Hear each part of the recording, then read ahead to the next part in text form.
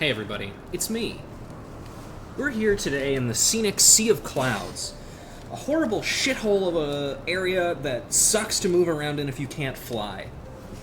But if you can fly, it's always a wonderful place to hang out, because as we all know, there is no primal currently rampaging in the Sea of Clouds. I hope you all had a happy holiday, by the way. I understand if many people will not be here because they are still on holiday, or maybe their holidays haven't happened yet, or whatever. But the famous Christian holiday, Christmas, has happened, and I got to spend time with my family, which was really cool. Aurie got some shrimp that she likes. I put them on the floor yesterday when I went to bed, and I cannot find them now. So I assume she has played with them out of existence. Played with them so hard they just stopped existing. So that's a good sign. Anyway, today, I don't have a guest today because I didn't know how many people would be available in the days following the release of Christ. Could have phrased that a little bit better, maybe. But I figured I'd just take some time here and do what I can by myself, you know? Actually, speaking of which, I probably should have gotten some water, but I didn't do that. I'll do that later. Today, we're going to be trying to make as much progress as we can in MSQ. There is a point that I would love to be able to hit, but I don't know if I will be able to because of the endless march of side quests that hops up among us. So, let's go ahead and switch on over, shall we?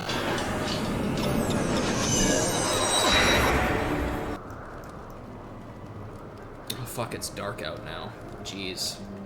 Okay, well, here's the first thing we're gonna... Oh, what the hell? Fools! Get out of here. Where am I going? This way. Oh, hi. My good friend P-Up. Hello. I'm going to use the soothe emote on you. Goodbye. Okay, so, the reason I started in the Sea of Clouds is because it's thematic. We're not actually gonna do anything in the Sea of Clouds, though. So bye. It's off we go to Zenith, because there's another Moogle rank up quest to do. Here we go. Bye, Clouds. I'm gonna get some water while I teleport. I'll be right back.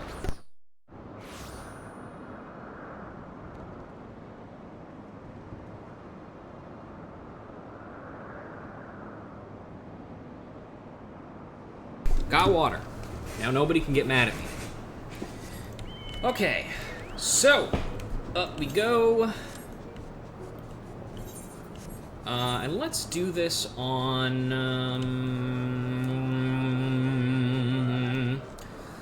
we'll do this on Goldsmith, I suppose.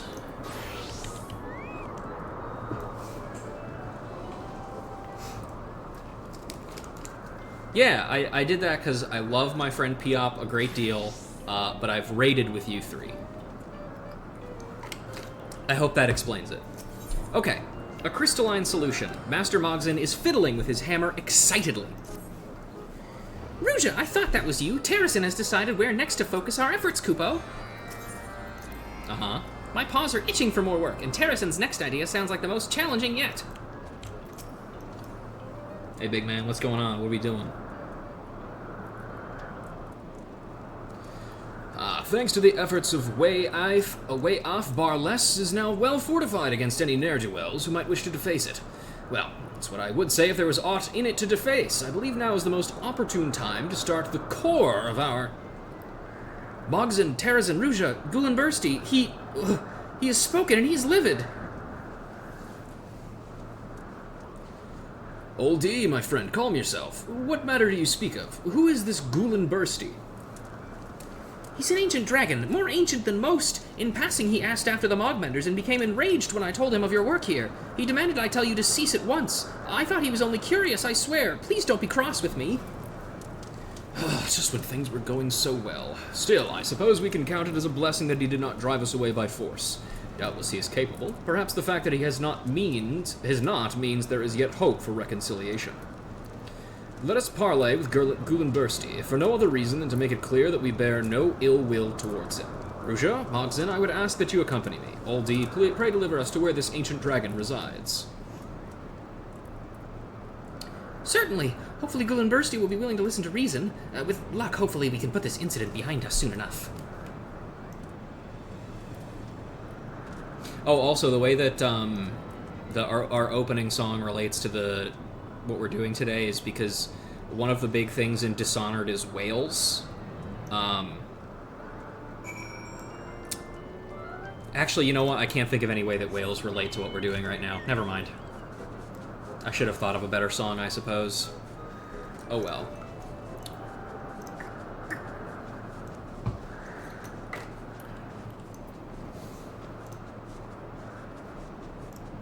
Close that here. Whales are in the sea of clouds. There's no whales in the sea of clouds. That's ridiculous. So, this is Gullenbursty. Indeed, he has an air of wisdom about him, much the same as yours truly, I would like to think. For the life of me, I cannot fathom a reason any dragons would be angry with us. Well, I suppose there was one time that I stuck a stone up a dragon's nostril. He was sleeping so deeply I couldn't resist. You'd do the same, I'm sure. I would literally rather die. Here we are. I'd suggest going before Gullenbursty with a measure of humility. He has no patience for arrogance. Oh, he'll love me, the most scared motherfucker there's ever been.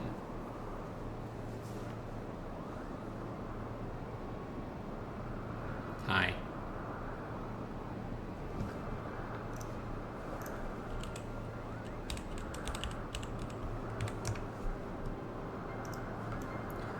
So, you are the children of man who seek to undo my efforts to keep Barless forgotten? Enough. Cease this affront and return to from whence you came.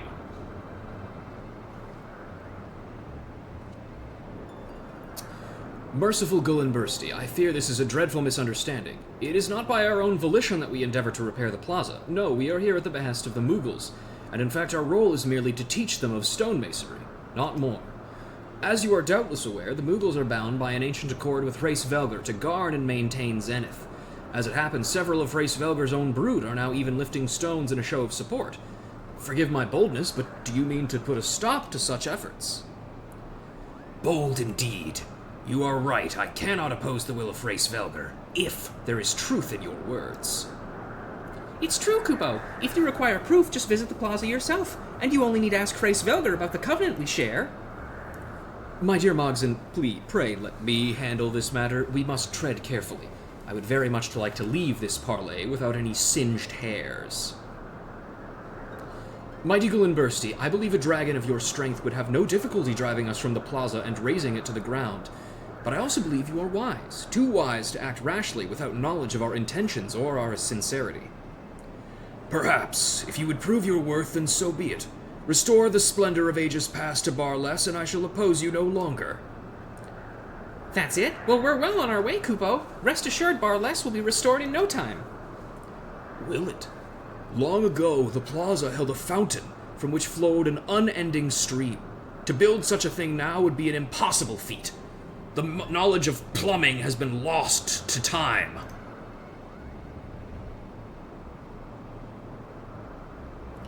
I would expect no less than to be tasked with the impossible. To construct a fountain on barren land seems an unsolvable riddle. Do not fear, however, we will find a way, as we have many times before. Won't we, Mogzin? Naturally, Kupo. We'll show you the worth of the Mogmenders.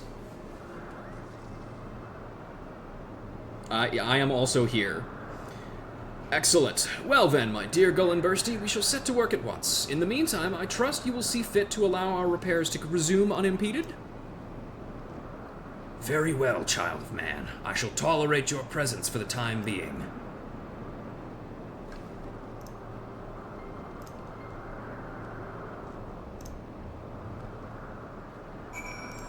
Okay.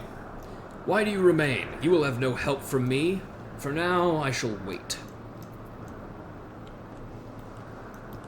Also, for those curious, I looked it up because I was curious as well. Gullenbursty is the name of a golden boar from Norse mythology.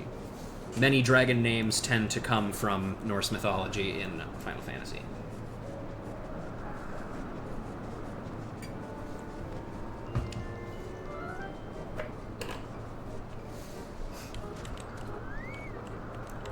Hi.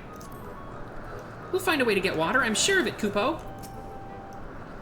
I've never seen someone stand so fearlessly against Gullinbursti, not even brother. With age comes a sharp wit. Well, not the ideal outcome. There is naught for it but to turn our attention to the task at hand. Not only must we build a fountain, but we must also secure a source of water. Gullinbursti is well aware of the fact that we are surrounded by dust and wind-worn brick, which is why he expects us to fail, but we shall prove him wrong. It would be best to first seek this wisdom of those most familiar with the land. Tell me, Mogson, Aldi, how do you go about securing water for your peoples? Truth be told, I've never thought about it too deeply. If our throats are dry, or if the flowers are drooping, we just go to the springs north of Mogholm. When we wish to wash the dirt from our scales, we tumble into the nearest cloud, and when our throats are parched, we slake our thirst with the blood of our prey. The springs of Mogholm are entirely too far away, and somehow I doubt a fountain of blood is what Gullinbursti had in mind. How about you, Ruja? Any ideas? Perhaps we could make use of a spring crystal, or why search for a water source when we can make one? You might recall we talked about, or we did some stuff with spring crystals back in the Sea of Clouds, an area which we are not in, and there is no primal in, when we were fucking around with E-money back in the very start of Heavensward. Let's make use of a spring crystal. Spring crystals. The name rings familiar. Now I remember. Crystals wet to the touch, yes? If I recall correctly, they are harvested in quantity from the Sea of Clouds and are used to keep the barrels of Camp Cloudtop filled to the brim. Such an ingenious solution. Gullinbursti may be stubborn, but even he should be impressed. I believe you would, my dear oldie. That settles it then. We must procure spring crystals. Of course, it would be preferable if we did not have to travel all the way to the Sea of Clouds. Can they be found near here? We are in luck, because I often fly over a crystal that seems to have water trickling from the surface. I have a suspicion it might be one of these spring crystals you speak of. All that's left is to gather them, then. Oldie, show me where they are, and I'll bring back as many as I can carry. Gullinbursti will know our worth, Kupo. Well, I cannot deny Mogson's enthusiasm. However, neither he nor Old D have actually seen a spring crystal up close, and it would be a shame if what they brought back was unusable. Follow them so that you might judge the crystal's quality. While I trust Mogson and Old D, I gather you are more qualified to judge the quality of any spring crystals you may find. Follow them and bring back any crystals you deem suitable. Sure thing. Let me look at something really quick. I don't know if we actually have to do any crafting in this one. Wait, where the fuck are we going? Oh, north. Okay. Sure.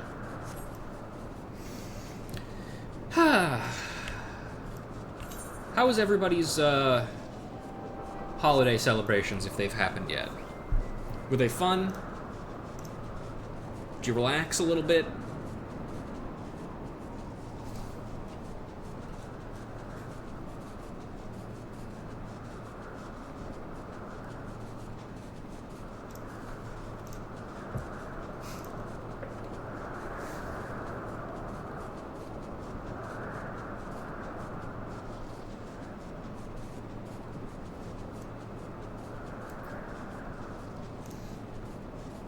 I was sick, still am, spent it alone.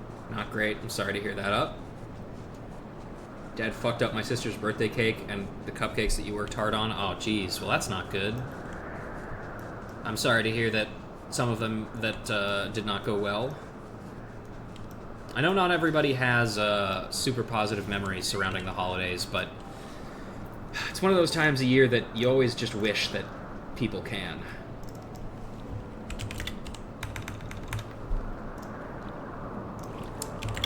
One sec.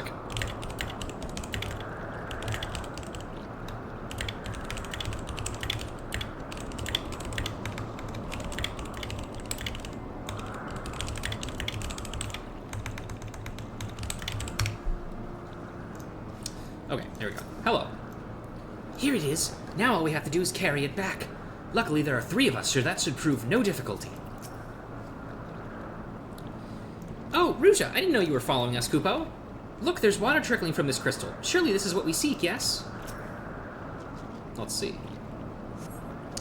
Water trickles forth from the crystal in thin rivulets, each running dry before reaching the base. It seems there's little hope that this can be used as a supply for the fountain. From the skies, I could not tell this crystal was so dry. But worry not, for you are in the company of a dragon. When I unleash my mighty roar, this crystal will awaken, and water will gush forth from it like a geyser. Or a geyser. I simply need some time to gather my strength. 1 century should do the trick.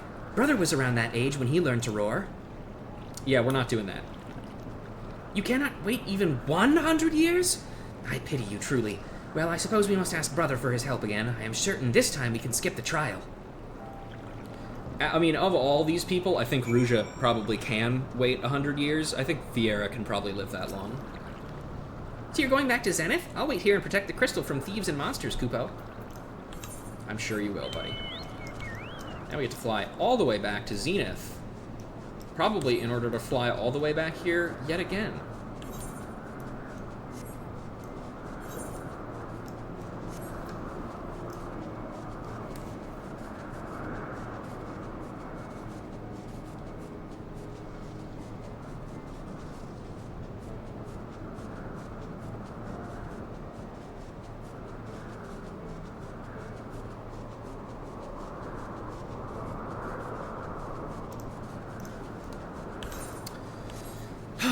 One thing I need to do is I need to look into buying a new shelf, because despite the fact that I technically finished, in quotation marks, putting together the Great Deku Tree set on our last Lego building set of streams, I haven't done the Breath of the Wild side yet, which I'm still deciding if I actually want to do on stream, and B, it's still on the table that I built it on because I straight up don't have any room to display it anywhere else. So I need a shelf to display it. Had a hell of a time trying to explain that I'm going to California to see anime girls sing. I mean, that feels like a pretty good explanation. Ruja, welcome. I have already explained everything to Brother. Anyway, I always really hate how these guys stand when they're on the ground instead of when they're flying. Well met. My brother tells me you wish to borrow my strength again. Yeah, we want to get some water. Thirsty. You mean to awaken a crystal? Simple matter. Very well, you have my wings. Climb atop my back and guide me to this crystal. Aldi, you stay behind. Ruja, if we should become separated, return here and my brother shall summon me. Okay. Hup. Alright. And all the way north, yet again. Also, the reason why dragons are able to do this, remember, is dragons are not creatures of mostly flesh that have ether running through them, like we are.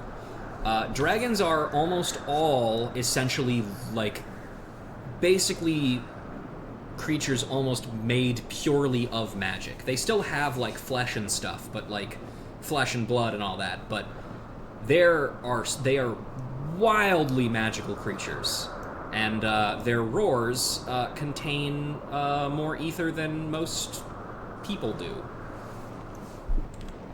They do a lot of crazy shit with their roars.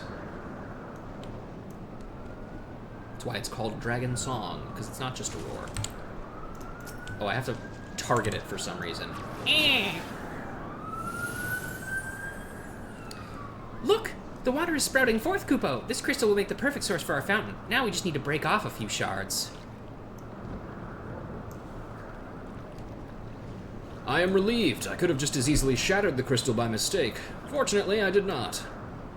I've gathered the largest shards I could find. Now let us be off to Zenith, and we'll show to Gull and Bursty that Bar Less will shine once more. Okay. Oop.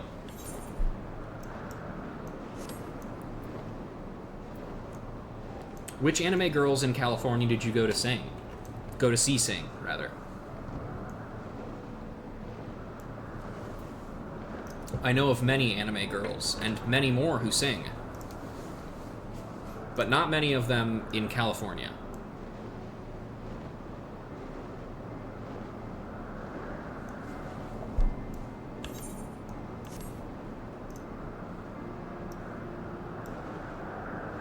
Today is Friday in California. Shoot!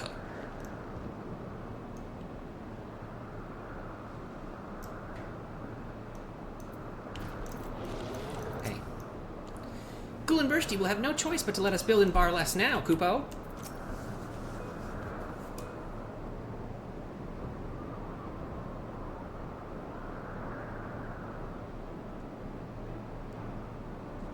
Ghoul and Bursty, we've done it. The fountain in Bar Less will flow as gloriously as before, Kupo.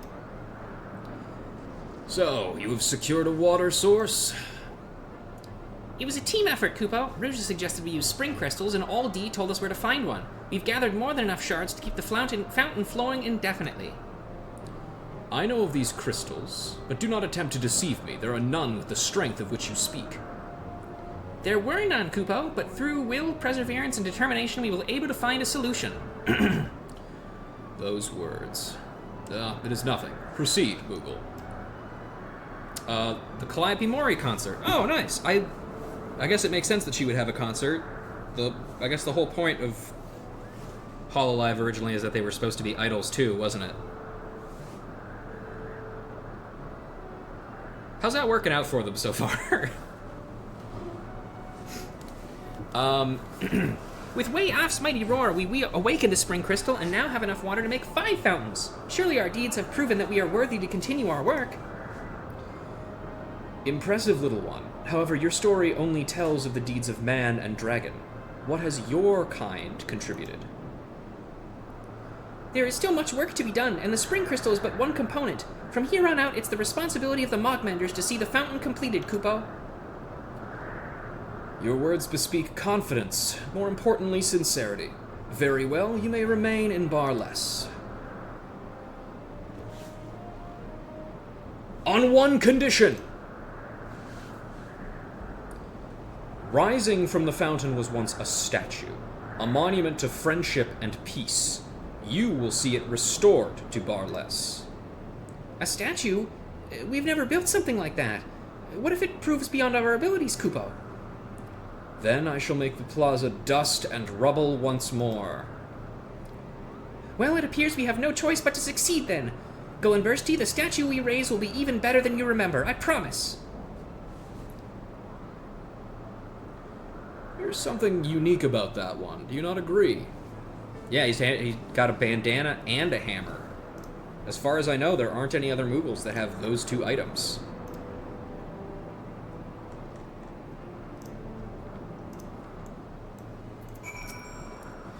What can be wrought by the hands of man, Moogle, and dragon? I am eager to see.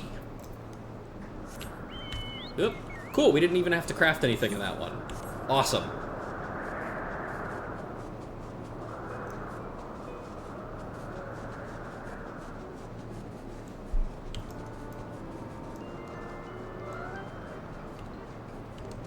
Hi, oldie. Mogson and I used to spend our days hiding in imaginary palaces within the rubble, and now his imagination is coming to life. He has come quite far, I must say.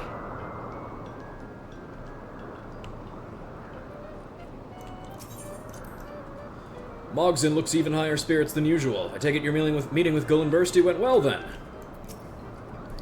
A monument to friendship and peace in our latest challenge, Kupo. I suppose we can consider this the Mogmender's first commission.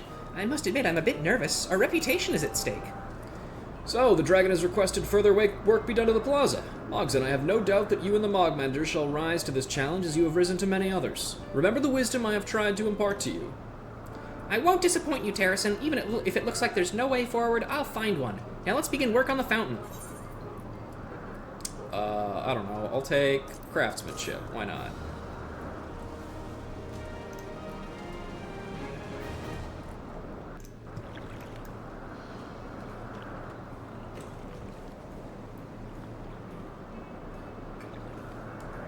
There it is, the fountain. There's no flowing water in it. I cannot help but point out that the water is currently not flowing from it. Thanks to your efforts, the fountain and floor of Bar Less has been restored. Continue assisting the Mogmenders to see the repair of the plaza completed.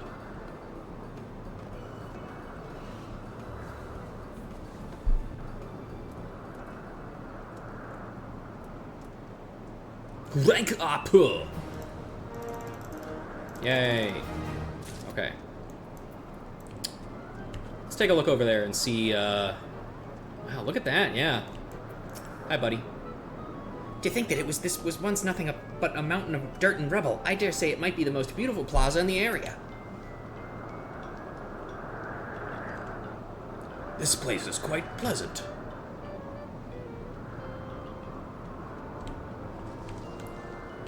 That doesn't look right. Where did Mogup go? Oh, there he is.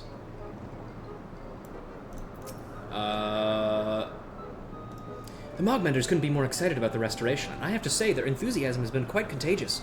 We've sent for Master Terrison that we might get started, but 'twould seem that he must attend to a few other matters first. These guys have still had nothing to do the entire time. Nope, that's the same. Aldi, you have anything else to say? In case you have yet to notice, a friend of mine has offered to help. He would not take no for an answer. If you ever need to call on way off, ask him for assistance. Cool. Alright, and with that, I believe... let me just turn in these quests I had picked up before stream started.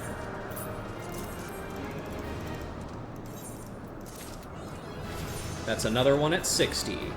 Bam! And check out this new crafting gear that Bees made for me.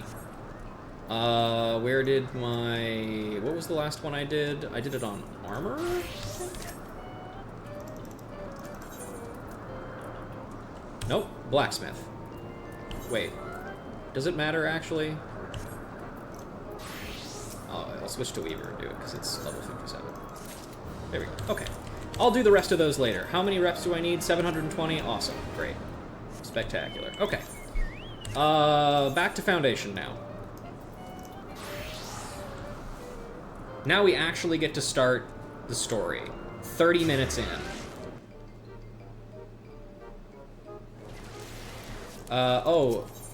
Now let's go talk to Alpha Node. I gotta say, I'm feeling pretty jubilant. I'm really happy to be progressing through the Moogle stuff, because my memory of it is that it just takes so fucking long, you know? So it always makes me really happy to go through that. And I'm sure we'll continue to be happy as we go through this. Sins of Antiquity. Alpha Node is lost in thought. Oh, right, our friend died. Never mind, everybody's gonna be a huge fucking downer. We must press on with our mission. Tataru, pray, return to your duties at the Forgotten Knight. Let us go and speak with Sir Emmerich, Ruja. I worry for his well-being.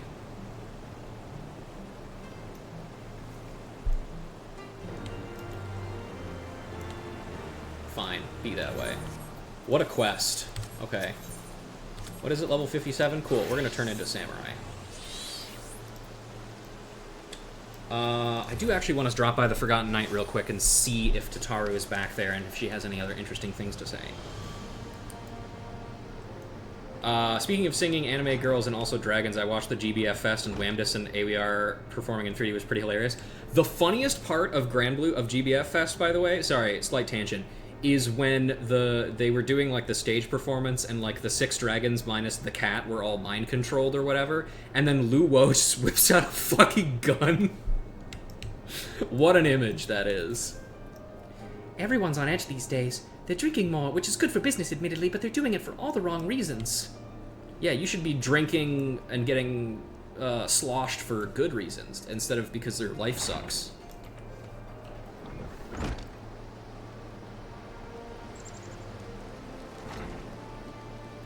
Also, another thing, thank God for GBF Fest, because I was doing some stuff in Granblue and I ran out of Supreme Merits, which is an item that you need to fully, like, rank up all of your characters, basically.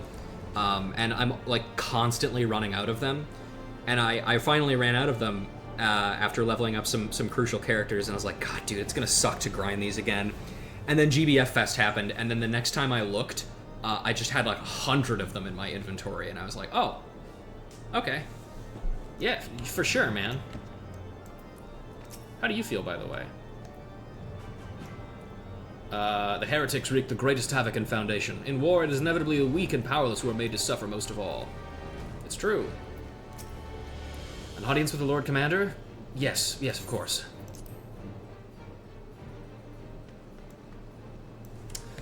Oh boy.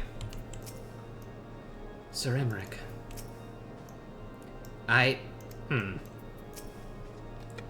Curse those bloody horsons and piss on their swiving round table.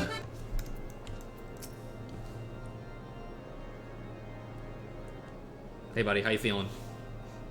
Sorry, it's been like a couple of weeks. My friends, I am in your debt.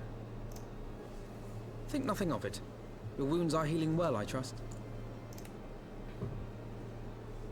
Some wounds do not heal. Yeah, like that gaping hole in Harchafont's chest. And my headache.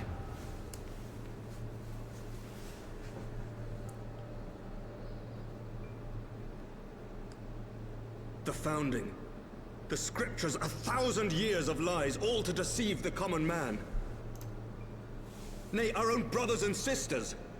For the blood of the Knights 12 flows within all our veins. You knew this to be true. You knew, and you concealed it.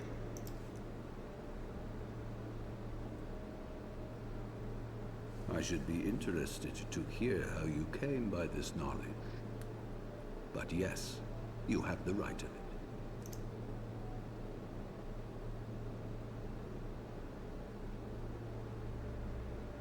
The architects of Ishgard, King Thordan and his Knights 12, entrapped and butchered the great worm, Ratatoskr, that they might partake of her eyes and thereby transcend their mortal limits. Upon learning of their treachery, Nidhogg was consumed with a murderous and justified rage. I dare say you know what followed. Yeah, King Thordan got jobbed like a loser, and then Haldrath had to do all the work. The great worm slew the king and half of his knights. Aye, but Nidhogg was subdued, and his eyes plucked from their sockets by the knights that remained. Their one mistake was to show mercy, for from his brother Hreysvelgr did Nidhogg receive a new eye, thus rejuvenating his form and empowering him to embark upon an eternal quest for vengeance. I feel like you could probably say they made a little bit more than one mistake. You know? Whilst Thordan's son Haldrath took one of Nidhogg's eyes and learned to wield its power in defense of his people. Thus was the first Azure Dragoon born, and ever since that time, his honored successors have risen to drive Nidhogg from our lands whenever the worm has returned to plague us. And also whenever one random adventurer completes the Dragoon quest line.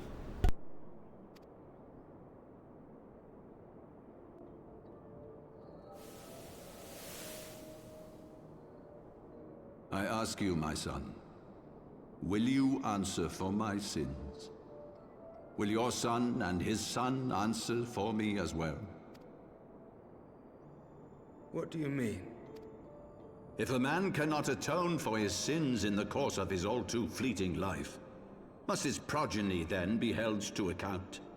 Must every subsequent generation be judged as well?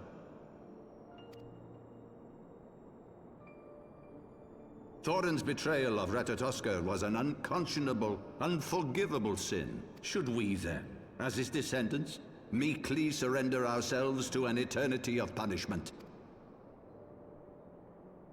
Nay, say I. I would not see our children sacrificed in a vain attempt to appease an implacable foe. Dragons are not like us, my son. To they who live forever, the wrongs of antiquity are as those of yesterday. No reparations shall ever suffice. This fact alone should serve as ample justification for our actions. Yet some refuse to see it as such. For men like you, who yearn to commit themselves to a nobler cause, a more compelling narrative is required. This is your solution. This is how you protect our people. You have given us a lost cause, a death sentence. With your compelling narrative, you but doom our countrymen to give their lives for a lie. And they do so gladly. Highborn and lowborn alike are proud to serve, to fight and die for their country. I do love that his response is like, you're sending everybody, like, to their deaths. And he's like, and it's good that I'm doing that. Fuck those guys. And what would you say to them? What would you tell the wives who have lost their husbands? The mothers who have lost their sons? That their loved ones died for naught? Yes. Over the course of 1,000 years, countless men have donned these robes, and every one of them came to accept the necessity of this solution. Once, I hoped you might come to accept it as well.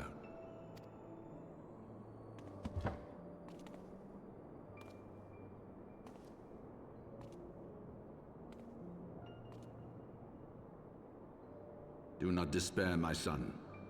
Soon I shall free us from the sins of antiquity,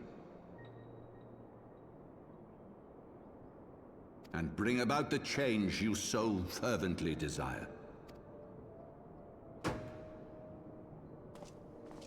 Knights, okay, Knights, now come in here and please take my son down to the jails and beat the shit out of him for hours. Have their names.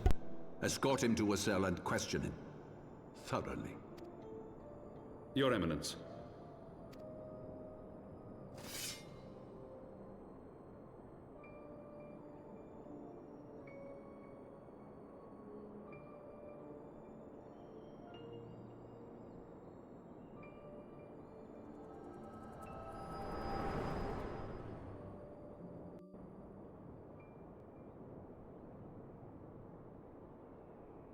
Hi, I'm back, everybody, for my recap of seeing how badly you fucked that up, Amaric. You saw something, did you not? A vision of the past? Yep, it didn't go well, to make a long story short.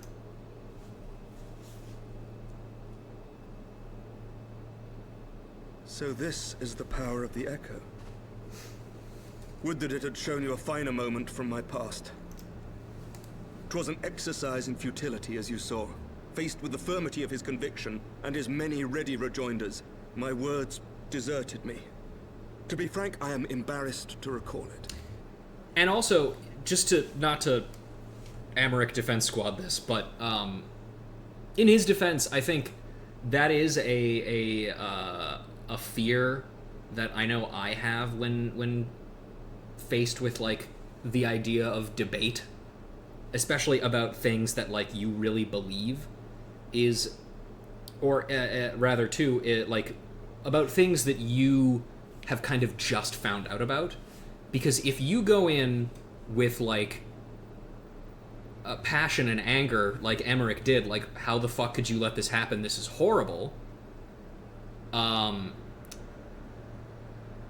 Then Thornton, in his position as somebody who is taking the role of essentially the Grand Vizier of secrets, the guy who's been sitting on these secrets for essentially his entire life, and has had a bajillion years to justify his own actions, that's kind of what's going to happen, is you're going to immediately get smashed up against the arguments that they have perfectly crafted in their heads, and you might falter a little bit. It doesn't mean what you're thinking is wrong. I guess what I'm saying is don't debate the cult. That's the general idea. Never debate a cult. Just ignore them. Or get them arrested. A friend once impressed upon me the importance of differentiating between words, deeds, and beliefs. Were he here, I suspect he would judge your father's conviction to be no more than rank, self-serving delusion. Even so, I cannot help but wonder what manner of change he intends to bring about. Hey guys, do we want to talk about how they, like, turned into gigantic magical, like, monsters when we fought them? Is anybody going to bring that one up? I feel like that's important. I've given some thought to that as well. During the battle within the vault, the Heavensward demonstrated strange and unnatural abilities. The one normal motherfucker here.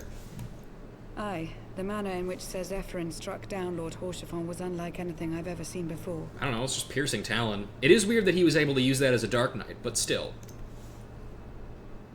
The spectacle called to mind King Thordan and his Knights 12 as they are depicted in scripture. Holy powers and all. Mere fabrications, which have become objects of faith, instilled with the belief of countless devoted souls. 7 hells! If Lady Iceheart can use her own body as a vessel for summoning, I see no reason why others could not. What a connection to make. The Are the heretics... Heavensward truly so reckless? Yes. What a connection to make. Both the heretics and the faithful of Ishgard are using the exact same techniques. Unbelievable.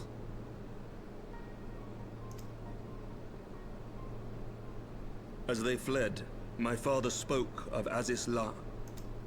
Though I know not what he intends, I fear no good shall come of it. His ambitions are too great, and his minions too powerful. Do we know what that is? I don't think we've mentioned that yet. We must find the Heavensward and stop my father before it is too late.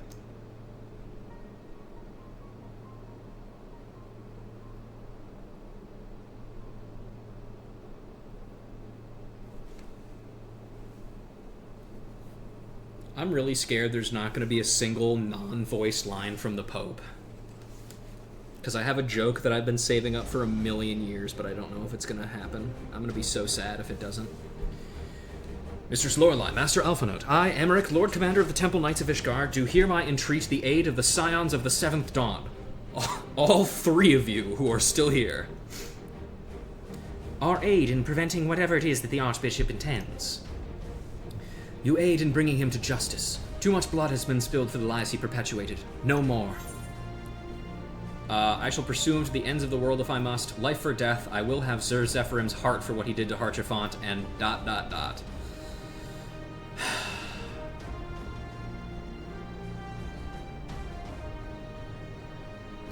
Unfortunately, none of these are particularly Ruja-esque answers. Because I think ultimately she cares for Haurchefant, but like...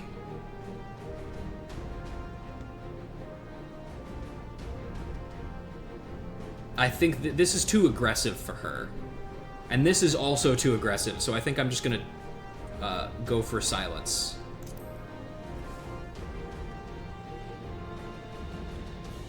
I make no claim to know the turmoil in your soul, but I implore you, Ruja, in this darkest of hours, pray, lend us your strength. Much has changed since our Order's founding, but our duty to combat the primal threat has not.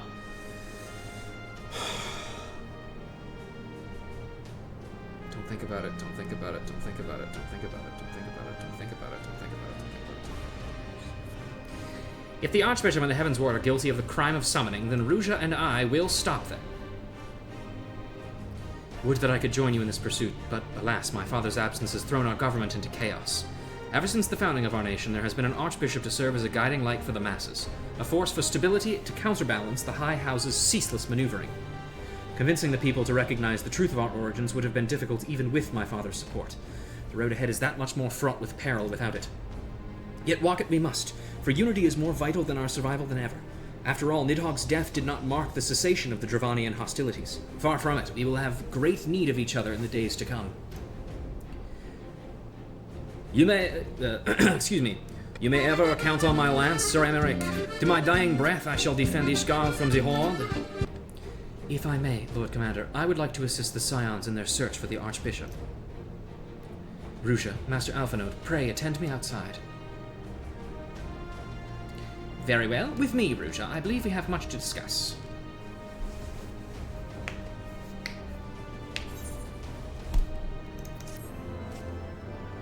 Burp. Excuse me.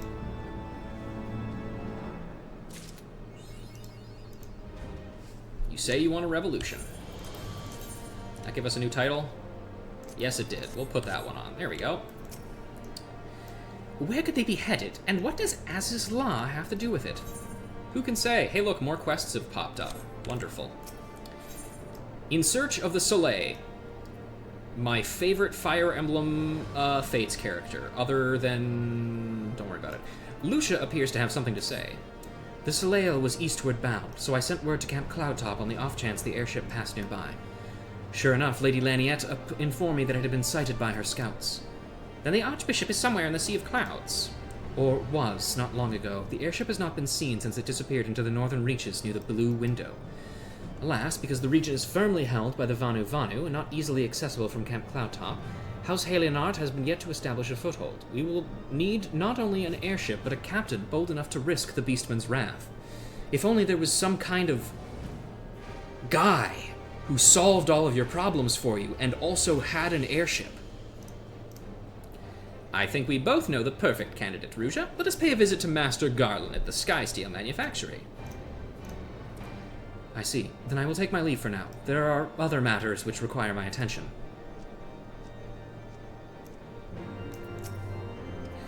Who else but Master Garland would be willing to deliver us into Vanu territory? I say we go and ask him first. Sure, but first I gotta do side quests, because they're here.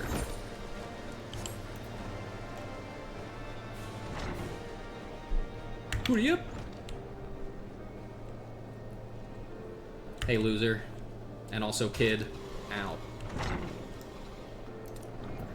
Bricked. Unfulfilled dreams. The bleak Knights of Ishgard have never fight colder for Bricked. Do you remember Osiel? Asao Lee, the young girl who deceived you for a firewood? I don't mean to alarm you, but her body was found this morning, huddled in the corner of the broom. No doubt her life was snuffed out by the cold of night. Something about this doesn't sit right with me. Contemptible though her actions may have been, I won't deny that she was good at what she did. That she could not afford firewood or shelter for the night is unthinkable. How could this have happened? Word travels fast in the broom, and news of its greatest thief passing has likely reached the taverns by now. See what you can glean from talk in the Forgotten Night. Failing that, you may find a clue among her belongings down in the broom. Word of anything worth knowing will surely find its way to the Forgotten Night. Her belongings down in the broom may also tell us what happened. Alright. Hello, Drunken Knight. That ratty pickpocket. I didn't talk to her so much as she stopped to hear my grumbling. Can't recall hearing the name though. I just returned from Camp Cloudtop. She overheard me griping about the place. She practically hung on my every word. Not that I had much to say. There's practically nothing to do there. Tending the crops, hours of mindless surveillance duty. The only fear there is a slow, painful death from boredom. At any rate, the kid started to bother me after a while, so I told her to get lost. I hope you don't think I had anything to do with the girl's passing. I was here in the bar all night. Gillibrand will vouch for me. Alright. Looks like there's nothing else to find around here, so... Oh, hold on. Who are you? Repeat after me. Over, under, around, and through. Over, under, around, and through. Weaving is far more difficult than I imagined, but just you wait. I'll be a specialist before you know it. Specialist? You can't possibly mean... No, couldn't be. And yes, she is in the Boltmaster's garb. She's learning to weave. I actually totally did not know this was a thing that happened. That's very cute.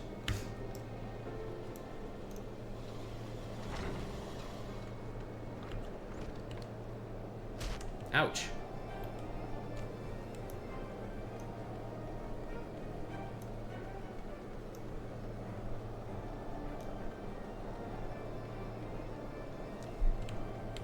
Oh yeah, and Hilda's here! We gotta talk to Hilda!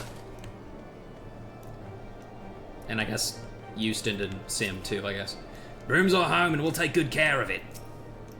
I don't have much wits, but I got enough wits enough to follow Hilda's orders. Hi, ma'am. A few free spirits were tempted to take advantage of the recent instability. Relieved a few blue bloods of their possessions and so forth. Don't worry, we put a stop to it. And here's a stained sack.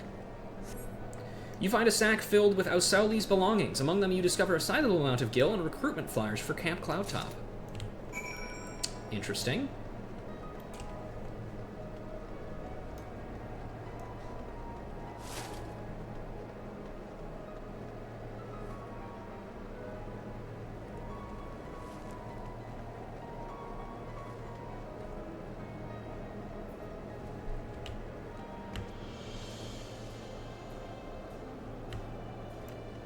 Hi. I see. So the poor child was looking to find some peace in the Sea of Clouds. In light of all that has befallen Ishgard, I cannot blame her. She was made an orphan long ago by the war, and attacks by the Horde only grow more terrifying. A land free of dragons much seemed a paradise to her.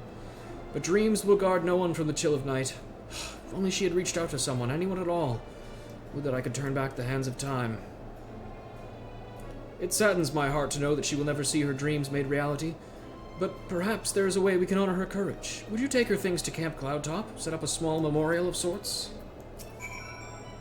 That poor child, she will never see the Sea of Clouds, but in this way we can see that she completes the journey in spirit. Sure, I guess. I don't know why you would want to go there, though.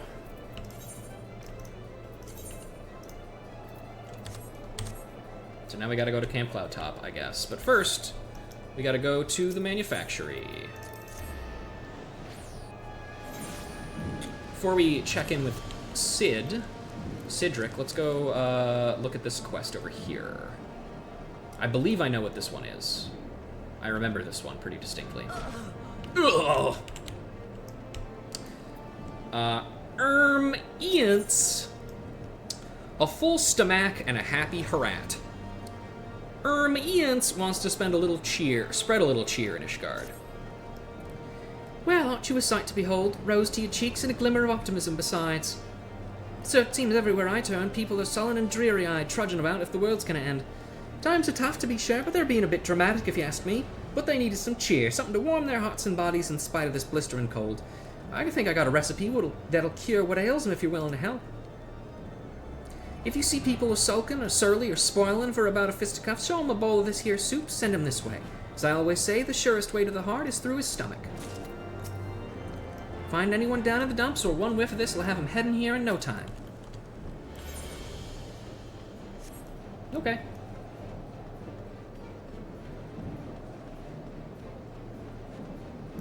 Alright, let's check in at, Are you still... Yeah, it's the still.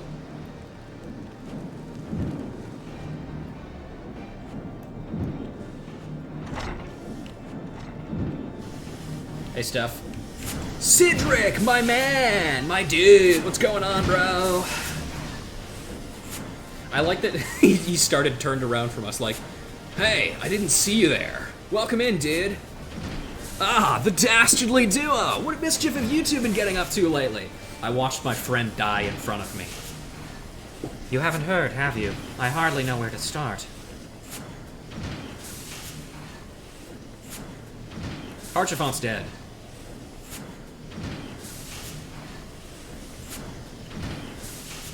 He's a good dude. Sid, have you ever heard of Aziz Law? The Archbishop spoke of it before he fled.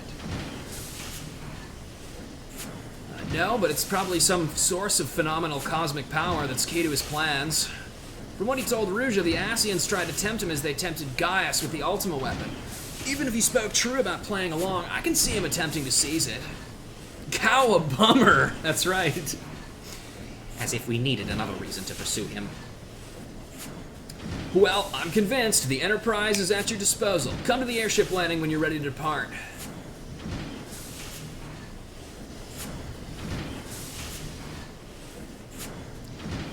It's just as well.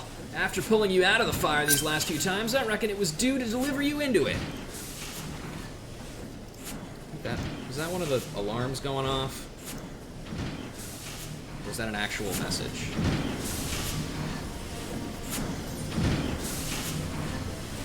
I guess we'll find out. Nope, that was an alarm, I guess. Into the blue! Alpha Node must see to one last thing before he departs. Into the fire it is. In that case, I should inform Tataru of our plans. Pray, go on ahead to the airship landing. I shall join you anon. We got stuff to do around town first, so we'll do that first.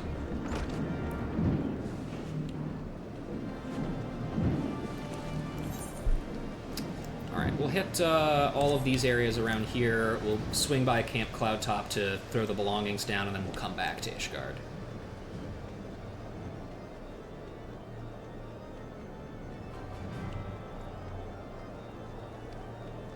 Hello, Wailing Widow.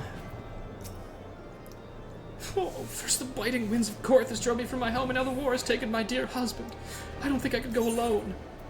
Piping hot soup. In times of darkness, when all hope has left the land, leaving its inhabitants mere husks of what they once were, what better than a hot bowl of soup to fill the void in their hearts? It's true, I love soup. Is that a bowl of soup? A warm meal would surely help calm my nerves. I think I'll have some.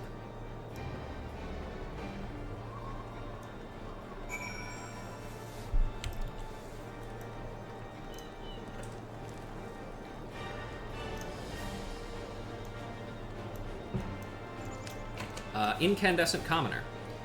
You haven't listened to a word I said, you goddamn pig-headed oaf! We cannot expect to maintain public order if no one abides the law.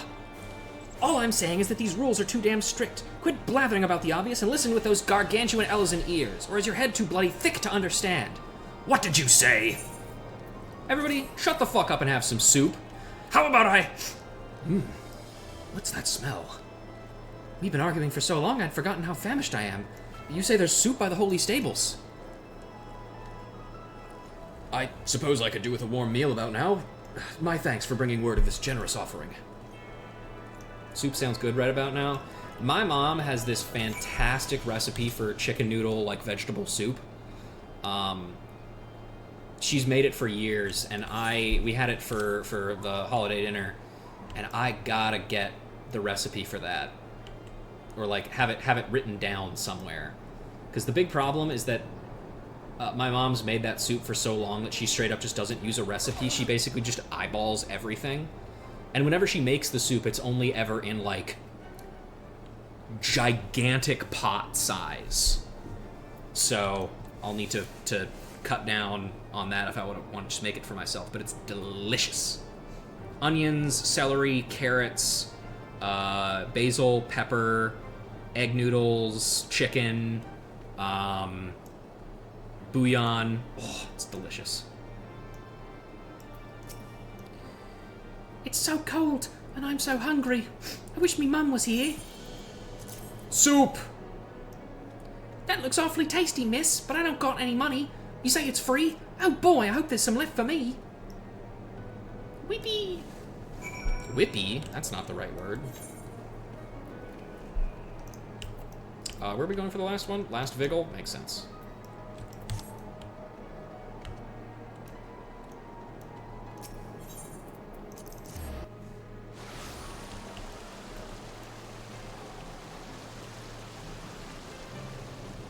How you guys doing?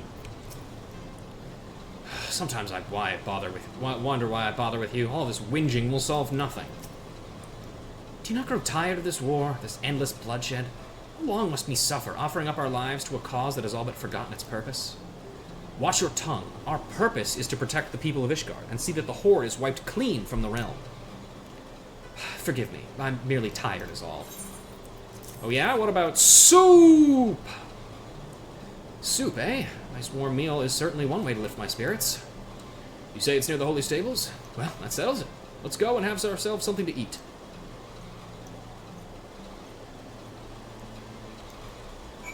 Love a good soup.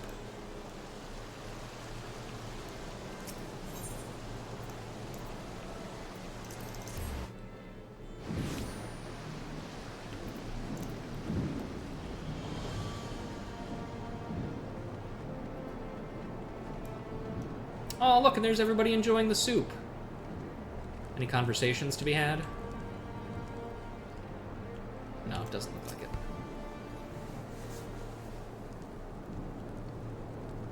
Welcome back. You did well rounding up these folks. Been a while since I've seen anyone this cheerful. Doesn't matter how angry you are if you think the world's against you. Sometimes you just gotta let it go. Find a little soup helps bring folk together and move things along.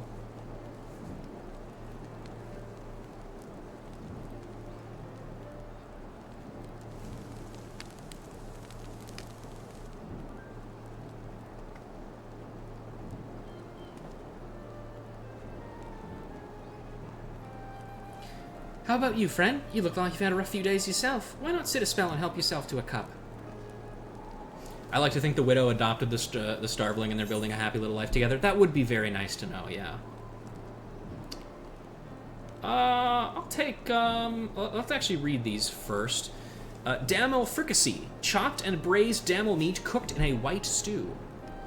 Beef stew, a sumptuous stew made by slowly cooking buffalo meat in sour red wine for several hours until it falls off the bone. Buibos, I don't know how to say that one, unfortunately. A piping hot Midlander-style soup chock full of succulent samples from each of the 5 seas of Eorzea, and bacon broth. Though technically a soup, this Ixali dish consists mainly of large slabs of smoked bacon boiled with several other lesser ingredients. Bouillabaisse. Okay. That makes sense. I'll take this one.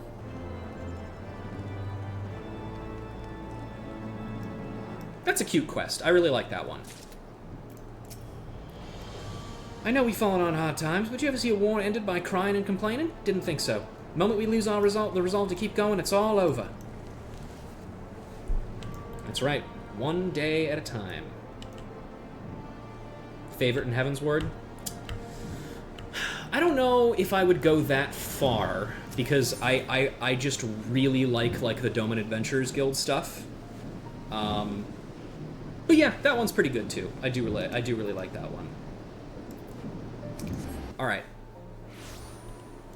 Because I don't know if this part of this MSQ takes us to Camp Cloudtop first before it takes us to the other stuff, I'm just gonna go ahead and go to Cloudtop first and turn this in.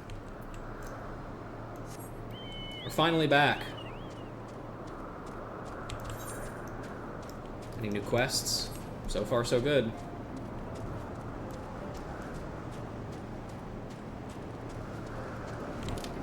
Oh, we're putting it down there? We're not even putting it in Camp Cloudtop, man? Come on.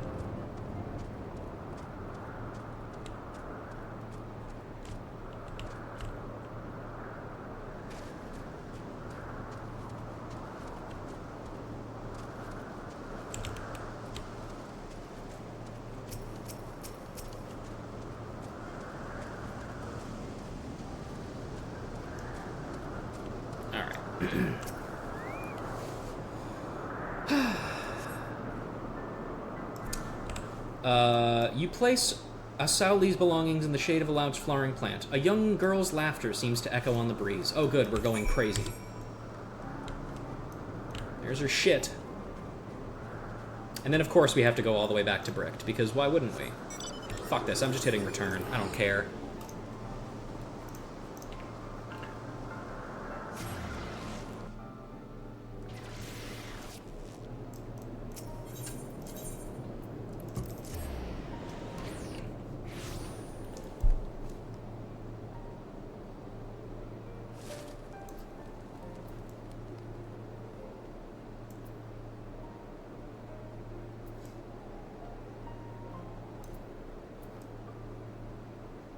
Hi, Bricked. I'm backed.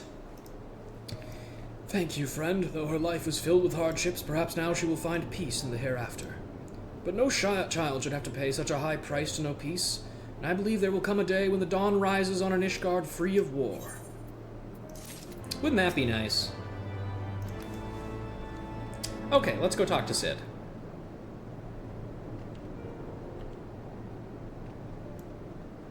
It's about time.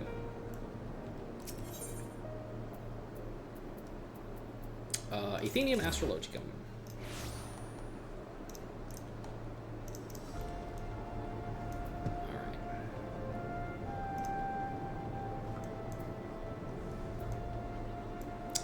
Alright. We got a new person here, it looks like. Laconbub. Laconub. I don't know if that's correct. Anyway. Hello there, madam. So you know I'll be able to ferry you back and forth once the chief charts a course. Deputy President's orders and all that. Hey, Wedge. Good to see you again, Ruja. It'll be a pleasure to have you aboard the Enterprise again. I, heard about your man, Harchifant. Sorry for your loss, Ruja. Thanks, man.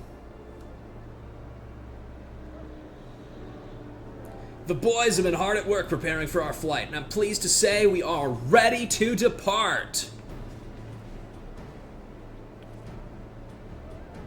That is, as soon as a certain, Oh, there it is. Oh, shit, I forgot to go check on if Alpha Node was in the... Shit. Damn. I fucked up. I'm so sorry, everybody. Pray forgive my lateness. Daru and I had much to discuss. We still have no news of the missing scions, but she assures me that Urianger and Riol are still pursuing promising leads. Come, we can continue this discussion aboard the Enterprise.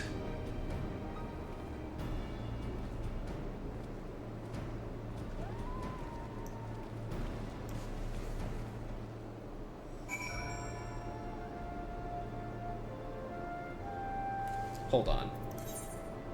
Fuck. I was wondering if I could fucking abandon the quest and start doing everything again so I could go back and see that. Wait, okay, we gotta go check on Tataru real quick. I don't know if anything is gonna be different, but I feel like there must be something different. We almost certainly missed something already, unfortunately.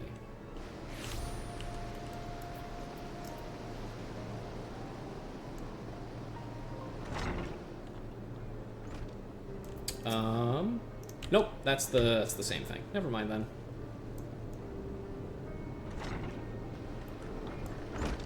Perhaps we didn't miss anything then. I don't know. Impossible to say.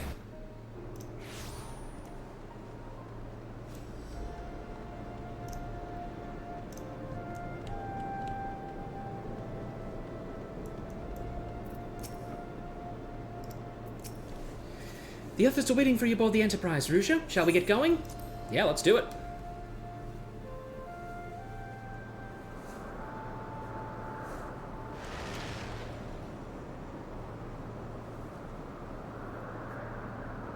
To the northern reaches of the Sea of Clouds, where countless isles yet remained uncharted.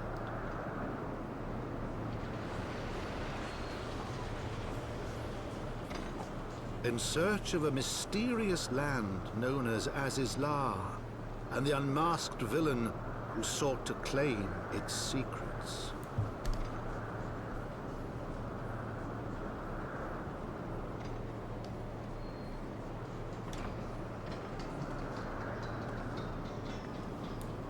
Oblivious to the new threat which followed in their wake, they came.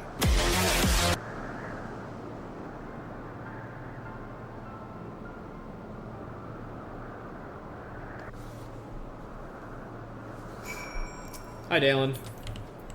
Hey, Sid. We'll keep the Enterprise here for now, but if you need to head back to the Ishgard, you can use that standard to signal for an Ironworks airship. Don't worry, we charted a route safe enough for the others to fly, unless that primal shows up, but what are the odds of that, eh? What primal? What are you talking about, Sid? There's no primal here. You silly fool. Did you get the present I sent you? The hot chocolate? Yes, I did get it. Thank you very much for that, by the way.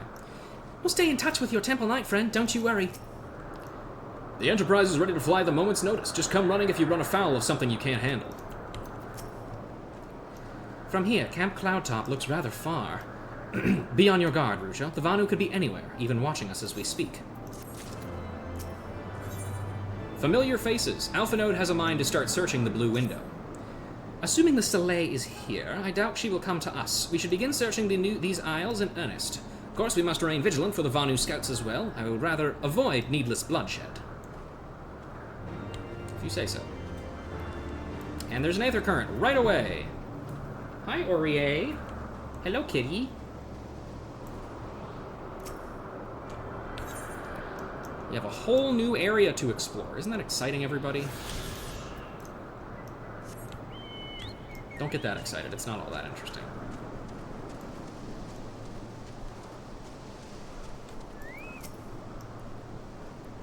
Gods, look at them. So many isles, so many places to hide. No, we must not lose hope. He is out there, Ruja, and we will find him.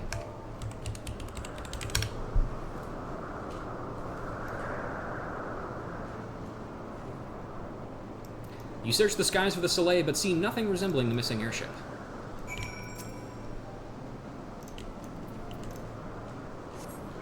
Maybe we should have brought, like, some binoculars or something.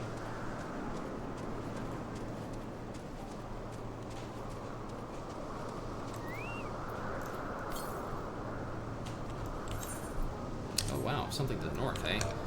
Well, I'm sure this, glow here doesn't mean anything, so we'll be fine, I'm sure.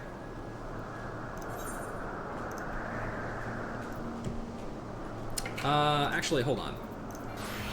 We'll do this on our canon class, because, I don't know, we just should, you know.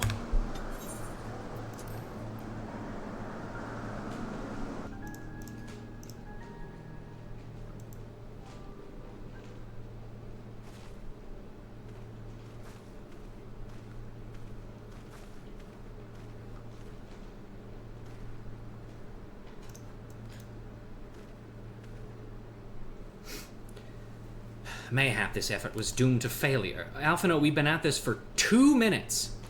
Begs mercy of Netherlings, does not fight, does not wish to die. Was that a Vanu being attacked? But by whom?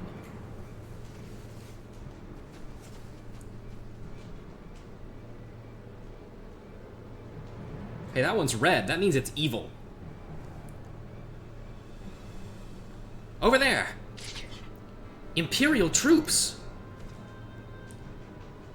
Ishgaudians, seize them! They'll know where the Archbishop is. They keep tabs on where their Pope is at all times. The enemy of my enemy. We've no choice, Ruja. Protect the Vanu.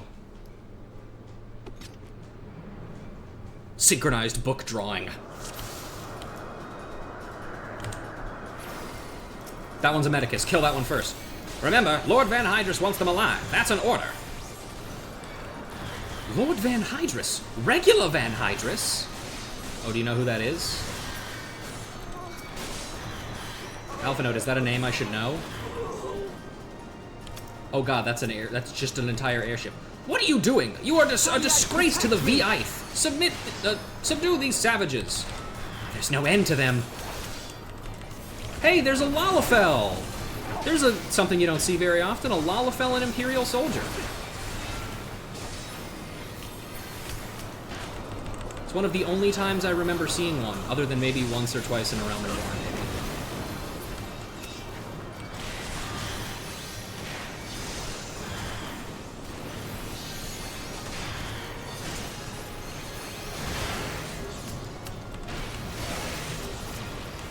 Can you stop doing that, bro?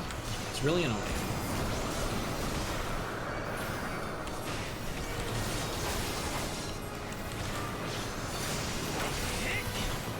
I love broiling. You're an whole Imperial tuber. That's right.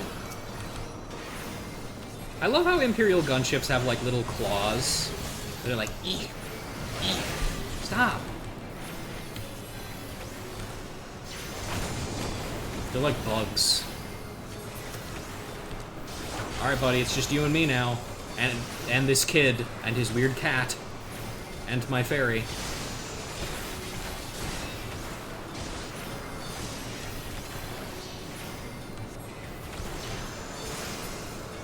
Incredible. We did it. Easy money.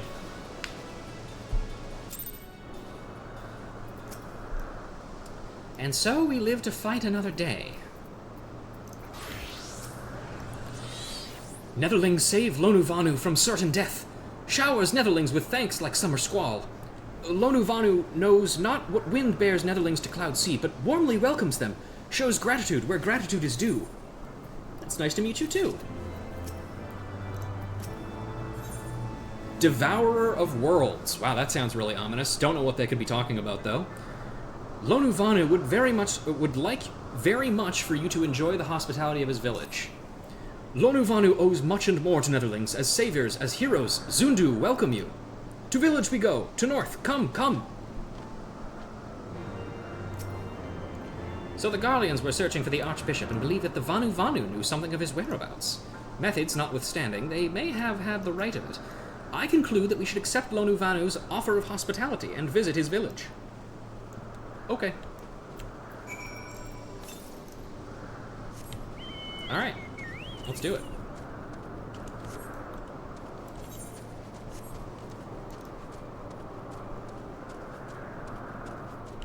There's another Aether Current. 2 more to go.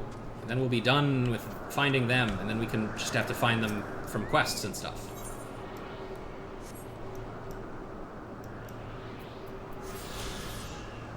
Delicious.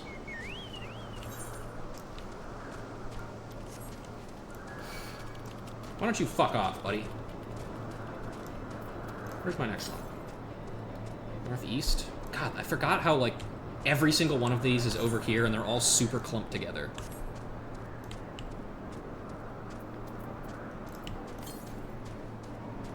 I think this one is past the village, I want to say?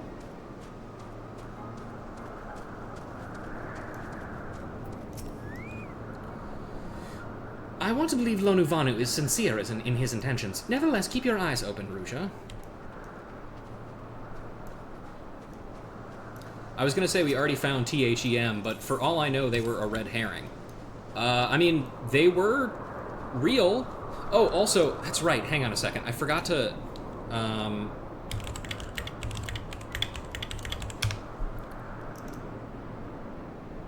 let's see. Okay, so I don't think it's ever actually stated in the game. This is spoilers for Chariot of the Dogs, the last episode of Sam & Max that we did. But THEM actually stands for Temporal Headquarters of Enlightened Mariachis, just so you know.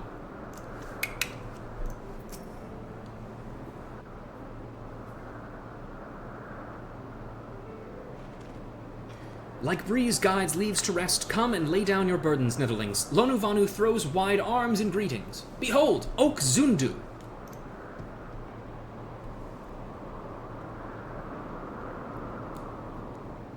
I bet it would look nicer if the weather wasn't shittier. A far warmer welcome than the one you received from the Vundu, I think. Ha! Vundu bluster and blow hither and yon, sound and fury like aimless gale. Huh? What unseen lightning begets such thunderous report?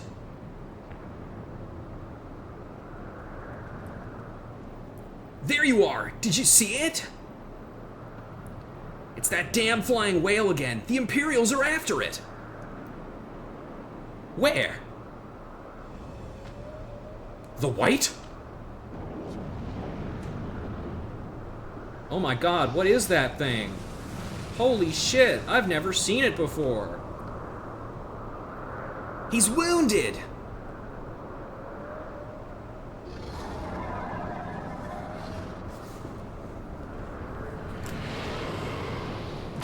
Crunch.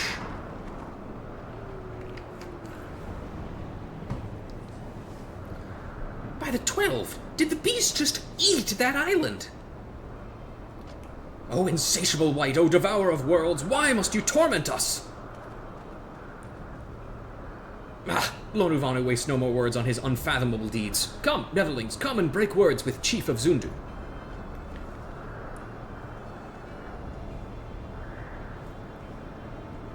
Who was it that told you there's no primals in the Sea of Clouds? That's right, the Church.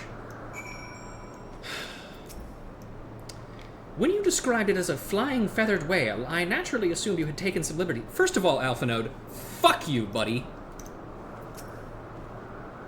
It'll take a lot more than Imperial cannons to bring that beast down. And we have arrived at a new town! Hooray! Hello, Zundu Watch.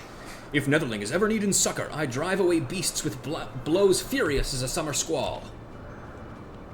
We have Gonavana, or Gonuvanu, rather. Netherling comes at a perfect time. Watch as young Vanuvanu dance thunderously as soaring Sanua. Oxundu culture is rich as soil after summer rains. Is there more Netherling would know? What do you do here? Gonavanu is dance master of Oxundu. It ensures all know tribe's vibrant dance. Just as falling sediment piles up into Great Mountain, mastery of dance requires practice over many moons. Vanuvanu must move arms with grace of leaf which flutters in gentle breeze, and pound feet with ferocity of rolling thunder. Look upon them, Netherling, and know prowess of Oxundu. Gonavanu feels Netherling's urge to dance rise like welling rain cloud. Very well, Netherling may dance the dance of her people. Just forgive Vanu younglings if they burst into gales of laughter. I'm not going to do that. I would die of embarrassment. What is this place? This is Oxundu, means village of Zundu tribe in Vanuvanu tongue. Gonu Vanu knows not Netherling's tribe name, but village is surely glorious. Tribe of Zundu prefers to be relaxed like still clouds of summer day, unlike Vundu tribe, who thrive in storm of chaos and violence. Does Netherling speak with Sonu Vanu? Like cloud abundant with cleansing rain, Sonu Vanu's knowledge washes away any questions you have about Zundu tribe. Cool. Let's attune to this funky looking aetheryte. Wide aetheryte.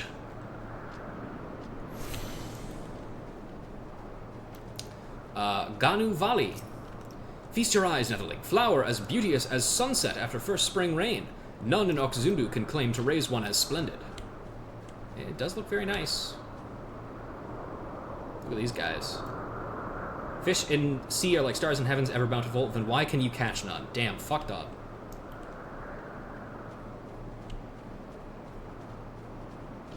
Rain, sky, life.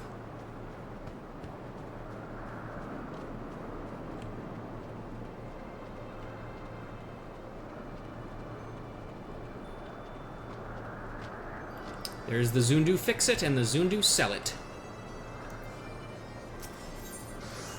Sure, please fix my stuff. What do you sell, sir? Weapons, tools, battle gear boost, Bakugan Brawl. Hinu Valley.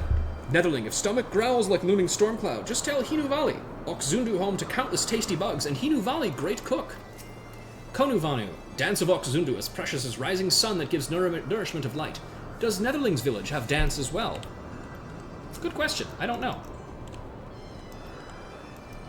We've never really seen a Vieira village in 14 before.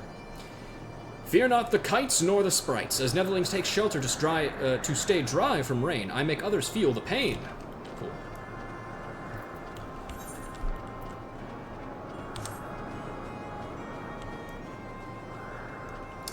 Hello, Lonuvanu.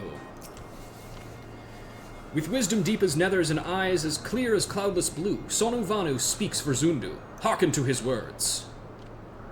Okay, bye, I guess.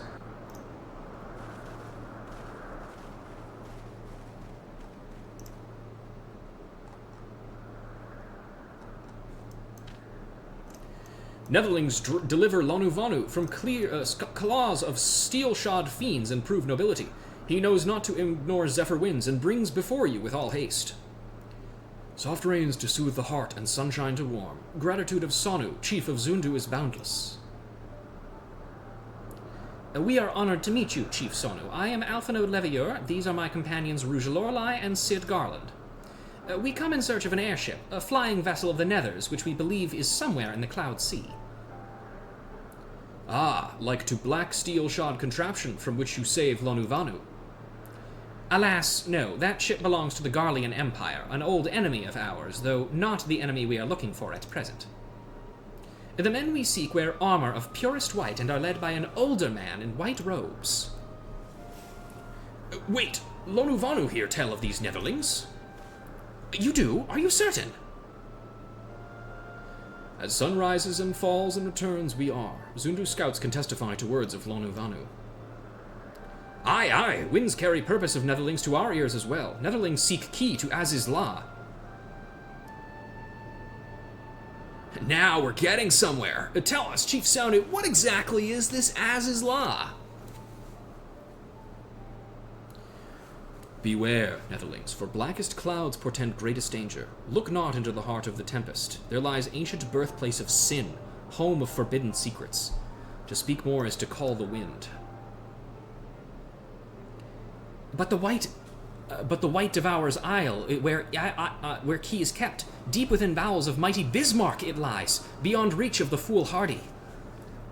And beyond ours.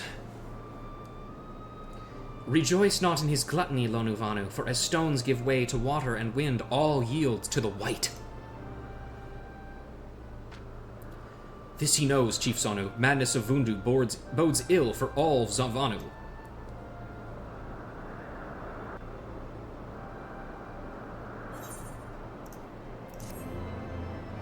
So now we know the big guy. Well, actually, no, we probably knew its name already. It's Bismarck, the thing that restaurant in Limsa is named after. Big ol' whale primal. With every dawn, fewer and fewer remain, so great is the white's hunger. As saplings bask in the warmth of sun, so too may Netherlings partake of our hospitality. Sanu Vanu. Chief Sonu is the leader of the Zundu, strong and wise. Netherling shows proper respect, and he will treat you with the gentleness of an autumn breeze. Could we not just leave the key to the Forbidden Land in the island-eating whale's belly? I mean, I can think of worse places to keep it. No? I thought not. Again, Sid, it is a primal that is killing the planet for as long as it exists for.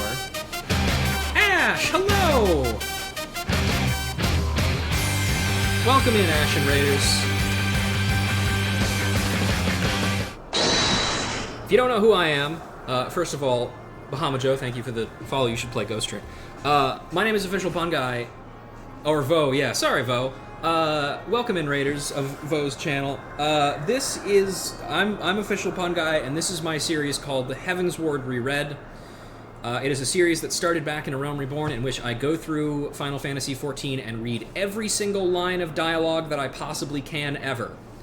It took us about 2 years to finish A Realm Reborn, and we're 16 episodes into Heavensward, and we are here at this point in the story.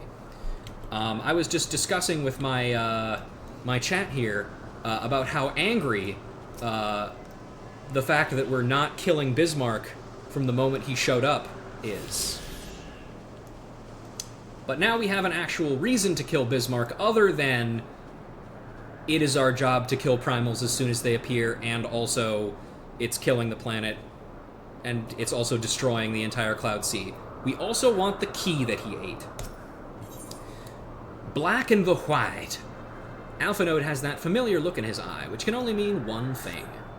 So, as his law is home to forbidden secrets, accessible only to the bearer of a key which the Archbishop covets. Much as I would like to believe it's safe within the belly of Bismarck, the Knights of the Heavensward wield primal powers. If we do not slay the whale and claim the key first, they surely will.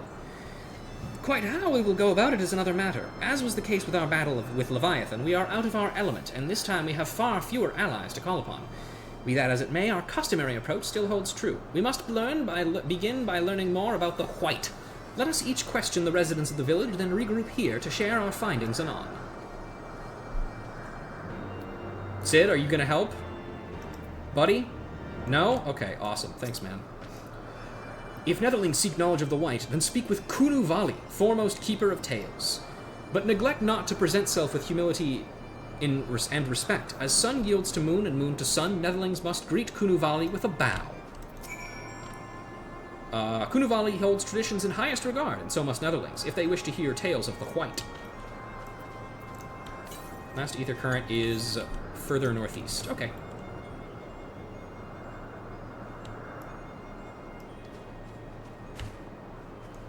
Also, just so other people who are maybe new here don't know, I don't just stream 14, I also do variety stuff. I usually switch off every other day. One day is 14, and then one day is one of the two variety games that I'm playing at the moment.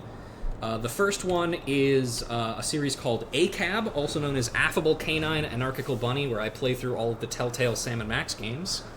And the other one is a new game that we are going to be starting next time, which you will hear hints about if you join my Discord by typing !Discord in the chat. Anyway, that's done. Then the quantity of crystals needed to sustain Bismarck would exceed that consumed by Leviathan. Oh, so we really need to kill him, is what you're saying. And the fact that we let him live for this long is really, really bad? Cool, good to know.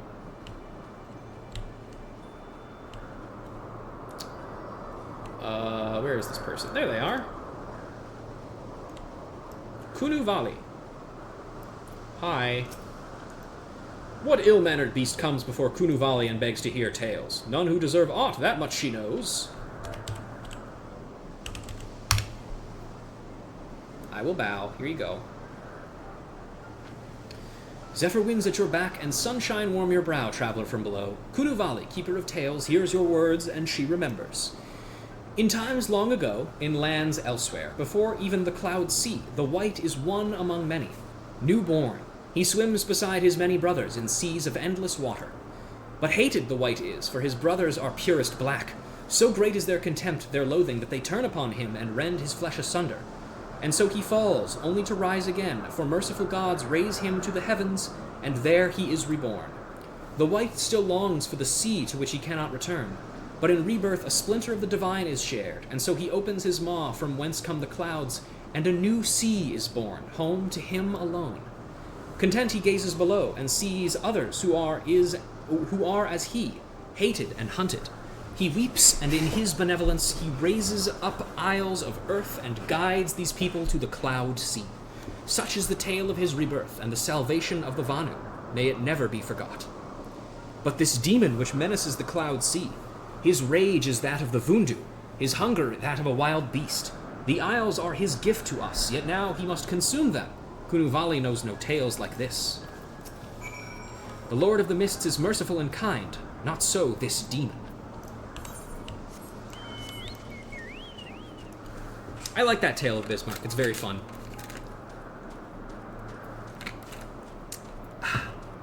Oh, hi, Sid. Are you done not helping? Personally, I've seen enough of that flying feathered whale already.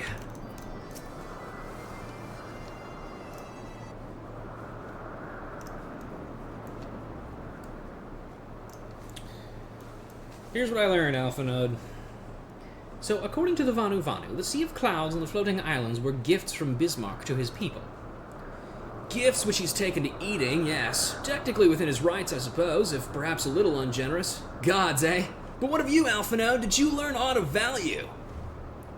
Fuck no, I didn't. I was standing here talking to no one. Alas, no. That is, unless you have an interest in the intricacies of Vanu skyfishing. Oh, I kinda do. Sky fishing? My gods, Alpha Node! That's it! My boy, I could kiss you, but I wouldn't because that's weird. I am gay, but that's not the reason why it would be weird. It's because you're a kid and I'm a grown man. From what we've observed, Bismarck is a creature of pure instinct, driven primarily by hunger. When wounded by the Imperials, it fled, but not before devouring another island to restore its strength. Yep, I was there. What I propose is this. We tow a suitably appetizing island through the Sea of Clouds, in essence, fishing our flying whale. Once we draw Bismarck out of hiding, we shall use dragon killers to fire grapnels into the beast's hide, and then reel it in close, enabling our resident Icon Slayer to engage it directly.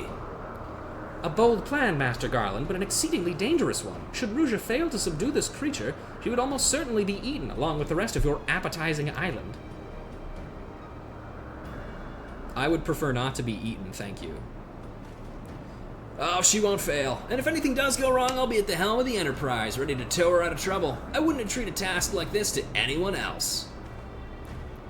Nor I. I trust you have no objections to my joining you as well? Not at all. The more, the merrier. Right then, it seems the boys and I have a lot of work to do if the Enterprise is to be ready for our fishing trip. While you two need to find me some bait. And not just any island mine, I want a mouthful at most. Okay, what makes an island appetizing? Sid? Riddle me this. What does that mean, dude? The boys and I can handle most of the preparations, but we'll need you to secure us a suitable island. Let me know when it's done. Bolt, chain, and island. Alpha Node loves it when a plan comes together. Well, you heard, Sid. We need an island to bait the hook. By way of a first step, I propose we speak with Chief Sonnen. If the Zundu are as concerned by Bismarck's behavior as they have given us to believe, they may well be supportive of our efforts to slay him. And we also got a couple of quests to pick up, so let's do that too. Nutritious and delicious. Konuvanu needs help feeding the hatchlings. Oh, excuse me. As Zephyr winds bring good fortune, with Netherling comes opportunity for Konuvanu. Hatchlings crave flesh of skinned, Wamora Kampe, but Konuvanu dares not leave them to hunt. In Konuvanu's stead, Netherling slays beasts and bring back bounty. To grow strong, hatchlings must feast. Help Konuvanu fill their bellies with Wamora Kampe. The feast must go on. Hinuvanu Vali's knives have seen better days. Hinuvali must prepare meat for the tribe's feast, but her blades dull like a waning moon. Netherling help, bring materials for new knives while Hinuvali continues work. Skies near Okzundu home to Endymions with claws sharp and deadly. Strike down 4 and bring claws, else butchery never ends. Endymions infest skies near Okzundu. Their keen claws make Hinuvali's work much easier.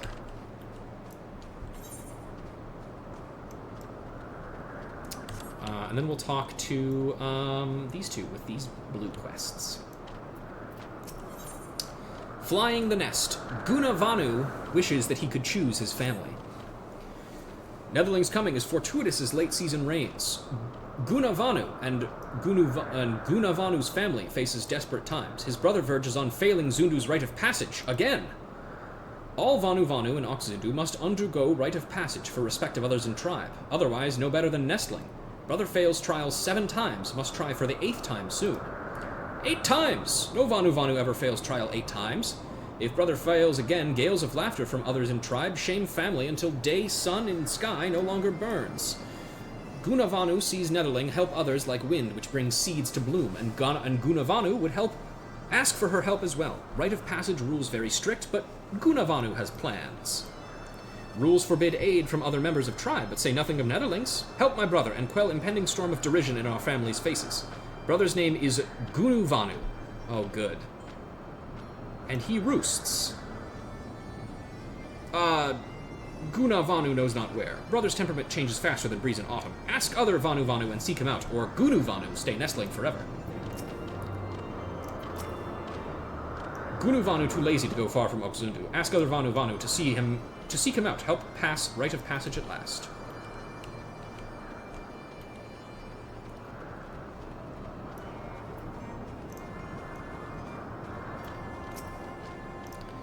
Netherling seeks out Gunuvanu. He is skilled at 2 things, finding shade for napping and running away when chief give work. Newborn hatchlings work harder than him. Sleepless in Oxundu. Ganuvali is looking around nervously with bloodshot eyes. Ganuvali cannot escape unending thunderstorm of buzzing bugs and desires sleep more than rain during summer drought. Ganuvali has idea to soothe bugs droning, but delirious from exhaustion. Netherling goes in Ganuvali's stead. To east lies Gurgle Grass, which devours bugs as Vanu hatchlings feast on Wamora Kampe meat. Netherling brings Ganuvali 3, and Storm in Ears recedes to dull drizzle. Ganuvali seeks silence like that which comes with clear night sky. Netherling brings Gurgle Grass to quell storms of buzzing insects. Yep, okay. Let's go kill some Wamora Kampe.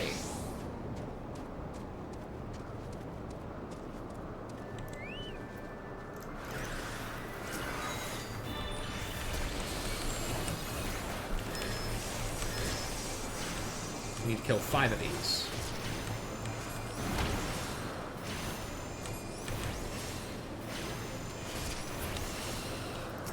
1.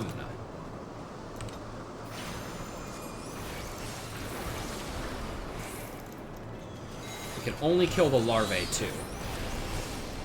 Oh yeah, because the Kampa are like the larva, and the Wamora are the fully grown flying ones.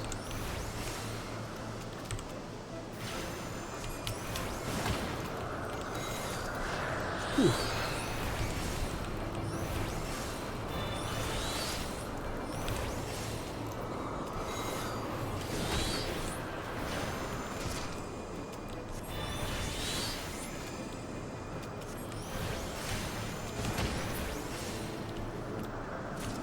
That's 2. I mean, 3.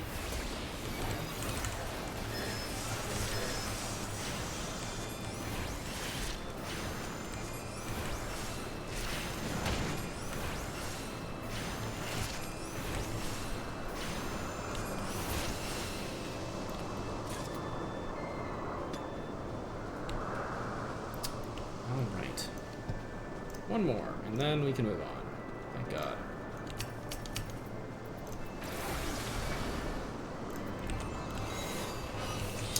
That might hit the wind sprite. Yep, that's annoying.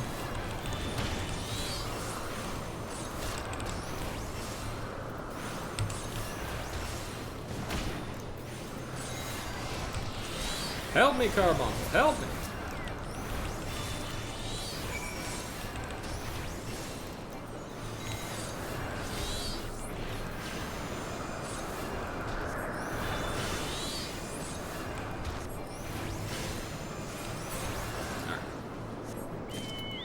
Cool. And I got a wind crystal. Hooray!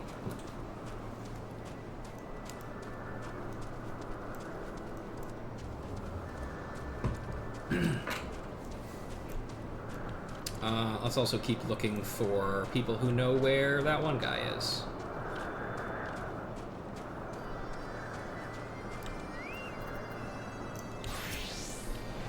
Netherling finds Gunuvanu easily. Look under every tree and village. Gunuvanu follows shade as sunset follows sunrise. Say to Gunuvanu, wake up, and Netherling come to know true meaning of panic. Nope. Okay. Like thunder rolls, cries of hatchlings resound. Netherling brings Wamora Campe. Skinned Wamora Campe. The tough skin has been removed from this Wamora larva, leaving naught but a writhing mass of sticky flesh ready to pop into your mouth. Delicious! Well, well, the Netherling brings most bountiful feast to quell hatchling's hunger. Very good. Netherling partakes of Wamora Campe as well? No? Refreshing and robust flavor it has. Think on it. Konuvanu is great cook. Gunuvanu never where he should be. While other Vanu work, Gunuvanu soars like Griffin in his dreams. Konuvanu not seen him since sunrise. Other Vanu work, Gunuvanu catches up on sleep, keeps ears open for thunderous snores. Only thing Gunuvanu good for is to laugh at. Watch him fly into panic when you tell him, wake up! That's kind of rude. Oh, yeah, I haven't talked to you yet either. Anu Vanu. Welcome to Oxundu, Netherlings. Listen, hear cries of young Vanu ring out as they dance. Netherling should watch. Maybe she dances as well.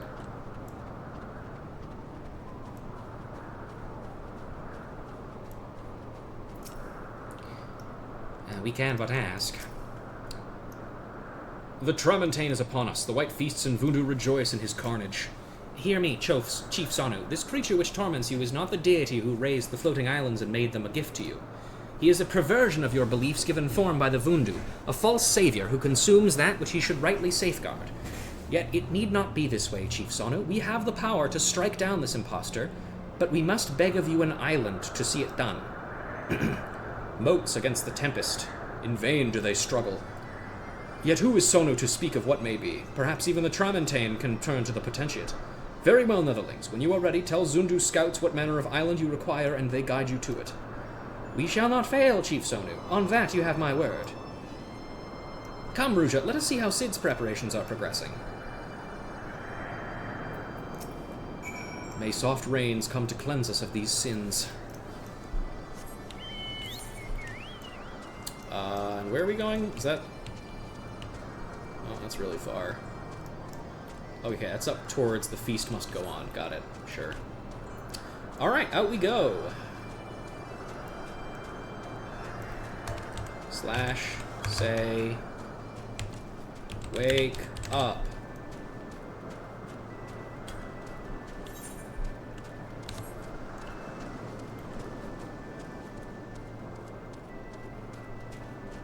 Oh, there are some Endymions here. I guess we can kill those now then, right? How many do I need? 4? Okay.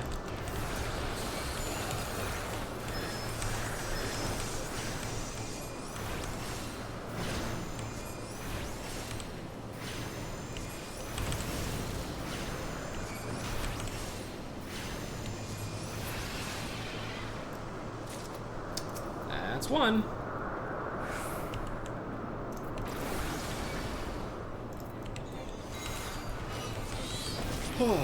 Oh, hey, there's Gunuvanu there. We'll talk to him as soon as we're finished killing these guys.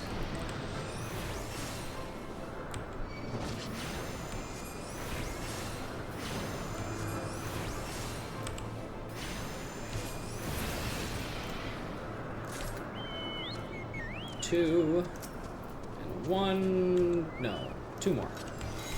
Obviously, because I got 2. That's how math works.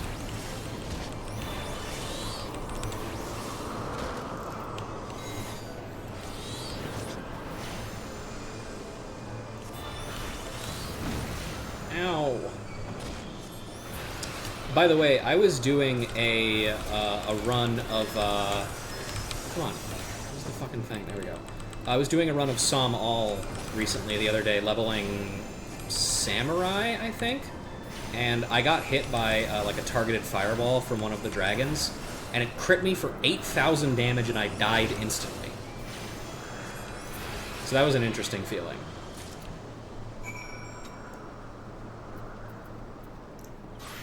I love it when targeted abilities just crit you like that and you just, like, crumple. Gunuvanu rests eyes, thinks of great offering to Elder Shaman, so much work, so sleepy. Shade not big enough for such great nestling. Needs a good talking to. Wake up! Wake up! Ah! Gunuvanu awake, yes he is. Gunuvanu works hard and... A Netherling? No wings, fleshy beak? Not Vanu, certainly. Netherling should not sneak up on Vanu that slumbers. Claws cut sharper than a fierce gale. Hi, I'm here to help you with your stupid trial thing. What? Gunu Vanu's brother sends Netherling to help with rite of passage. Gunu Vanu passes right and no longer a nestling? Heavens shine on Gunu Vanu this day. Worry of failing 8th time weighs heavy on heart. But now with Netherling's help, Gunu Vanu casts off weight and soars higher than any in Oxundu imagines. And this is about where people usually stop in this quest, because it gives them their aetheryte current. Growing pains. Gunu Vanu seeks a helping hand for his rite of passage. Before Netherling helps, Gunu Vanu explains rite of passage. All Vanu must make offering to Elder Shaman that proves valuable to Zundu. Some hunt, some fish, some dance like leaves and wind, all contribute to glory and riches of tribe. Alas, Elder Shaman ridicules Gunu Vanu's offering 7 times. But with Netherling's help and Gunu Vanu's plan, Elder Shaman ridicule turns to astonishment. Gunu Vanu thinks long on next offering, and like clouds which part before sun, an idea comes. Gunu Vanu passes trial in same way as father, hunts mighty Sanahale and presents its beak to Elder Shaman, proves he is no longer nestling. Netherling strong and fierce as spring monsoon, so Sanahale surely falls like wilting leaves before our wrath. Come to hunting grounds with mightiest weapon. Gunu Vanu awaits. I get the feeling we might just end up doing this for him, and it will not work.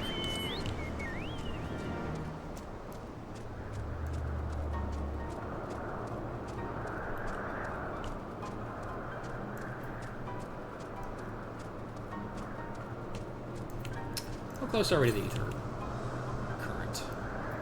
Southeast? Down that way then, probably? Oh, that's an Endymion. Where is he? Oh, there he is. You look like you're having a bad time there, buddy. At last, Netherling has come. Takes so long, Gunu Vanu almost run. I mean, doze off. Sanahale far from clever. With whistle, Netherling lures out and strikes down like the lightning in the night. Its beak serves as proof of our deed. What of Gunu Vanu? He stands apart with the griffin's eyes and keeps watch over Netherling, lest she fall prey to other fell beasts. Cool, man. Lure out Sanahale with whistle and strike it down, and do not forget to bring its beak. Oh, also, there's a thing happening here.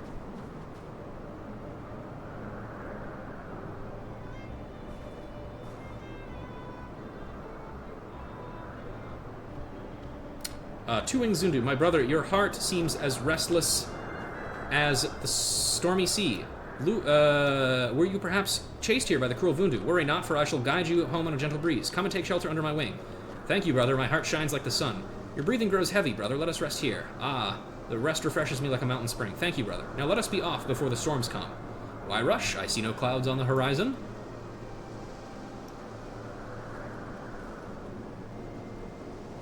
Curses, what is keeping them?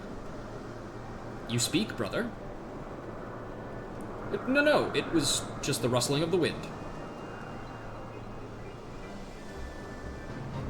Finally, I thought spring might come before you arrived. Zune's on the run. The warrior who kindly agreed to escort the... what? I have been deceived. Who escort the former footrest back to the Zundu village turned out to be a Galakat's paw of the Vundu elder who kidnapped the young Zundu. It appears the boy will require further escort if he's ever to arrive home. Gullible as a fledgling. Help, someone help me. Sure, you know what? We'll do it. Why not, right? Might as well.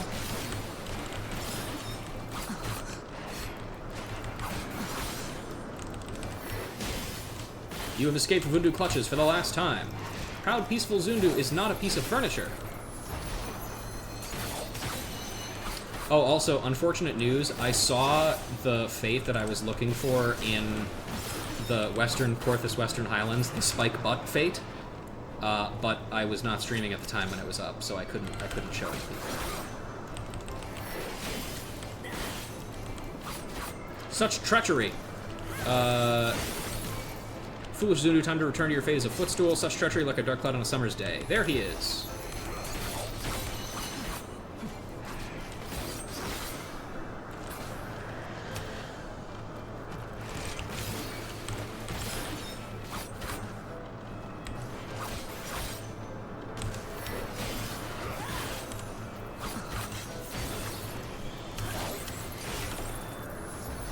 Samurai's fun to play. Also makes some very satisfying noises.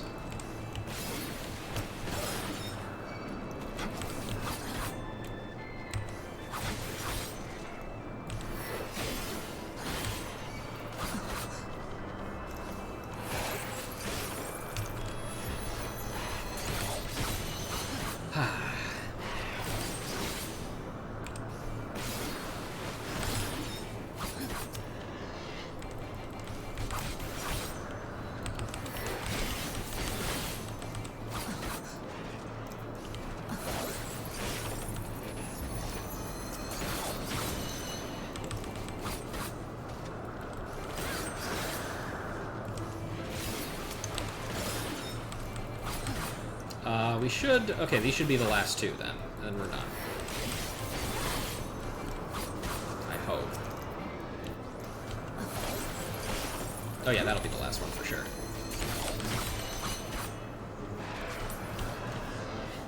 Okay, where is he? Netherling is a ray of light in Zundu's darkest hour. I must hurry back to Oak Zundu like the wind, and tell my brothers about this Vundu treachery. Fuck's sake.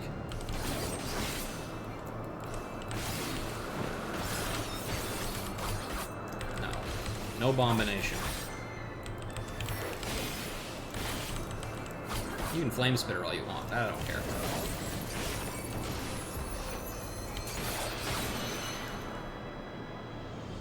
Alright, now we'll finally do this Sonahale thing. Okay, I don't have an item. There's not a whistle item. I just have to whistle. Sonahale Initiator.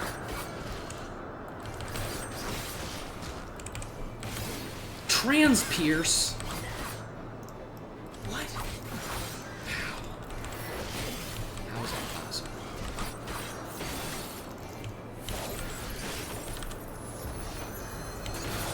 There we go. Alright.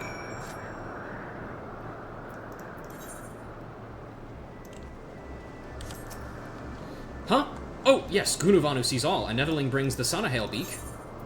Sonahale Beak. Proof that you defeated the terrifying Sonahale. Unless, that is, you simply found this beak lying about in the grass. No, I killed it. For sure.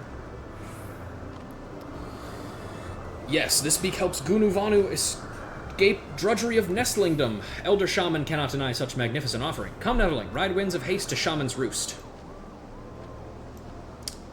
Not yet. First, we gotta go do some other various quests and stuff.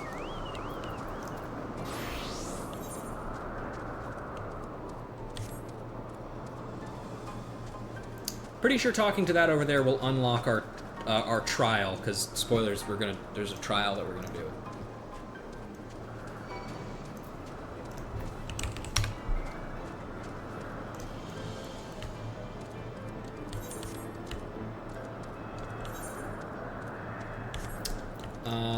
Where is the ether current now? Still southwest, it seems. God damn, we gotta go real far, huh?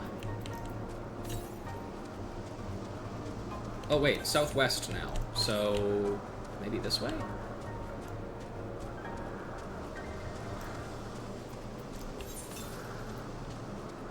Now it's just to the west.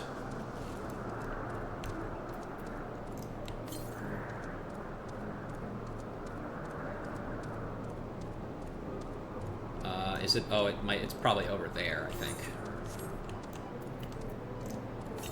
Alright, well, we'll go back for that then, I guess.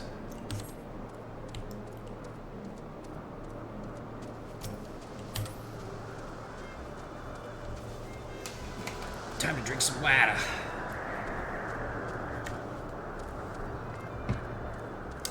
Delicious, delicious water.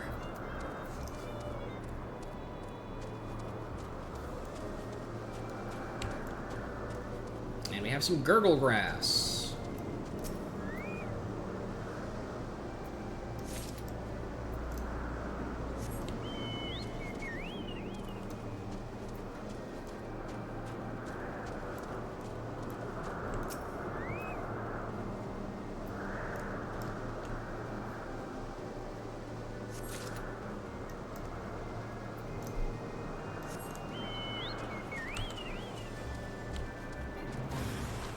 Oh, geez.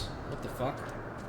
Leather and mace. Tanning techniques are relatively unknown to the Vanu Vanu, making treated leather a rare commodity in the Sea of Clouds. Rather than learn to make their own, some of the tribes would instead forcefully take it from the area's new arrivals, clad head to toe in the protective wear.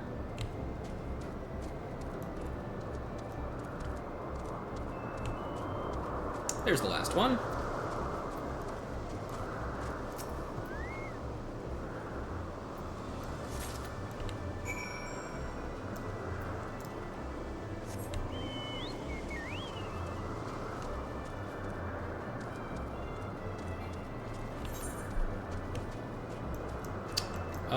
Fuck it, we'll just teleport back. I don't feel like walking back all that way, I don't think.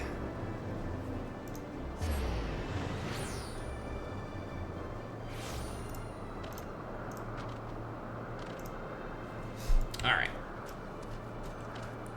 Doop-a-doop-a-doo. Hello. Sleepless nights make Ganu Valley's mind maelstrom of fog. Does Netherling bring plants Ganu Valley seeks? Yes, gurgle grass, one of the many carnivorous plants found growing on the Sea of Clouds' floating islets. Fortunately for you, this one seems content with dining on Vilekin. Netherling brings rest at last. Ganu Valley's troubles become sustenance for gurgle grass, and big wheel of nature turns without hindrance. Cool. That just leaves the one aetherite, or one ether current from the trial that we're gonna do, and, the one that's next to where the trial comes. Out.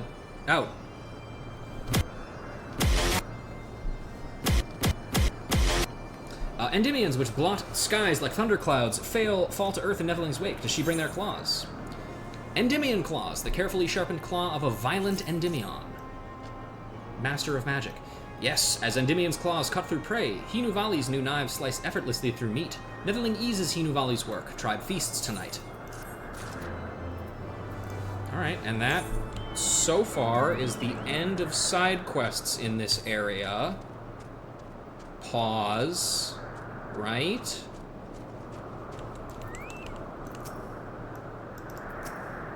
Anu Vanu, most benevolent and wise elder. Behold, Gunu Vanu brings 8th offering for rite of passage. With this he grows from nestling and becomes a true member of the Zundu.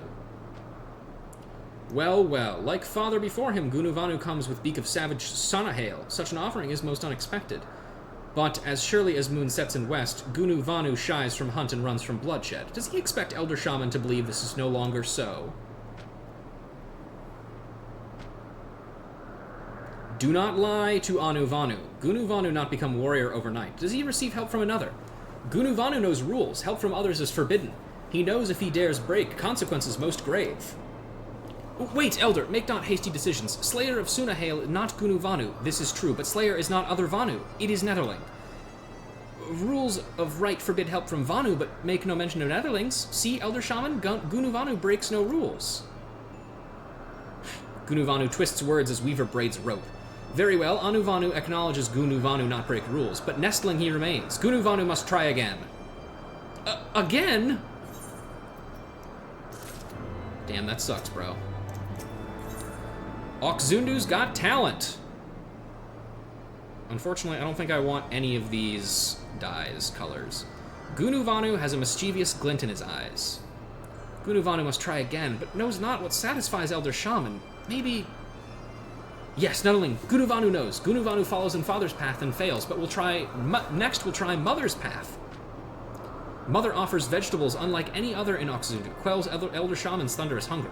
Every moon since Mother's offering, Elder Shaman asks if she grows more. Gunu Vanu brings vegetables as offering and grows from nestling to adult. Gunu Vanu and Netherling face one problem. Vegetables season is moons away. Plant seeds now and stalks grow slender as new moon. Luckily, Gunu Vanu plans ahead. First, Netherling must dance in front of Elder. Show him your culture. Dance until wind goes from lungs, then meet Gunu Vanu under shade of our first meeting. Now go, dance like sun never rises again. Okay. Hi.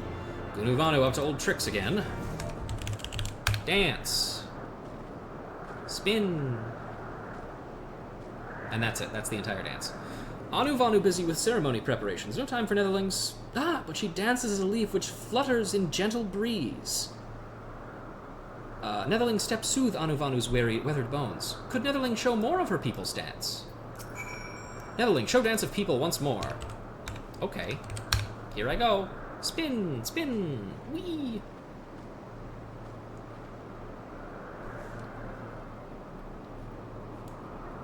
Ha! Netherling's delicate and airy steps make Anu Vanu's heart race like summer squall. Almost worthy of Vanu Vanu initiation she is.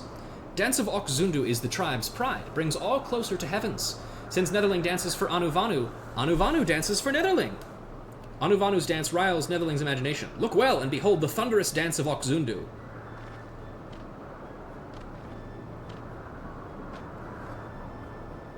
No need to ask Netherling's opinion, expression tells all. Ah, dance reminds Anu Vanu of nestling days. Why, when Anu Vanu nestling... Oh, where is Gunu Vanu?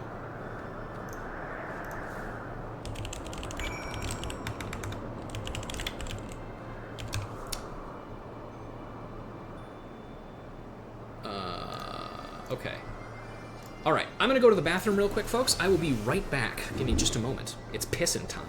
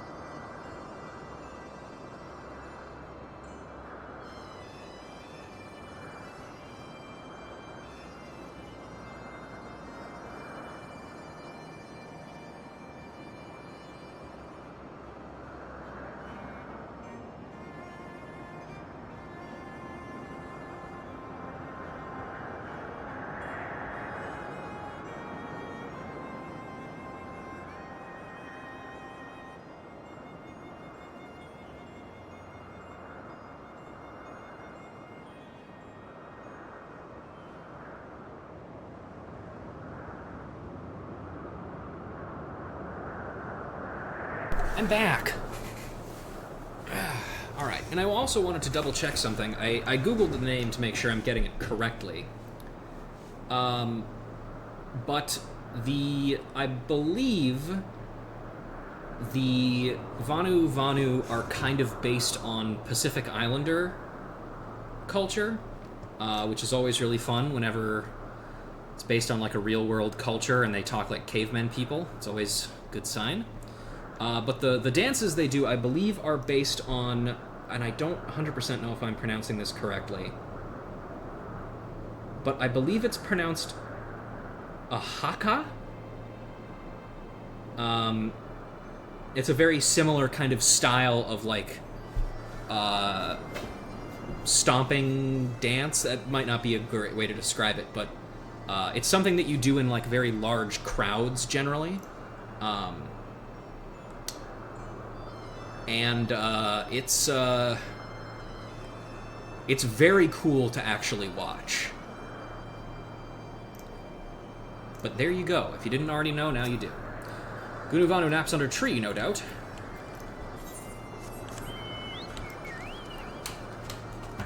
Alright, and there he is. Okay, why did we do that again? Netherling, Gunu Vanu's plan works perfectly. He knows Anu Vanu falls into fervor during dance. It seems Netherling does too. Yes, plan is Gunu Vanu's most clever idea. After Mother's offering of vegetables, Elder Shaman grows own crop. All Gunu Vanu does is sneak silent as midnight moon into Elder's hut, and... Oh, damn it. Hang on, what do I have that fucking alarm set for?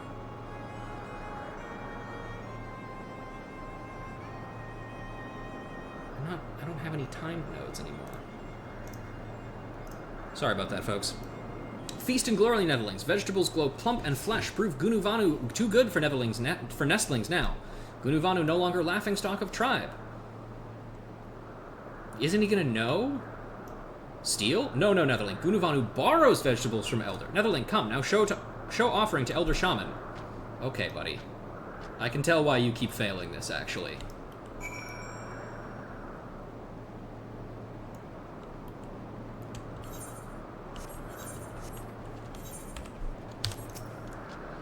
Gunu Vanu returns to present offering so soon. If Gunu Vanu plans trickery again... yes, unfortunately he did. Respectful and benevolent elder, Gunuvanu returns at last. Even Waxing Moon envies fullness of today's offering. Well, well, Gunuvanu finally makes splendid offering. Vegetables plump and ripe like first rain cloud of new season. Such treasures are rare in Oxundu, but something about these vegetables familiar. Ah yes, same as Gunuvanu's mother brings, and Anuvanu knows they not grow for many moons. If Gunuvanu lies again, he accepts failure for trial. Ah, but vegetables come from Elder Shaman's secret supply. Gunuvanu thinks Elder's wife might also want to know where such ample feast comes from. Wait, how does Gunuvanu know about secret supply? What secret supply, Elder? Well, since Gunuvanu fails trial again, then he must return vegetables to Elder's wife. Wait, Gunuvanu, if you help keep secret from wife, then failure of trial washes away like tears and rain. Anuvanu lets him make one more offering. Elder's kindness vast as boundless sky. Gunuvanu brings even more impressive offering next, Elder sees. Man, dude, this guy is just... Oh.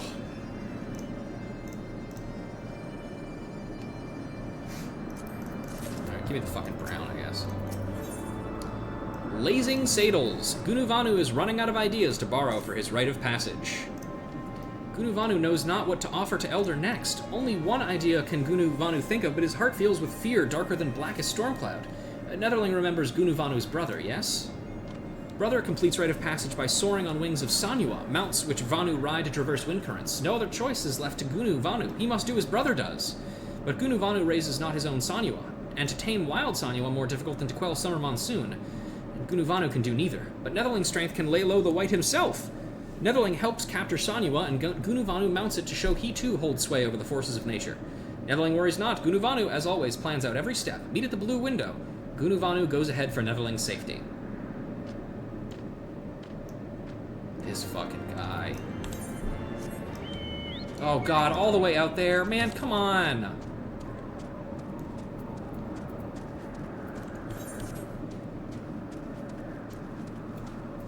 Alright, switch to this for now. Oh, Heavensward areas, how I loathe you. And sure, again, this could be fixed if I just did all the quests, the main story quests, and unlock flying, but... I don't feel like you should have to do unlock quests to unlock flying in order to have a good time doing questing.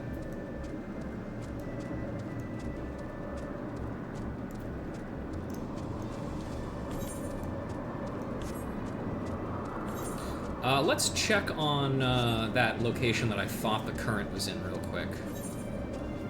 See if I'm crazy or not. Nope, nope, there it is.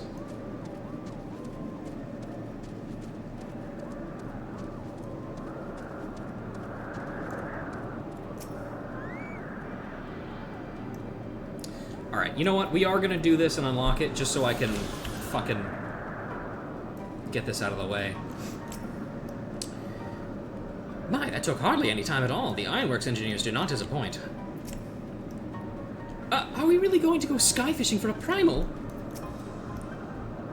Our Ishgardian friends have furnished us with dragon killers and ammunition, and I've taken the liberty of procuring a Magitech field generator as well. Rest assured, we've chains to spare. Every link forged by the manufacturer is master craftsmen. If any lingering doubts as to their strength, know that they were originally intended to bind dragons, and were not found wanting. It pleases me to inform you that the Vanu have agreed to furnish us with an island of our choosing. Then all that remains is to confirm the readiness of the poor buggers who will actually be doing the fighting. Ruja, let Wedge know when your party is assembled. We'll depart from the island right when you've assembled your party. Let Wedge know when you're ready. Hi, Wedge. I probably shouldn't be telling you this, but I don't like this plan. I don't like it one bit.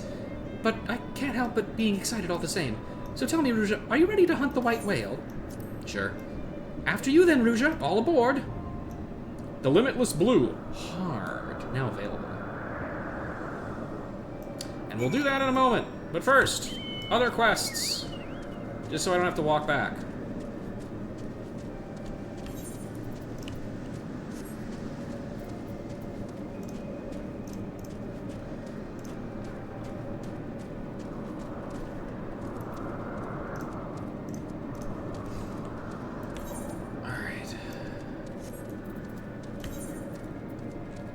Just need that one last one and we're good to go.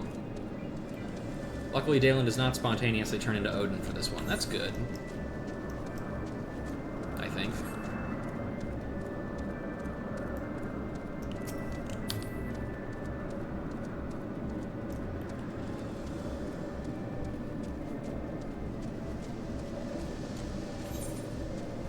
Okay, I have decided that if the Pope never gets any voice lines, I do know what character I can use the voice I was going to use for him on.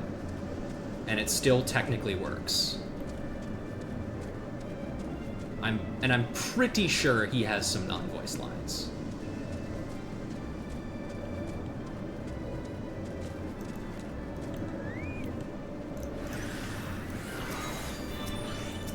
What's this guy?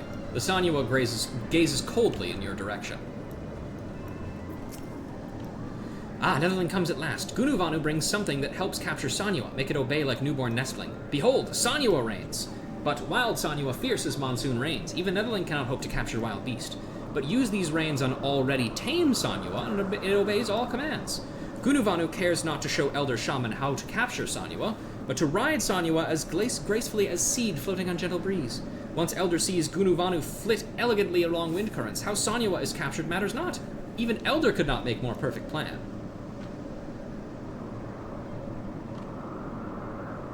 Look, Netherling, train Sanyua is near. Gunuvanu knows tasks is dangerous, will not judge if Netherling wants to quit, but if Netherling finds courage welling within, bring Sanyua here once beast calms down. No Vanu expects to ride wild Sanyua, but to use rein on tame Sanyua, and it obeys all commands. Yeah, sure, okay. Hi there, buddy. Leather reins. The two thick leather straps woman into a girdle large enough to fit over the head of a Sanyua, used by the Vanu in reading the massive snake-like creatures. Is this guy gonna get mad that I'm stealing his snake? What Netherling dares to steal my dear Sanyua? Yes, he is. Give Sanyua back. Leave Brittany alone.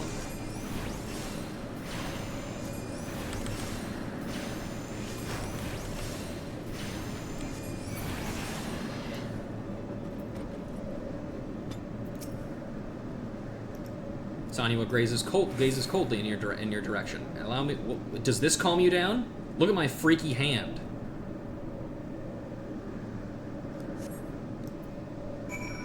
How you feeling? The Sanyua is now calm as the still night air. Great. Does Netherling capture Sanyua, or is wrath of beast too great? Netherling actually catches Sanyua. Her strength rivals that of the greatest Zundu warriors. Ah, now I must ride Sanyua. What? Of course Gunuvanu can ride. Even newborn nestling can ride tame Sanyua, but Gunuvanu must ask Netherling to wait while he remembers lessons. Gunuvanu remembers Sanyua Fang's jagged like forked lightning with roar that bellows like looming storm cloud. No, Netherling, Gunuvanu thinks Elder Shaman calls. Yes, let us go see him. Okay, well. I guess I did that for nothing then. Back to the village! Again.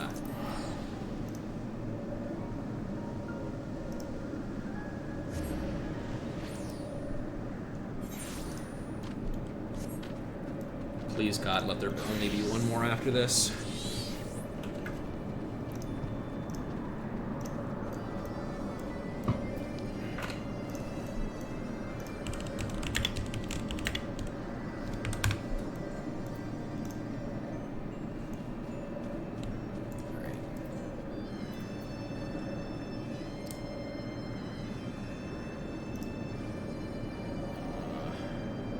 Oh, thank God there is only one more after this. Fuck.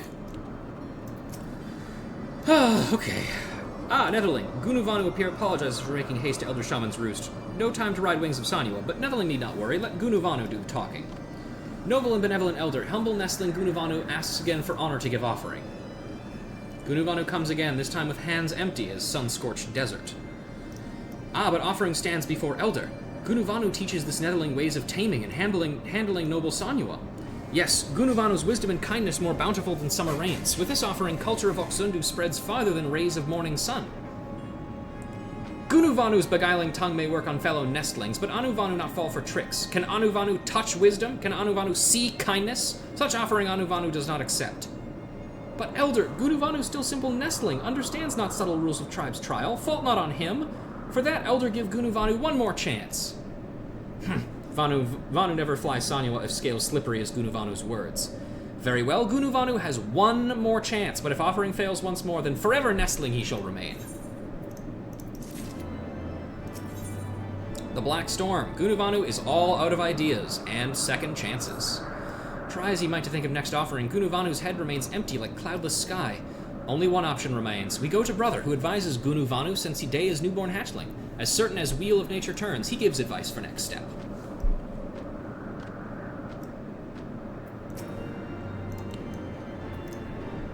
Keep checking that guy to see if he has any new specific dialogue for these parts of the quest, but he just doesn't. Weird.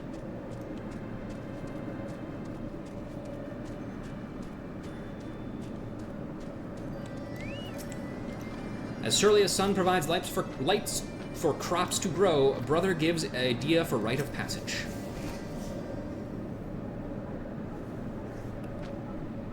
Zephyr winds bring Netherling back to Gunavanu. God, it's gonna be so fucking hard having both of these two talking at the same time. Brother tells Gunavanu of help he receives. Our family is indebted to you. However, it seems Netherling's deeds cast long shadow over Brothers. He can only boast that he sneaks into Elder Shaman's hut. Perhaps silence is his gift. Gunuvanu moves calmly as midnight moon. Even Vile can not stir his passing. Gunuvanu even eats Brother's food when his eyes are turned. Gunuvanu steals from Brother too? Well, Vanu not choose family. But perhaps this skill can prove valuable to tribe. Ah, Gunavanu knows. Black ones who live to the east have many treasures which glitter like stars in midnight sky. If Gunuvanu steals one and offers it to Elder Shaman, a passage is assured. Brother speaks of Netherlings which attack village with ferocity rivaling Vundu. Elder Shaman calls them Garloon. To sneak past Netherlings much more difficult than to sneak into his hut. Do it. If they catch you, then you die, and that also solves my problem. But Gunuvanu loses not his final chance to escape doldrums of nestling life. Courage swells like roiling thundercloud. Yes, Gunuvanu steals Garloon treasures. Netherling accompanies as witness to Gunuvanu's bravery. Come to where Garloon tribe roosts. Gunuvanu wastes in darkness of shade. Umbral wind is so pretty around here. It is, yeah. May Zephyr winds guide my brother out of the nest. How far do I have to go? Fucking Christ! Awesome. Okay. Oh. Well, time for another run.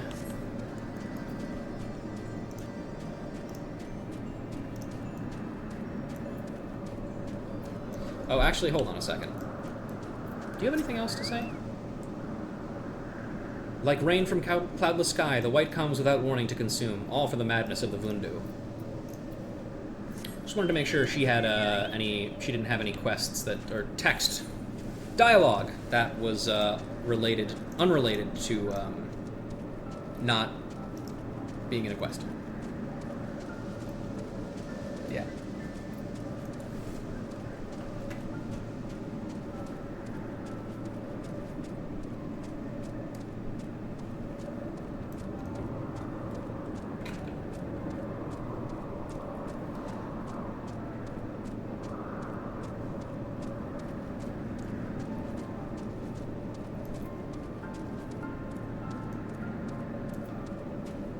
Oh well, at least it's pretty, I guess.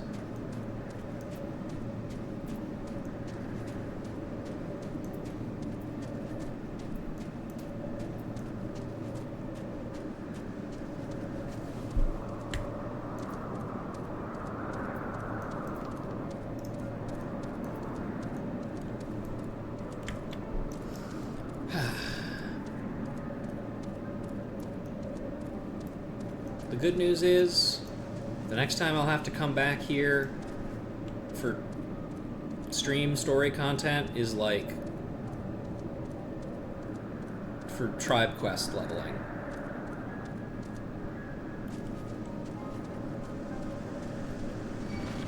Fuck off! Why don't you go keep the ground somewhere else, dickhead? God. Only a little bit further. And still, this entire middle area is completely unexplored because, again, you don't go there because you have to fly to get there. I'm not fighting you. Go away.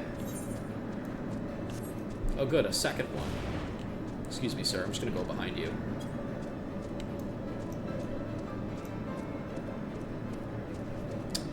here they are. There are all the Garleans. Hey, buddy. Ah, Netherling comes to gaze on Gunuvanu's courage. Garloons within sight, but many more than Gunuvanu imagines. But Gunuvanu not run. Look, treasures shine like fallen stars, but Garloons stand in way. Netherling, distract them as with Elder Shaman, this time with Dance of Wrath. Create chaos among Garloons and hide Gunuvanu's approach. Gunuvanu waits here and calm storms of fear swelling in his heart. Go like monsoon winds. Netherling cuts through Garloon ranks like mistral gales, and Gunuvanu uses distraction to steal Garloon treasures. Okay, kill 3 soldiers. Got it. Easy.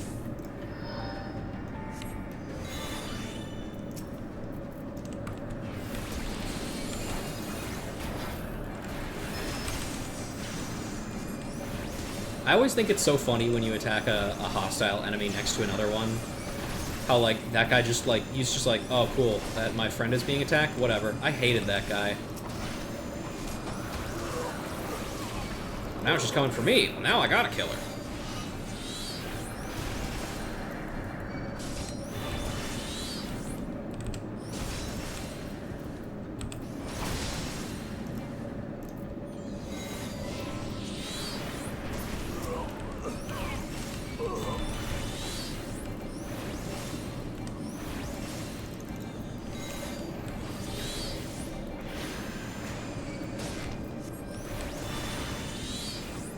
Is that Gladiator Beast for Millo? Not anymore. Okay, I did it. Now you have to fucking do it, okay? Gunuvanu breathes deep, moves as soundless like cool autumn wind. Netherling fells Garloons, but too quick. Gunuvanu needs more time to snatch Garloon treasure. Oh, come on. Silent movement requires finesse and time. Netherling strikes down more Garloons, provides fog of chaos to hide Gunuvanu's approach. Lay low the Garloons, and Gunuvanu quietly snatches treasure. Okay, awesome, man. Come on, use the Aether Charge, please. Whatever.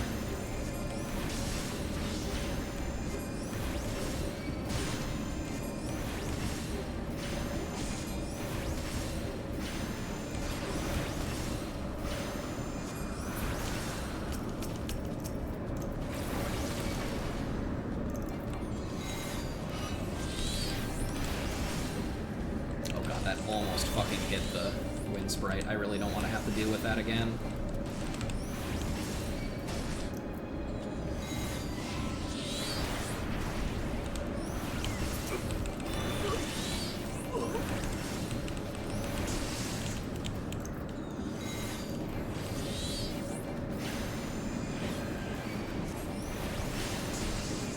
Well, if you're going to give yourself vulnerability up, I am more than happy to let you do that.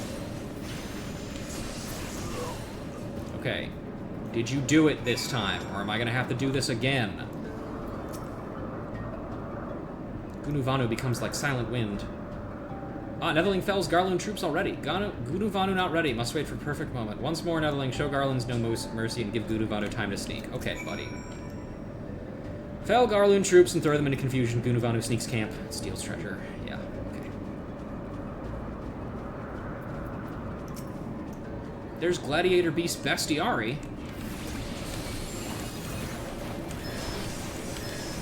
I love recognizing words from Yu-Gi-Oh cards.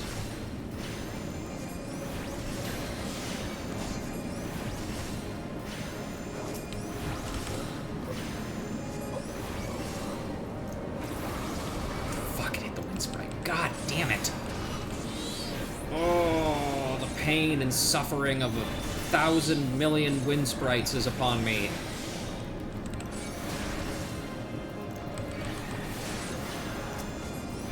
Please fucking leave me alone.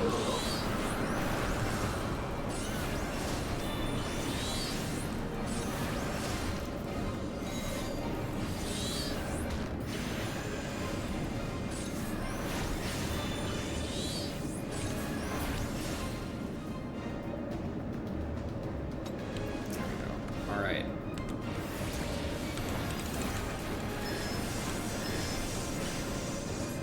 Back in Zexal Brainrot, took a side background character and made a new layer out of it.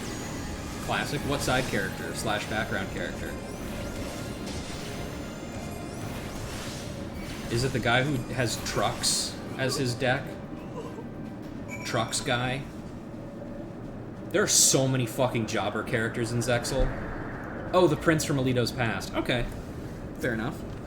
Netherling's distractions lets Gunuvanu sneak unseen. Behold, Gunuvanu plucks fallen star from sky. Elder Shamans surely lets Gunuvanu pass trial now. None in Oxzundu possess such a treasure. Now let us ride the winds to Elder's Roost. Thank God. We're finally done.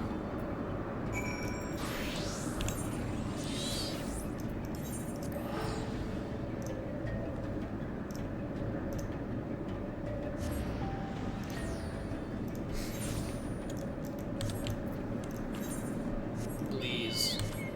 Please let me be done. I just want to fight the fucking whale. We've got like an hour and 30 minutes maybe left of stream that I can manage. Hurry and speak to Elder Shaman. Soon Gunuvanu no longer nestling.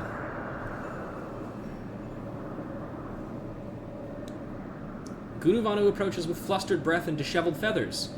But from dangerous journey or long nap, Anuvanu knows not. Does he hold something of value? Remember, nestling, this is last chance. Noble and benevolent elder, Gunuvanu brings offering like none other. Behold!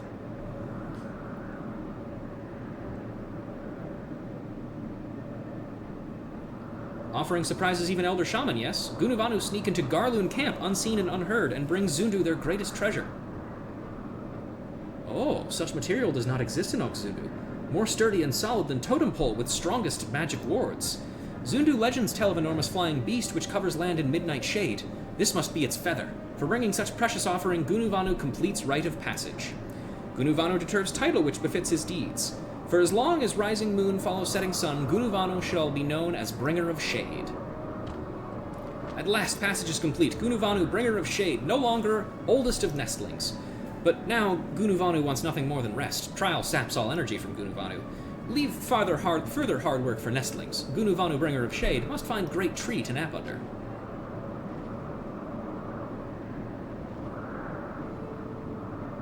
Even though no longer nestling, Gunuvanu still shies from work. Netherling, tell Gunuvanu brothers of his success. Finally, his heart may be free of worry.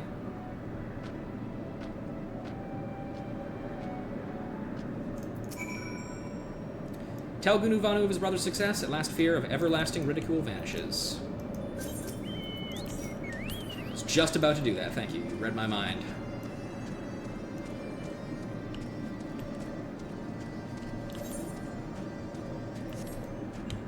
I can't wait for more side quests to pop up as soon as we finish this.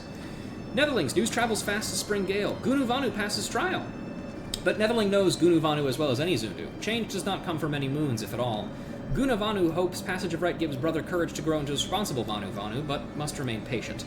Nevertheless, Gunuvanu owes Netherling much and more. May Netherling go forth with Zephyr winds at back to guide through journeys safely. Netherling always welcome in Oxzundu.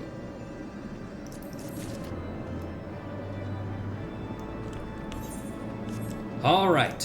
Finally time.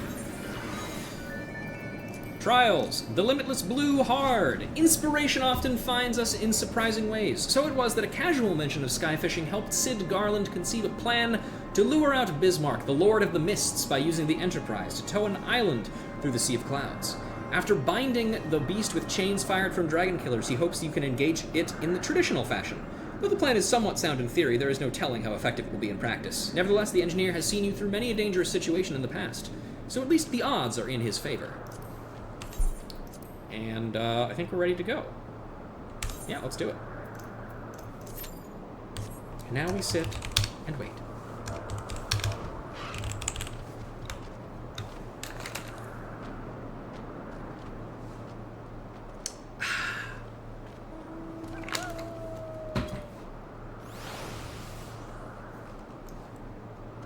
Yep.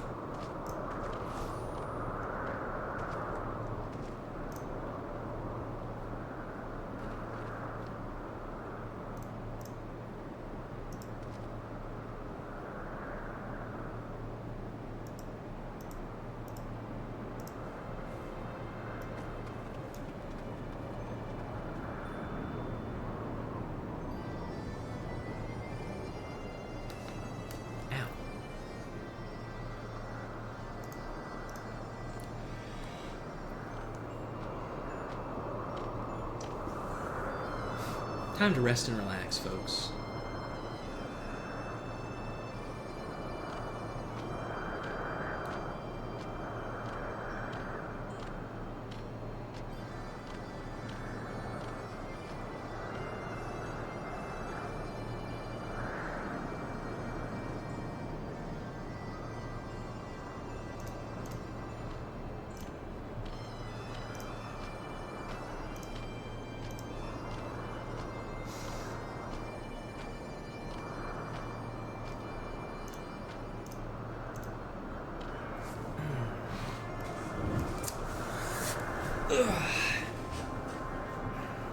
Let's see. What fun topics can I talk about?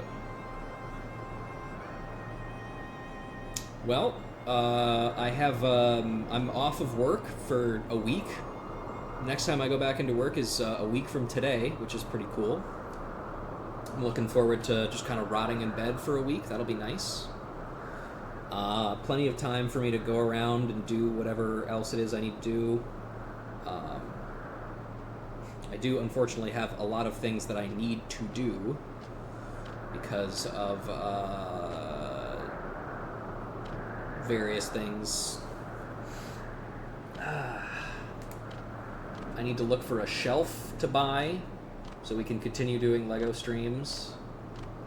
I need... Let's see. Oh yeah, I got a copy of Mario and Luigi Brothership. Really looking forward to playing that one. Gonna wait to start it until I've got work back up, though, because, I don't know, it's just more fun that way. If I'm using it to get out of doing work, you know.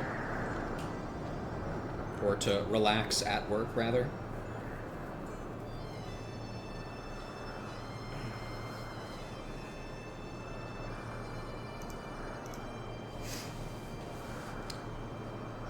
I really am looking forward to building that Dungeons & Dragons set, though. It looks like so much fun. I also really want to actually just, like, find a Dungeons & Dragons group. I want to play that game so bad, man. But every single opportunity I've had has fallen through. Never mind, we're talking about whales now. We're whalers on the clouds.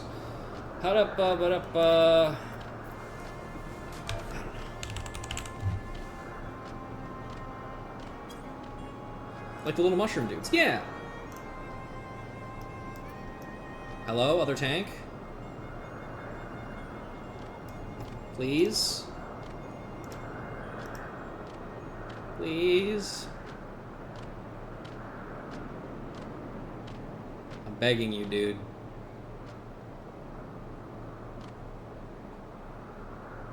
Come on, man. Please don't do this to me. God damn it.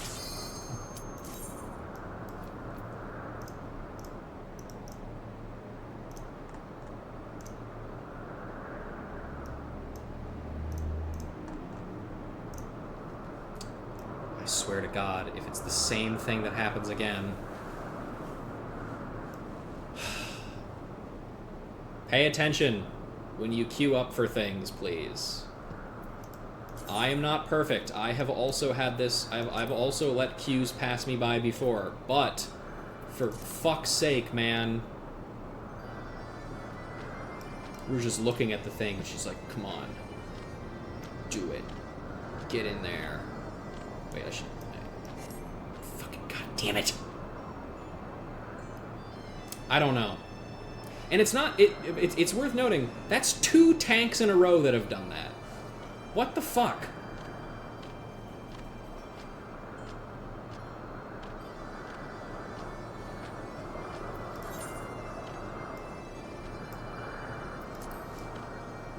Okay, well...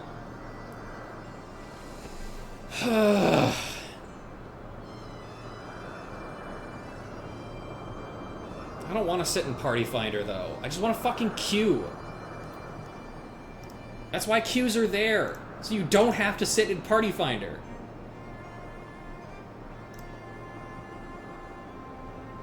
Plus, this isn't Dynamis. This is Marlboro. This is Crystal.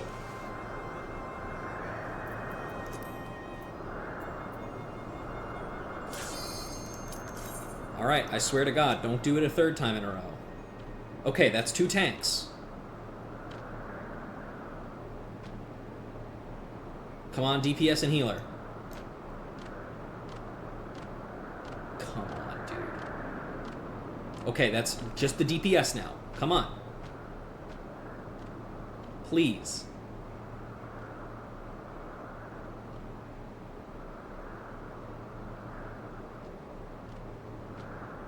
No, it's gonna pass.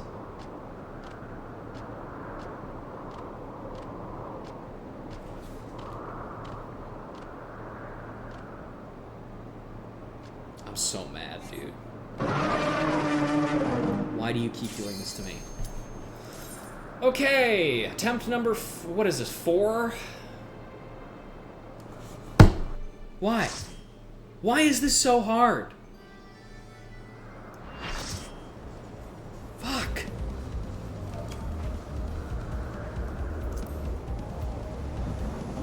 What's wrong with all of you?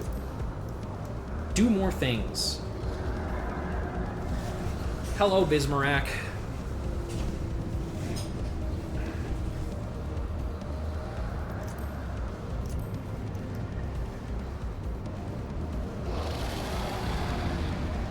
Yep, that's Bismarck.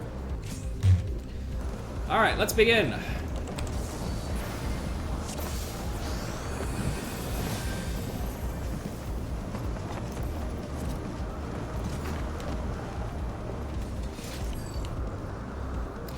Get ready, everyone! Here it comes! Ugh.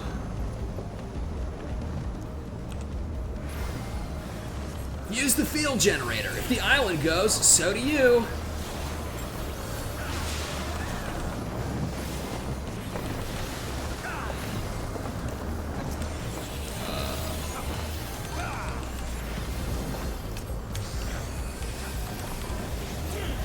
This is a really interesting primal battle. And you can tell it's interesting because they never do this type of battle ever again.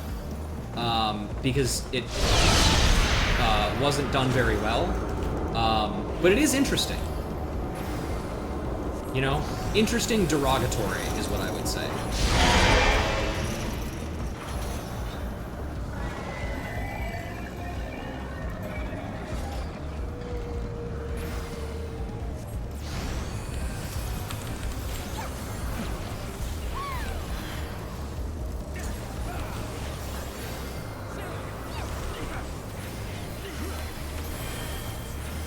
That motherfucker is not learning. You cannot hit it from over there. You have to be on top of the thing.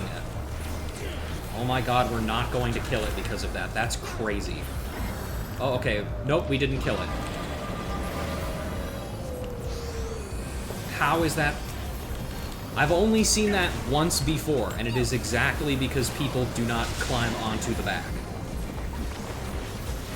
Because again, just as a reminder, you have to go onto the back to hit it. You'd think people would notice that they're not doing any damage, but they rarely do, actually.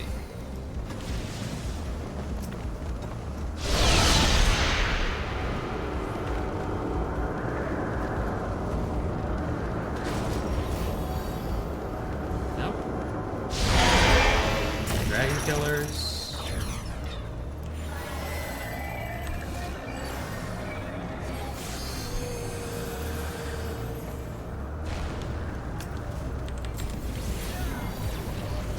Awesome. Very cool. What in the 7 hells was that? On your guard!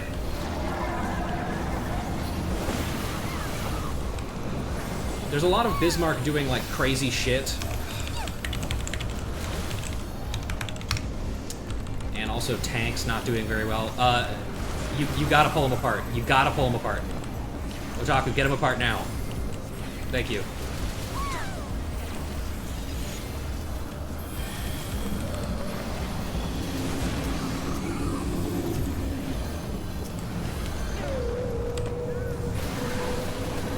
Detecting a huge increase in... Oh, gods, brace yourselves!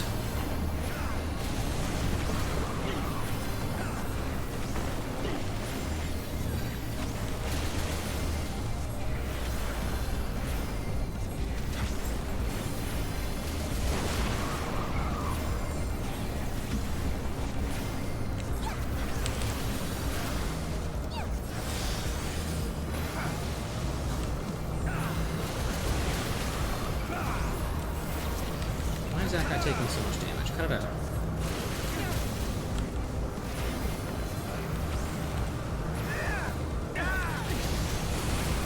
Okay, one of them's about to die. Now here comes the other one.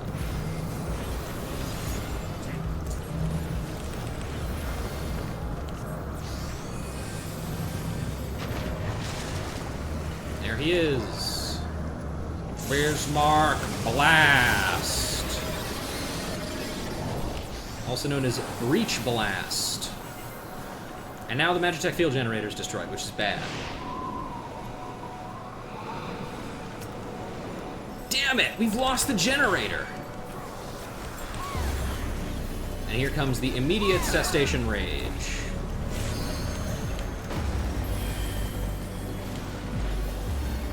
You also gotta be really careful of the,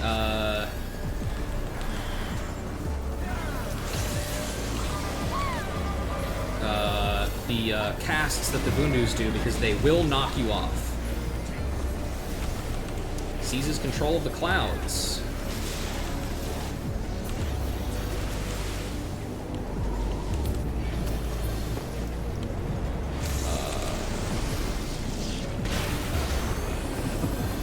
I genuinely don't always remember the mechanics to this one, I'll be honest.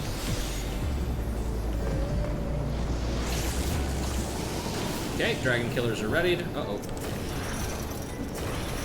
Also worth noting, if you fire one Dragon Killer in, but you don't get to the other one in time, Bismarck will destroy them both, or break them both, and you will have to try again.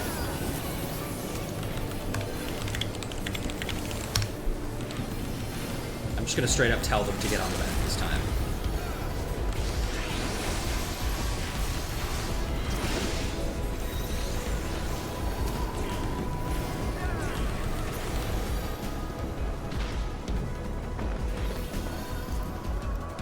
I rescued the white mage there, just so you know. I am that bitch.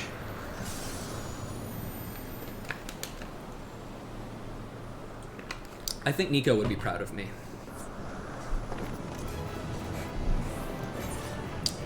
Not giving it to the other healer. I'll give it... Oh, holy shit, is that Harry Dubois? Holy shit! Sir, I'm a huge fan. Anyway.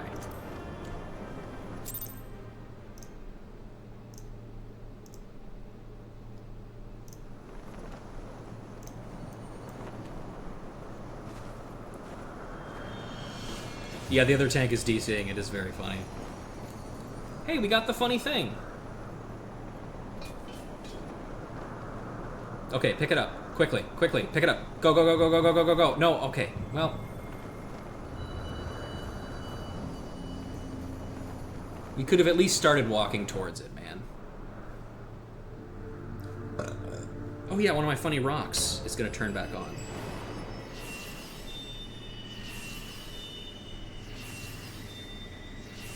The wind one, maybe?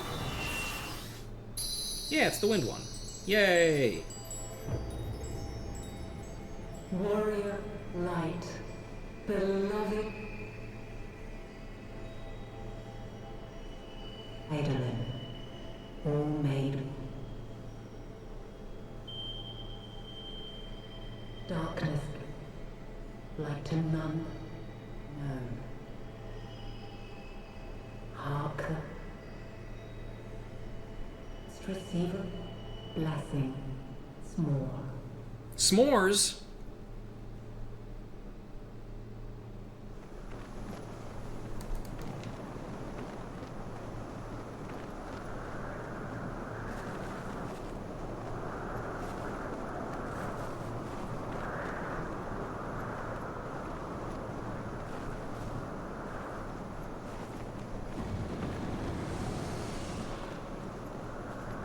Oh.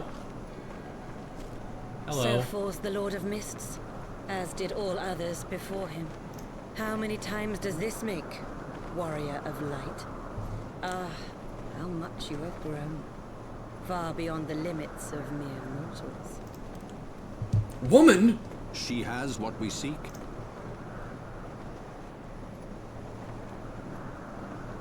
Throw it over the side. She does. The key to Azizla and the secrets of Alag. Ow. Okay, well, that would also do it, yeah. I see you have regained the blessing of light, albeit at a fraction of its former strength.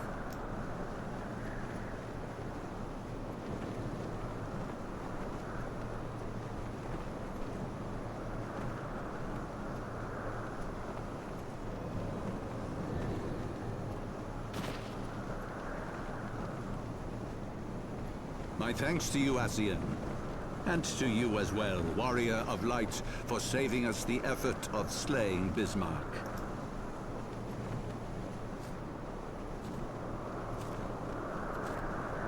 Now that the key is within our grasp, the path to the heavens shall at last be laid bare.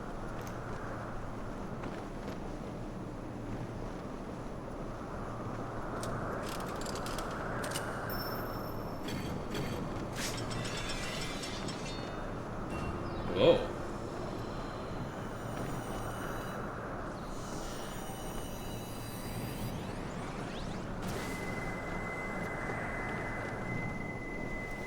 It's that way. It's a crazy taxi arrow. I love crazy taxi. That's not my Pope voice, by the way. But I can't do it unless there's an actual line, so, you know.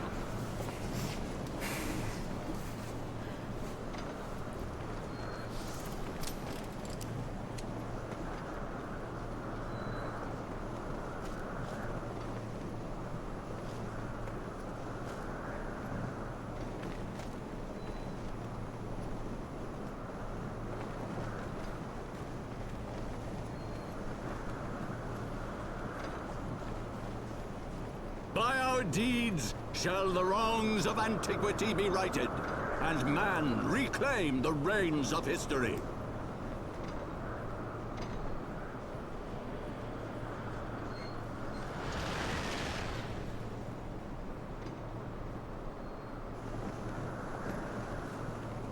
Well, it's a shame the 7 other people that were here with me before weren't here to help. But I don't know if there was much they could have done to begin with, all things considered.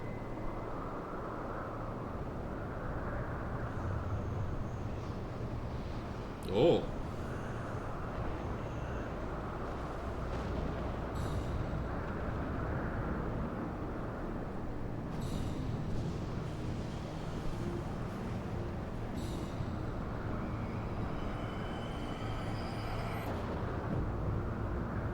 Damn, that place looks fucked up.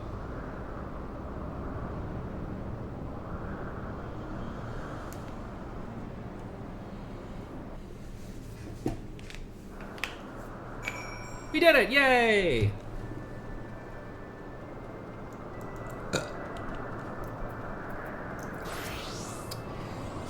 I didn't know Alphanode had been studying magic technology. He was a godsend during the fight, the way he helped me tend to the engines. I'm just still glad we're all still here to tell the tale. In retrospect, we probably should have seen that coming. Still, you fought well, Ruja. Better than that, in fact. Chin up, eh? Love, Sid. Forgive me, Ruja. Had I known what was happening, mayhap I could have done something to stop them. Alas, Wedge and I were still sealed within the engine room and heard naught of the struggle until it was over. And now, for all our efforts, the Archbishop holds the very thing we sought to keep from him. But all is not lost yet, for we yet live, and we know their destination. Let us give chase and bring an end to their machinations. Ladies and gentlemen, the Sea of Clouds has finally been unlocked. It's real now. It's an actual area, and there's quests everywhere, because of course they're fucking. I know you're eager to get after the Heavensward, but considering what we just put the old girl through, I'd say she's due a little tender loving care. Now, where did I put my hammer? The force generated by the beam was enough to displace the ship, and after comparing the data recorded by our fore and aft gyroscopes, to cut a long story short, I think I've almost determined its heading. As you'd expect, they flew off in the direction that beam was pointing. Bastards. A difference in opinion. Alphanode seems determined to put all thoughts of failure aside and turn his mind to the struggles ahead. Though we failed to secure the key, we must not forget that we succeeded in ridding the realm of another primal, and prevented the Vanuvanu's lands from being consumed in so doing. The Zundu, at least, shall be glad of our deeds this day. Let us go and inform Chief Sonu of our victory. Sid and the others will need a moment to tend to the Enterprise besides.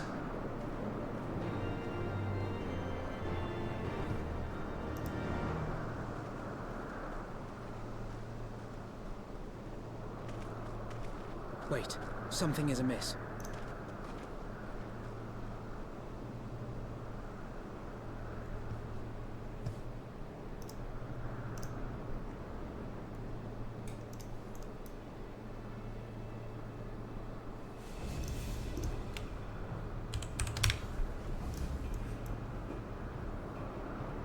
Imperial troops. And they have already secured the area.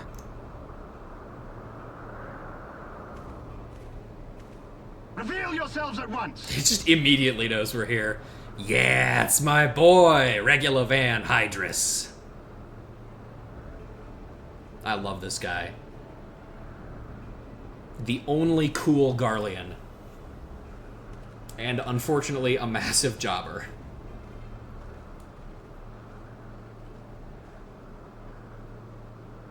And there I was, expecting more beastmen. Who are you? Hi, I'm the Warrior of Light. You might have heard of me. I thought Ishgardians responsible for the disappearance of our scouts, but I see now that I was mistaken. Oh. That's the big dickhead himself. How does that stay on his head? I gotta ask. Just as Wire observed.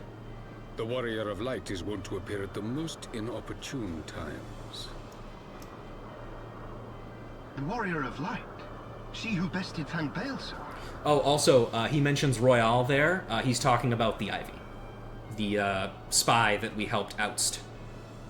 Whose whereabouts are, as far as we know, still in prison, but who knows?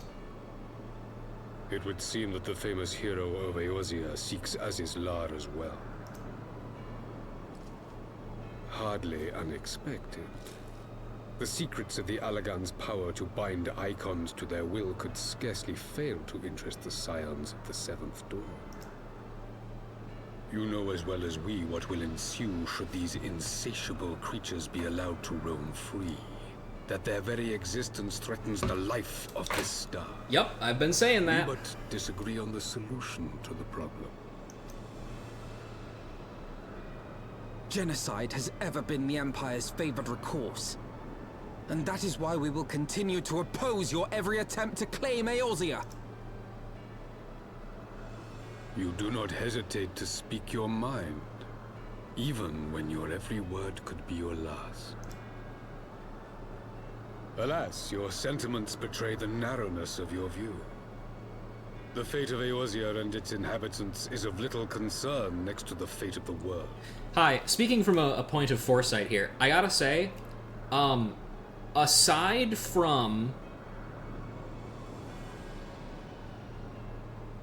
Actually, hang on, let me think. No, this is literally just an Eorzean problem. Primals are only showing up in Eorzea. And it's not because of, like, the Garleans suppressing stuff. Because, like, that's not causing them to stop.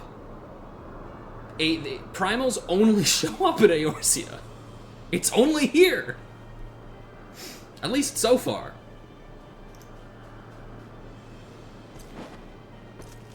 Tis my solemn charge as Emperor to bring the icons to heel. If this requires the extermination of certain elements, then so be it. I'm sure that used to happen elsewhere, but the Ascians ain't bothered to teach anyone here. It's true. We'll learn later on that there were a couple of primals summoned in other places, but those places and the peoples that summoned them are not quite around anymore so much.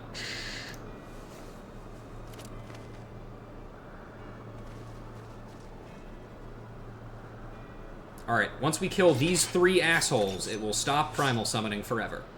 No, don't! They are not his thralls!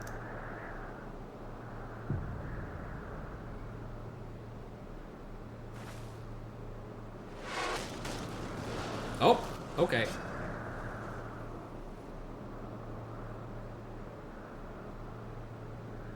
You guys should probably run. Where did that come from? Take cover! Hey! Hi, Lucia. How do you know how to pilot that? Your Radiance. We must withdraw. Can you shoot at him real quick, please?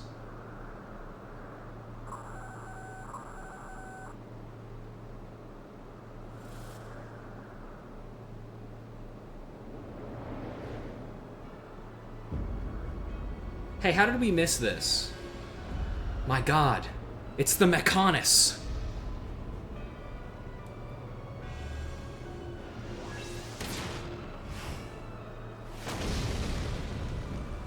We shall meet again, warrior of light.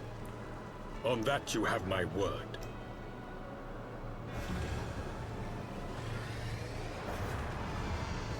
Another potential antagonist has been adding to the constantly growing list of antagonists of Heavensward.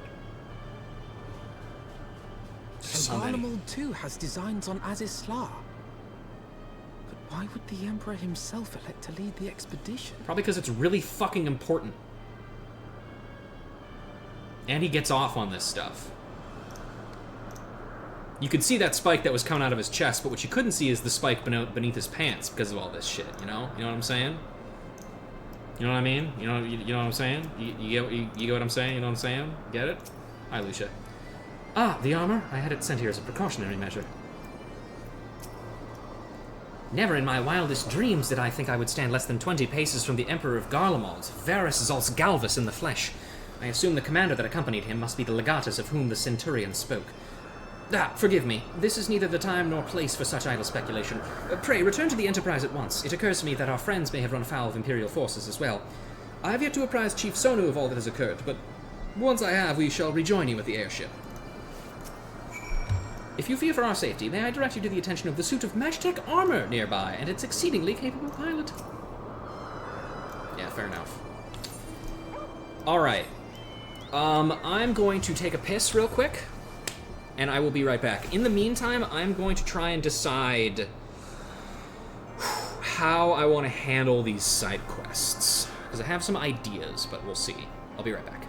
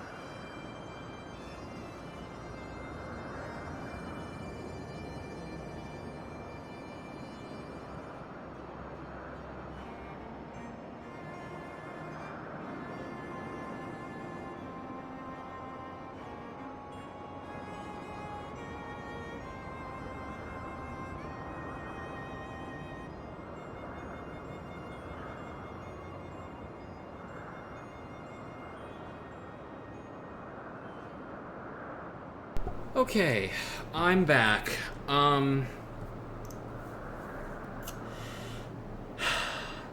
had a premonition,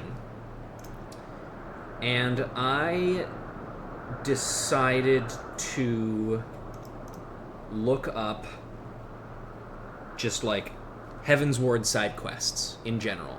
Was it a deadly premonition? To me, yes. And I have some incredible news for you all. Some good news and then some less good news. The good news is, I have confirmed that we are 100% done with side quests in the Korthus Western Highlands. As far as I can tell, no other quests spawn. The bad news is... oops, I didn't mean to do that, sorry. The bad news is...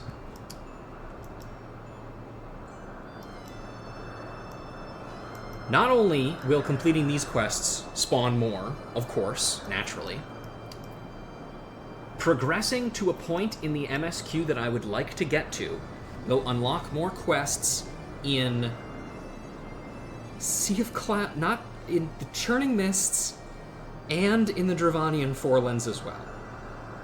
Because God hates me. So,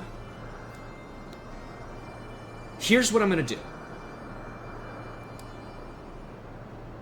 Despite the fact that doing side quest only episodes drives me to... I don't even know how to describe it. Just like a sheer unfathomable hatred. Despite how much hate that fills me with, I'm going to elect to continue doing MSQ to get to the next area, because if you look at our Aether Current list, that's not the right one, you can probably guess this one here is Az's Law. This is it's the last zone of the expansion. This, however, is an area that we have not been to yet, and it contains a very important town. So, what I am going to hope to do is... because I don't have work tomorrow, I can go for as long as I want. I can stay up all night, my mom said so. What I'm going to do is I am going to go as far as I can in the MSQ, as well as unlocking whatever requisite quests I have to do in order to do the Vanu Tribe Society quests, because I'd like to get that rolling as well, because that's a project that I need to continue. Because, by the way, just looking at my list of Moogle quests that I've been taking notes of, I cannot help but point out that there are at least 2 or 3 quests that have been in previous batches that simply have not appeared in all of the weeks that it's been since I started doing the Moogle quests, which is insane. Because only 3 quests are available per day, I have to cycle through them repeatedly until they give me the ones that I want, which is great. So again, I want to unlock the Vanus today, and I would like to enter the Dravanian Hinterlands, which is our next area.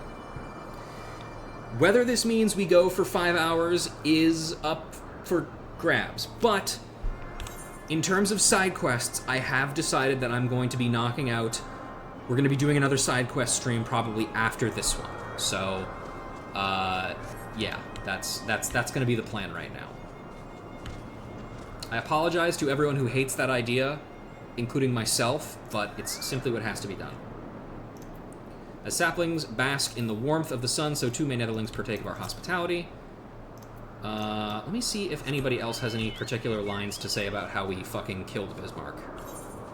Like the storyteller person over here.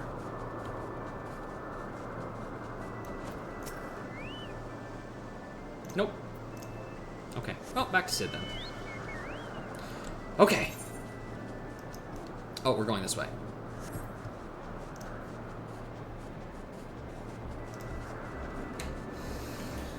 Oh, man.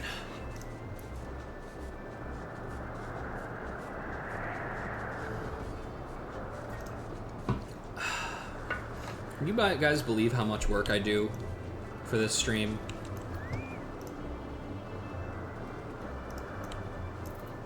And there's only like 7 people here usually. We saw it fire on the village. Are you alright, Ruja? Bugger me, did you see the size of that Imperial battleship? I did.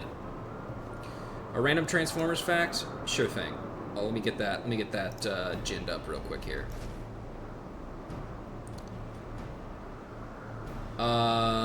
Oh, okay, yeah, so this one needs a little bit of backstory.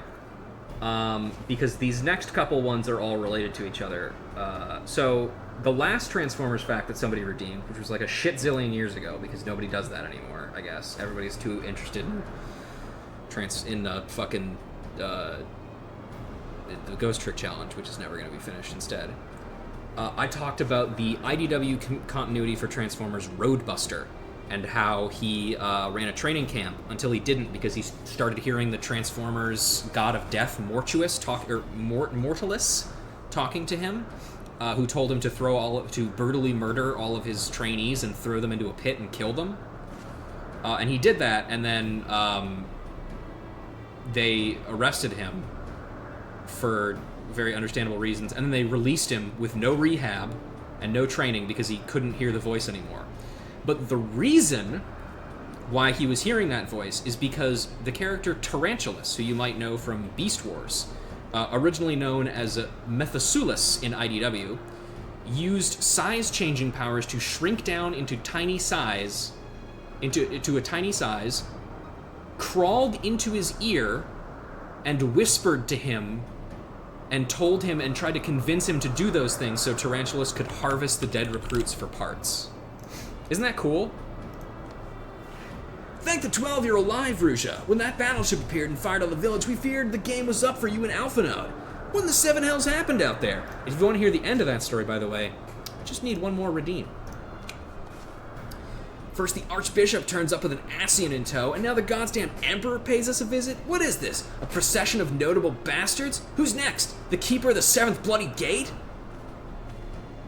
No, it's just Alpha Node. No one so notable, Master Garland. I am happy to report that the Zundu were overjoyed to learn of Bismarck's demise. Chief Sonu sends his warmest regards, Ruja. There was much talk of westerly winds. Cool. Miraculously, none suffered lasting harm during the raid. It would seem the Zundu were taken entirely unawares and wisely chose to offer no resistance. I sense they have no more to fear from the Empire, for the present at least. Had the Emperor truly been intent on their extermination, Oxundu would have already been leveled. Plainly, Varus is only interested in reaching As's Law. Speaking of which, if you're ready to continue the chase, the Enterprise is as well. Shall we? Yeah, let's do it. We also gotta wind up Sid. Which reminds me, I need to fucking... Oh yeah, let's do that right now. So... Wind Up Sid. When asked if he had a granddaughter, what he would like to see her named, the Ironworks founder replied, Gertrude. Okay, that might be a reference to something that I don't know, but who knows? Wind Up Sid. When faced with a lack of coin to fund projects, Garland Ironworks engineer designed the Wind Up Sid, with hope that sales of the automaton would fill up their coffers. Indeed, sales have been impressive, and the items bringing in just enough gil to pay for the founder's debts. Run, Sid, or stay. It makes no matter. You cannot escape the past, says Gaius Van Balesar. We also have the Wind-Up Ravana, which I've had for a while, but I've stashed away in my Chocobo saddlebag because we hadn't fought Ravana yet. Wind-Up Ravana. Low on low he stands, gazing up to sea. Wind-Up Ravana. Desiring that the tale of Ravana's clash with the Warrior of Light be preserved for posterity, a Nath historian commissioned the Weavers Guild to recreate the Lord of the Hive as a mammoth. Complete with Chandrahas and fierce love of battle. Awesome. Well, what are we waiting for? And what will we find at the end of the road? And can I take my armor with me? I've done it, Lucia. I've worked out which way they're headed. Whenever you're ready, we'll set course for As's Law. She's all patched up, Lucia. One good turn. Judging from Sid's expression, he has news which he believes will please you.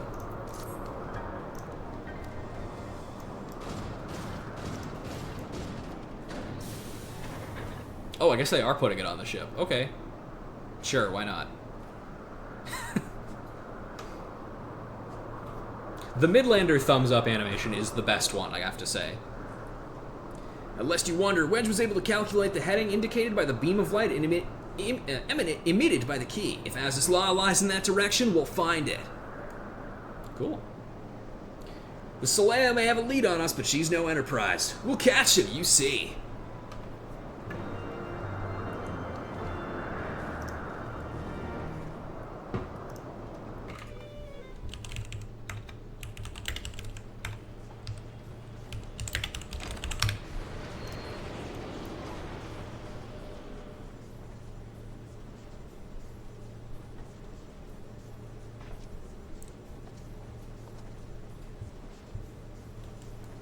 I did not think that I would ever have occasion to pilot a suit of Magitech armor again. Least of all under these circumstances.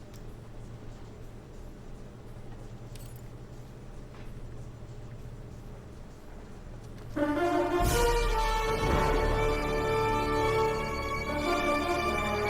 full name is Lucia Go Junius, and I was born a citizen of Garlemald. That explains why she has the Ellison rig, but is not Ellison.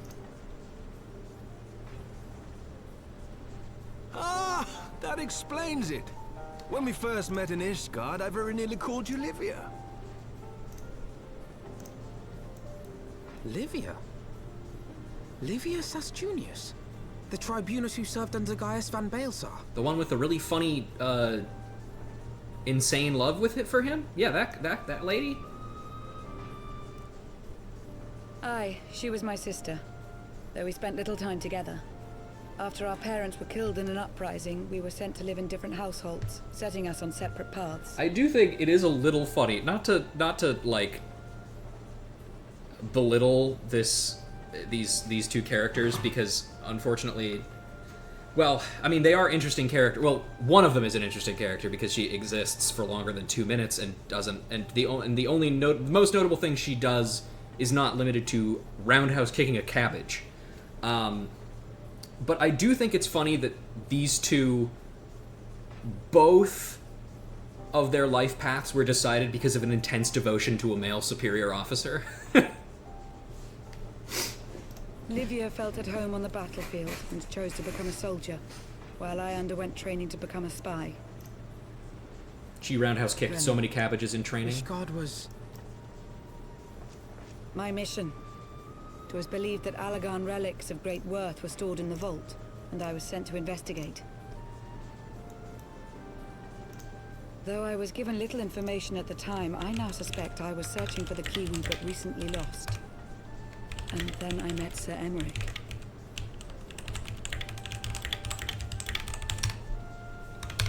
Chasing that D runs in the family, I guess.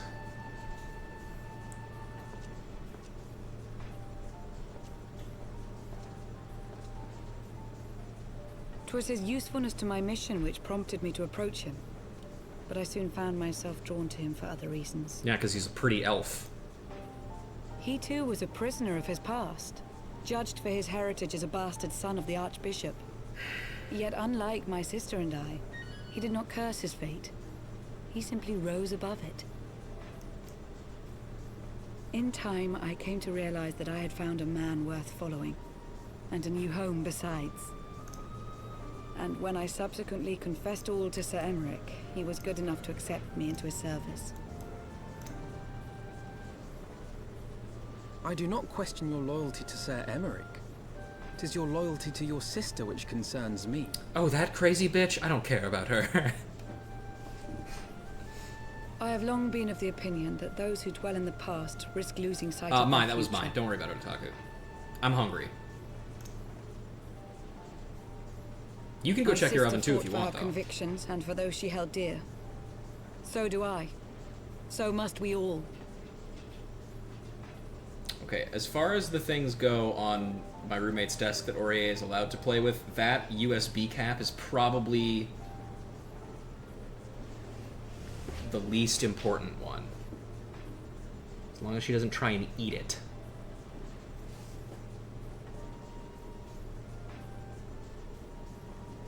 Sorry, I'm just kind of... Oh no, you've put it on the worst possible place, kiddo! Oh, that sucks for you. Anyway, sorry.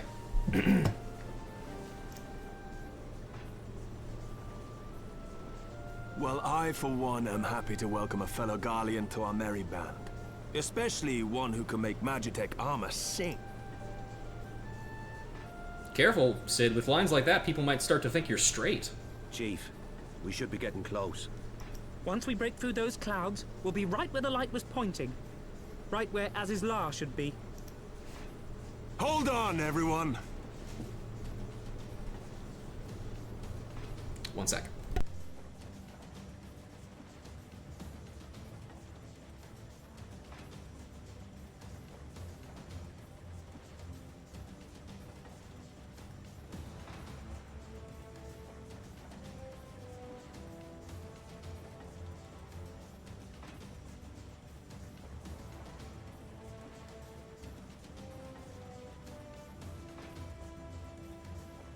Alright, the USB cap is no longer safe for her to play with. She was trying to eat it. Awesome.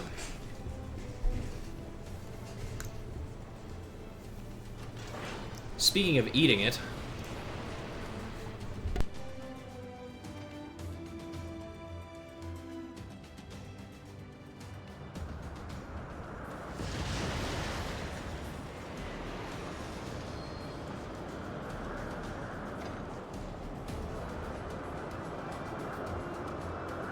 Look! I think that's it!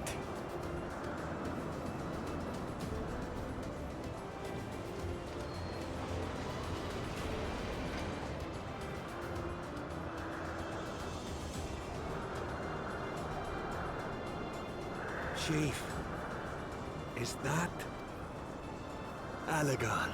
Aye. There's no mistaking their handiwork.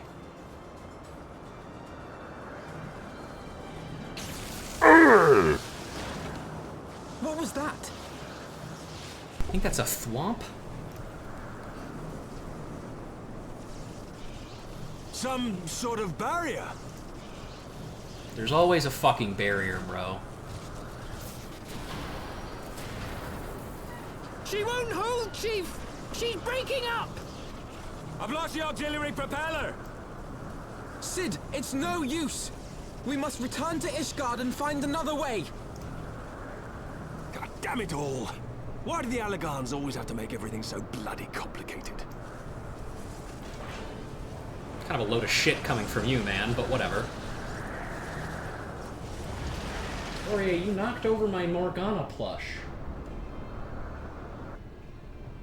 I mean, he annoys me too, but come on. Anyway. God, just thinking about all the repairs we'll have to do is giving me a bleeding headache. What could be out there that would warrant the personal attention of the Emperor himself? I wonder, does she have a name? Sid's piloting under pressure was a marvel to behold, and may I never have the opportunity to do so again. Sid said it was... Aurier said it was time for Morgana to go to bed. That's right. Might be time for me to shake out some more food for Aurier, because, do not want her to try and eat shit again. Ah! We barely finished the damaging incurred during our sky fishing trip. On the other hand, any landing you can walk away from, as they say. I can only presume the Soleil passed through the barrier unscathed. That would certainly explain why the Vanu called it a key. For every day I spend in the sky, it feels as though I spent a week on the ground. Probably, buddy. Did we get another title from that? Oh, we did. Wow. Well, we're gonna keep this one for a while yet. An engineering enterprise. Alpha Node appears relieved to be standing on solid ground once more. Assuming Sid is correct, and I have no reason to think that he is not, the Vanu's key is required to pass through the barrier protecting Aziz's Law. But even without it, we must find a way to reach the Isle. I shall have everyone convene at the seat of the Lord Commander, that we might discuss how best to proceed. As before, make yourself known to the guards when you arrive, and he will show you in.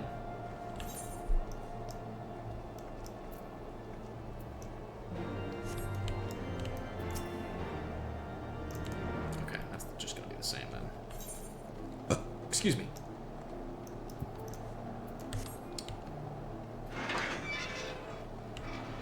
Give me just a moment, folks. I'm gonna go put some food in for myself. I will be right back.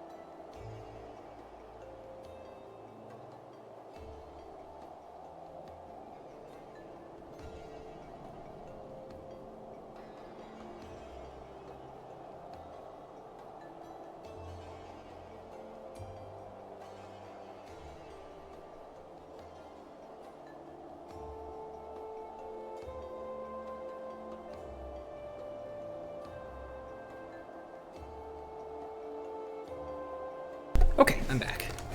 Sorry about that.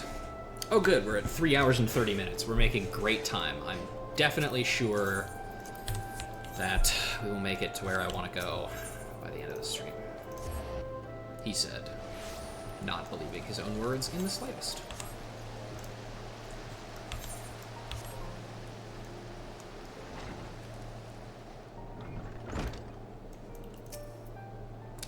Ah, you are returned. Sir Emmerich and the others await you within.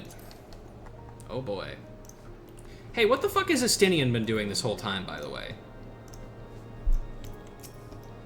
Welcome back, my friends, and pray forgive my earlier display. I grieve for my son still, and shall continue to do so, but I have been resolved to be strong. It is what he would have wanted.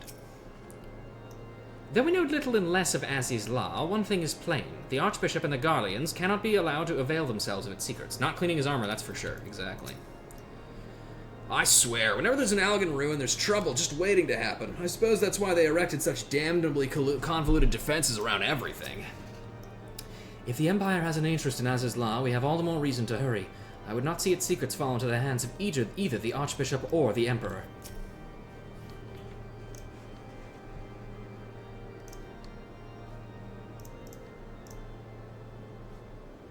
In summary, the Isle owes its lofty position to the industry of the Allegans.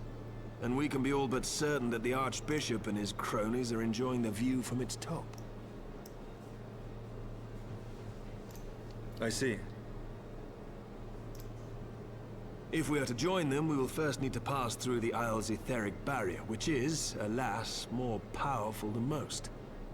Powerful enough to make a mess of a perfectly good airship at any rate. As far as I can gather, the barrier mechanism draws ether from the surrounding environment and polarizes its elemental aspect to produce what is, in effect, a wall of lightning. It seems plain that without the Vanu's key, any attempt to reach the Isle will end in failure. Alas, the key was careless enough to leave without us, and I don't think the Vanu keep a spare. Master Garland, based on your experience, is there no other way that we might breach the barrier? Well, in the past, we've beaten similar barriers by nullifying them with elemental converters. But the one we're up against this time dwarfs aught we've encountered before. The Enterprise simply isn't large enough to bear the requisite amount of crystals. I'm reminded of the quantity needed to nullify Leviathan's command of the sea. A veritable mountain of crystals that could only be borne by lashing two galleons together to form a twin vessel, scarcely able to propel itself, much less fly. That said, we're not without options. If it isn't feasible to nullify the barrier, we might try piercing it. How? Why did it zoom in on his face like that? We create a ram of condensed ether and mount it on my ship. There's just one problem. I don't have the faintest idea how to build one. It's going to take a true authority in the field, I reckon. Would that the Archons were still with us. But yesterday evening, I chanced to find Mistress Tataru in unusually high Do you ever need an spirits. excuse to zoom in on his face? Assuming I Yeah, understood her keeping his excited personal ramblings space correctly, intact, She maybe? has acquired a clue, pointing to the whereabouts of one such individual. Oh boy. An Archon? Truly? Ha! Fortune favors the righteous, eh? Well then, let's not waste any time. While you go and look for our missing friend, I'll work on modifying the Enterprise. Her hull will need reinforcing to bear the punishment, not to mention a mount for the ram. Just you wait, my pretty. By the time I'm finished, you'll be an airship reborn.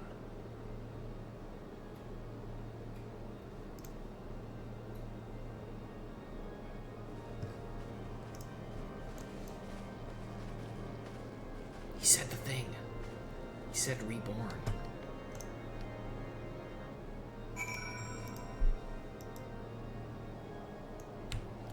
All right.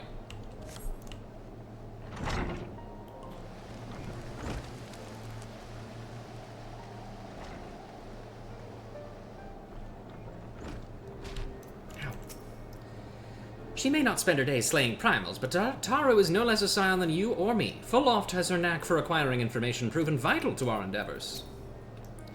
Welcome back, Rougeau. How goes the mission? Did you manage to catch up with the Archbishop and his cronies? Kind of.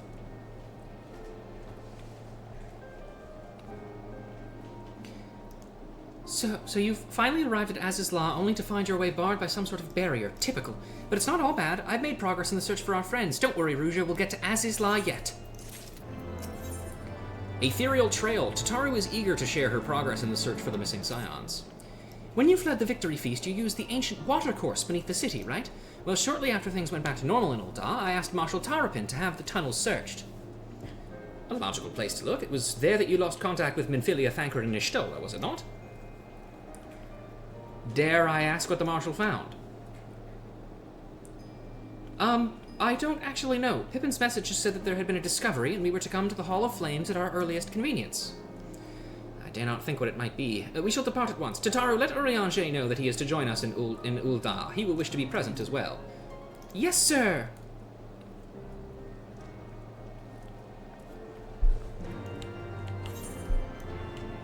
All right.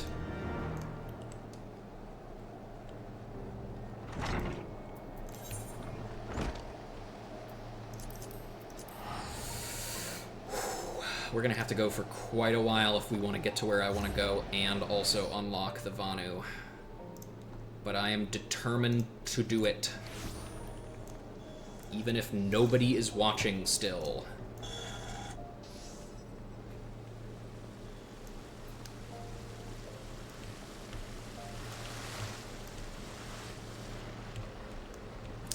Hi, Urianger. As thou art returned to us, wherefore might our comrades not be the same? Never shall I concede them lost till I have seen the proof of their passing. Well said, buddy.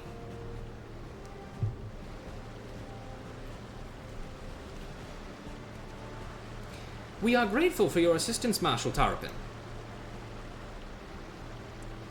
You saved her grace and father both. 'Tis the least I can do to repay you. Forgive my impatience, Marshal, but your missive mentioned a discovery. Yes, of course. As per your request, I had my men scour the waterways. Almost immediately we encountered difficulty. An entire section of the tunnel had collapsed. With the mineral concern's cooperation, however, we were able to remove the rubble, which yielded battered bodies of a dozen crystal braves. Go on.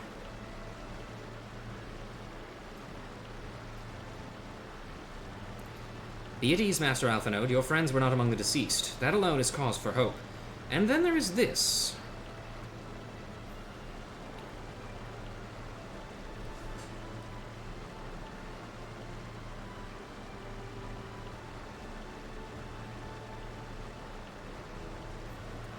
Y'shtola's wand!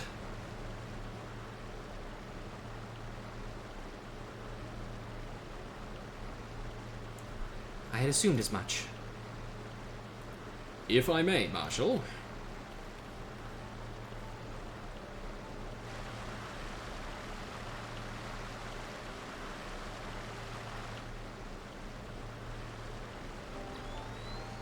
Oh my god, he's shooting lasers at it.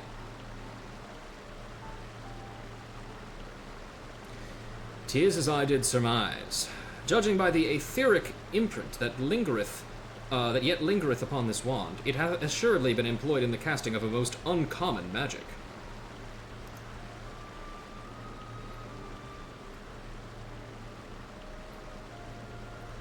Namely? "The very first man that did conceive to traverse great distances, and the ancient precursor to all method of travel that utilizes the life stream, flow. The spell entaileth the reduction of the corporeal form into its constituent ether, that the caster might enter the life stream and ride its currents thereby. Unlike the teleportation magics of modern times, it requireth not a lengthy incantation.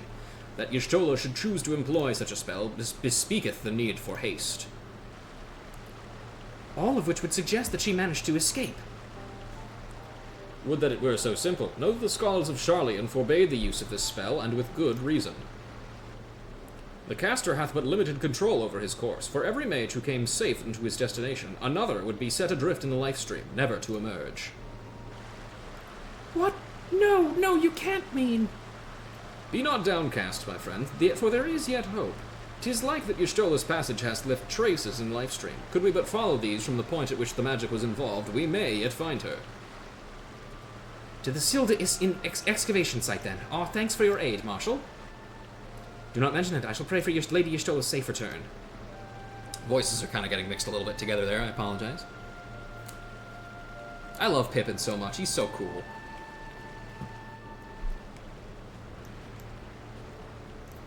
Thanks, Pipin. Would that I could be more assistance, but our nation's resources are stretched thin. Be that as it may, do not hesitate to contact me if there is aught I can do. Alright, off to the Silda excavation site.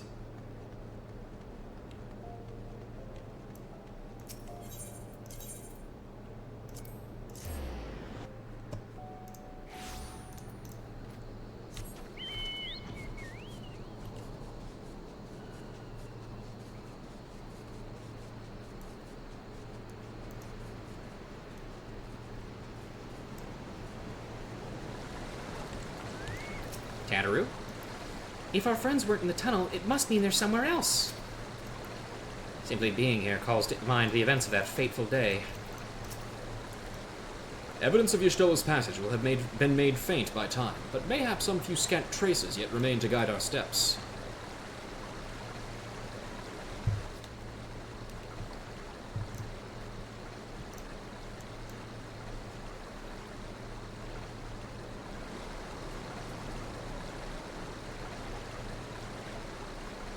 I love how they have to do that animation every single time. It's so funny.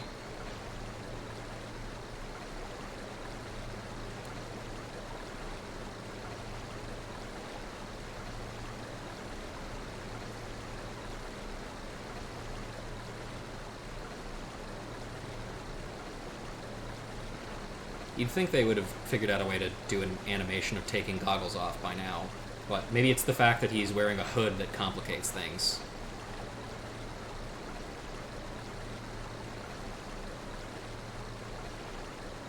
That's a mountain.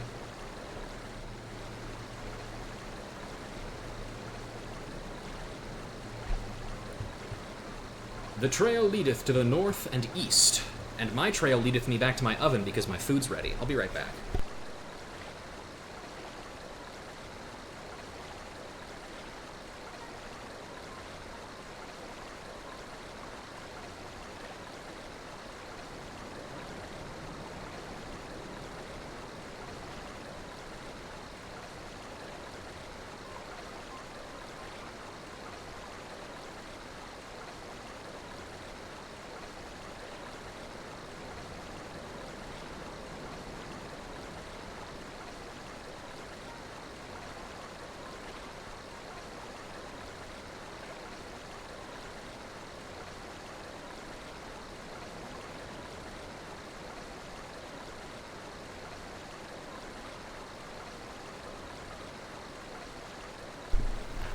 Alright, my trail has led me back to my seat with my food in my hands. Onto the bosom of the Twelveswood. Are you certain? Aye, there is no mistake. Thither hath Y'shtola journeyed. And yet the Gridanians have reported no sightings. We must take this as to mean she is still adrift. If it be so, I do fear for our friend. Contrary to its name, the Lifestream is more akin to a raging torrent. Linger overlong in the midst of this maelstrom, and the aether that formeth one's soul shall surely be scattered, ne'er to be reformed. We have no time to waste. Urianger, pray explore all possible options for reversing the effects of this forbidden magic. Ruja, Tataru, we three shall press on to Gridania and petition the Elder Seatseer's aid.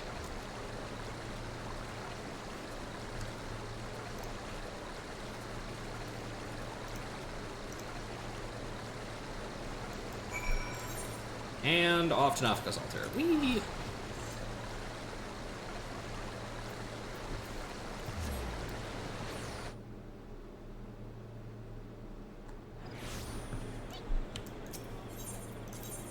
Doop-a-doop-a-doo.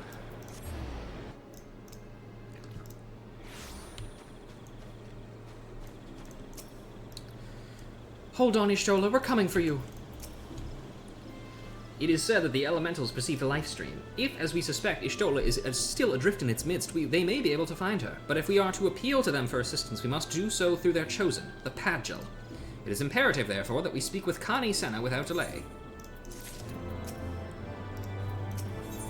Lost in the life stream. Alphinaud is eager to petition the Elder Seedseer's aid in rescuing Y'shtola.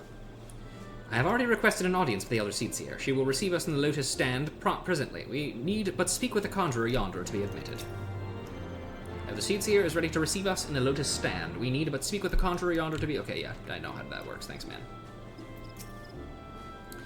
The Elder Seedseer awaits. Pray, follow me.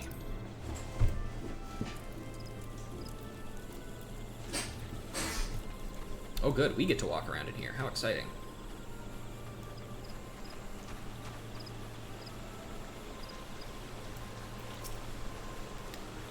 I always love how many guards Connie has. Be welcome, my friends, and speak freely. I gather your suit will admit no delay.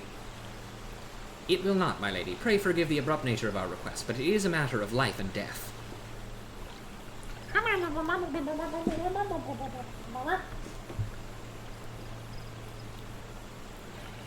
With a rubber chicken. Why with a rubber chicken? I see. As you say, we must needs act swiftly if we are to free Y'shtola from the ungentle pull of the life stream. As you have surmised, we cannot do this unaided. However...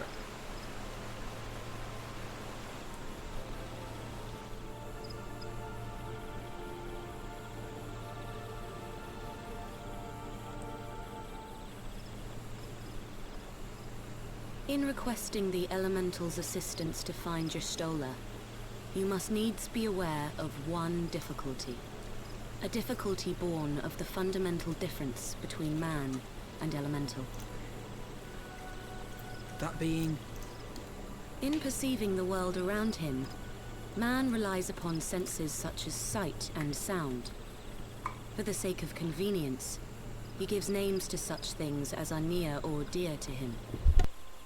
Being formed of pure ether, however, such concepts are foreign to the Elementals. Instead, they perceive by observing the ebb and flow of the energies of life. So profound a division cannot be bridged with simple discourse. The Elementals' voices stir not the air, and thus reach not our ears, while our words are but wind to them. Though we seers can commune with them through feelings, naught that we can impart will serve to aid them in identifying Y'shtola.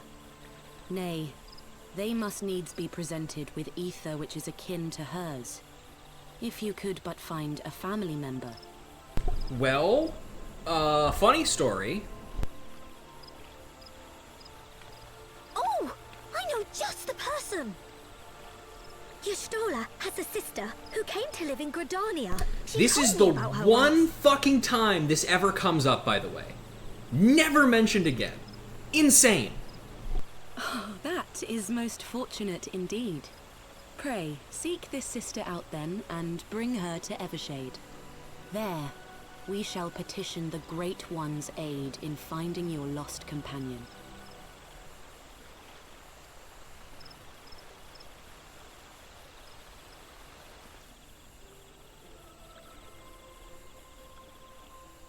Yes, so Y'shtola has a sister.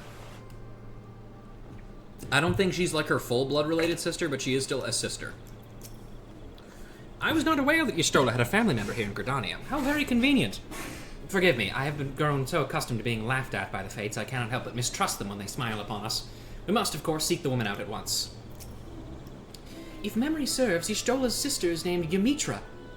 Oh, you know her, do you? Well then, that ought to make things easier. Anyway, she spends most of her time around Apkalu Falls, from what I recall. Let's look for her there. That's right, everybody. Our summoner trainer, and the person we've been getting summoner quests from this entire time, has been Y'shtola's sister the whole fucking time. Can you believe it? Crazy how these things work out, isn't it?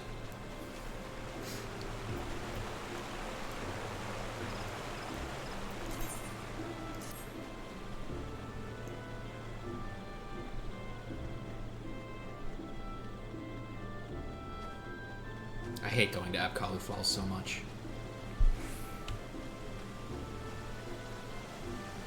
Hey, what's your deal? What's this? You're able to see me? That's amazing, Kupo. That we should meet thus surely could be no coincidence. And so, to mark this facial occasion, I should give you a gift of magical potion. Fantasia, it's called, and legend holds that it will allow you to alter your appearance. Oh, okay. I forgot that I hadn't picked this up on Rougia yet, but yeah, okay, sure. Fantasia, acquired, I guess. I've already used the Fantasia. The flavor is meant to be a little challenging, but it's a small price to pay to become a brand new you. Bottoms up, Kupo. Potion of trans your gender. I didn't know oh, I guess that makes sense that Fantasia's stack, but whatever. Hi, Yamitra. Been a while. So I'm not actually here about summoner training, that'll be later, but... Greetings, Rougia. What brings you here today? I see you have companions. Lady Yamitra, it is an honor to meet you. My name is Alphonode Levier, and this is Tataru Taru.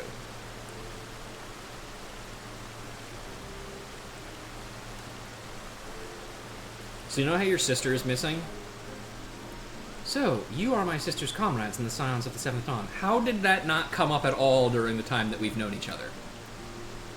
When I heard that your people were being pursued, I desperately sought to reach Stola, but all mine efforts were to no avail. Now I know why. A forbidden spell of all things. That she should be so reckless. But what's done is done. I thank you for bringing word to me. Needless to say, I should be glad to help. Though we were born of different mothers, our veins course with the same father's blood. I hope this will be enough for the elementals. Come, let us make for Evershade at once. Yeah, okay, yeah. So she's Y'shtola's half-sister. I think Y'shtola's a Sunseeker, which means that she... Yeah, there would have been a nun in the Y tribe, which is what she's from.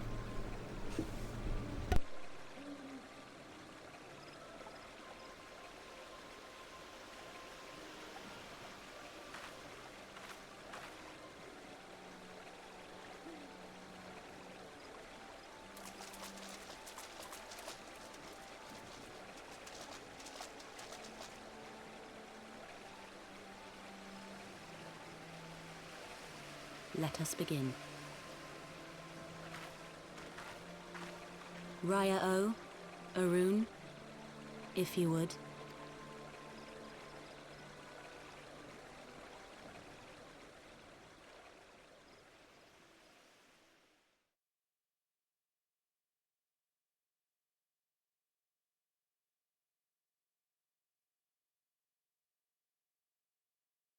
Hearken to me, O great ones. Pray give yourselves to the life stream, a drifting soul to find.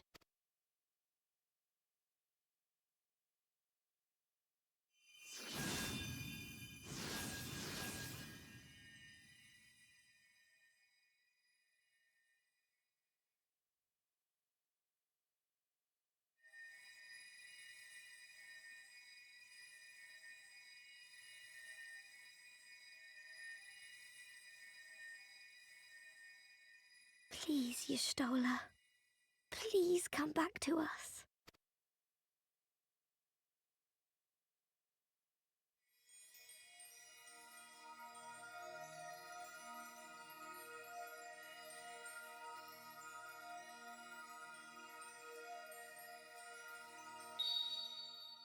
There.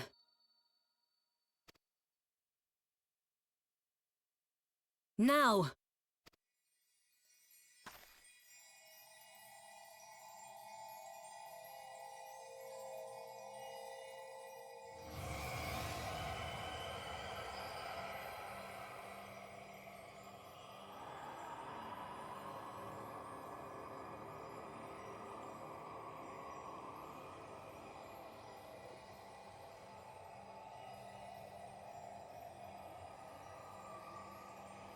You just summoned your mom.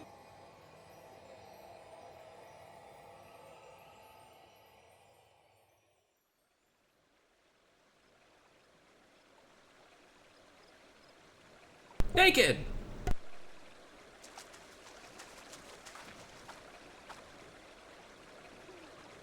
Hold on a fucking second. I saw for a split second there was a ribbon in the back of her model. Her model had fucking clothes on. You can't trick me, game. It was probably just the underwear, but come on.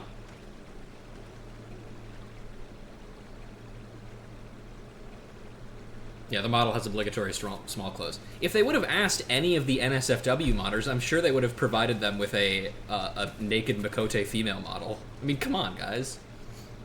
A room has been readied at the roost. Pray, bear her thither at once. I like that they put her in a cat burrito.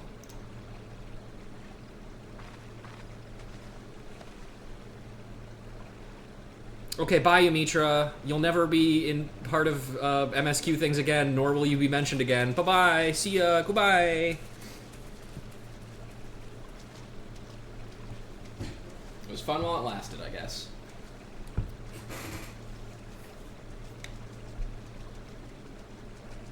All that remains is to pray, my friends.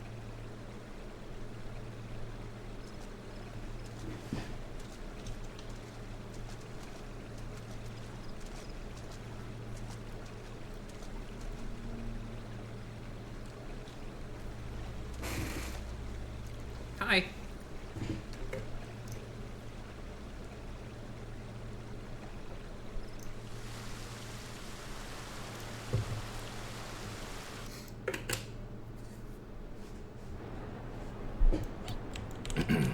Hi, Alphino.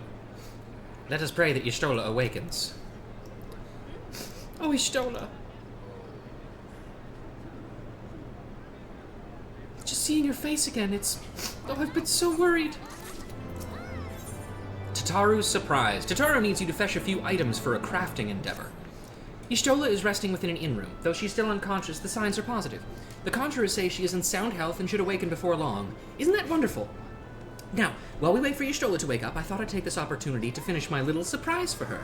It's something I've been working on for a while now in hopes that she'd one day return to us. It wants for just a couple more items before it's ready.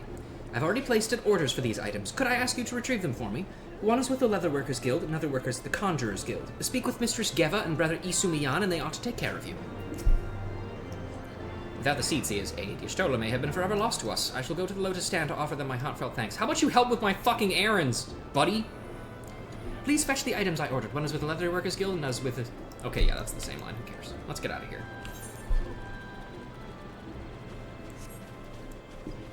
Alright, well, we got Y'shtola back.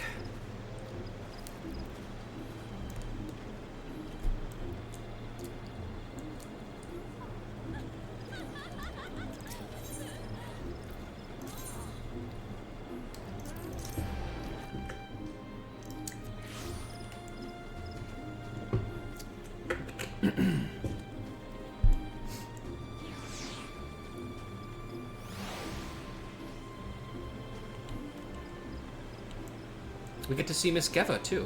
I always like to see Geva. Hello, Miss Geva. Well, if it isn't Ruja. Looking for some hides, Satan, mayhap?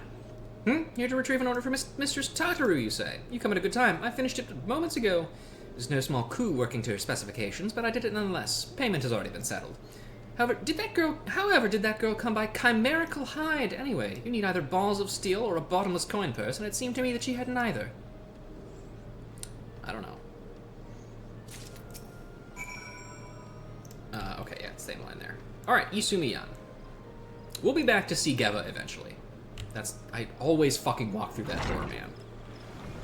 It's gonna happen every time.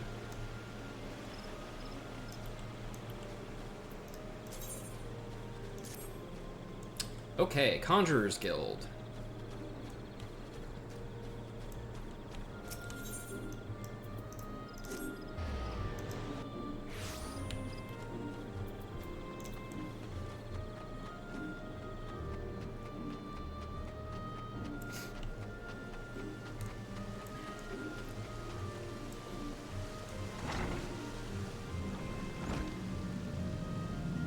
Hello, Isumi.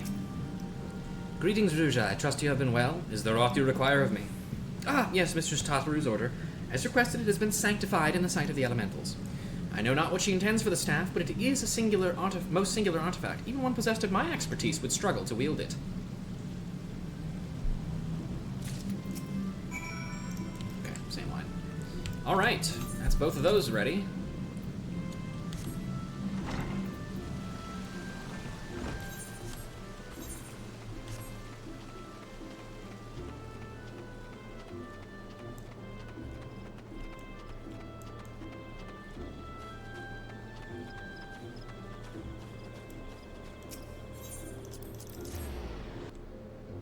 This is my special technique for getting to the Carline Canopy, by the way. I call it the airship technique.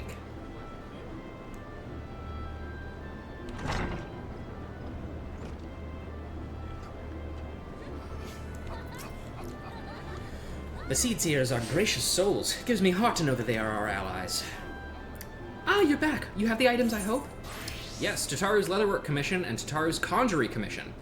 A leather bag containing an item prepared by the Leatherworkers Guild as per Tataru's request, and a cloth bag containing the item prepared by the Conjurers Guild as per Tataru's request. They changed the two words, or two parts of that sentence instead of just one to make it harder on me specifically. Ooh, it's precisely as I requested. A perfect match for the other pieces. Truly, Geva is a master among masters. And the staff completes the surprise. Thank you so much, Ruja. I can't wait to see what Y'shtola thinks of the surprise. Lest you wonder, she's doing very well, and the conjurers have left her in her sister's care. Let's go and pay them a visit, shall we? Oh, I guess Ymitra is not actually gone yet. Sorry, I jumped the gun.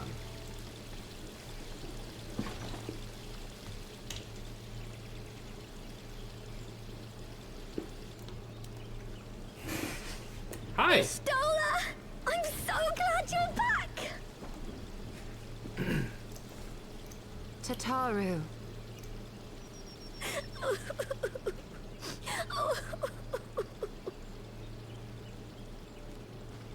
Aww. Hi! You are safe. Thank the 12.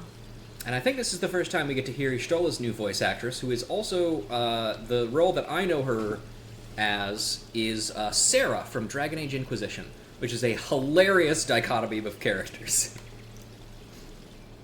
But is a very compelling reason that Y'shtola is a lesbian. Something has changed about you, Alphino. Or mayhaps the change is with me. I seem to sense the ether around me more keenly than before. I am pleased to see you well again.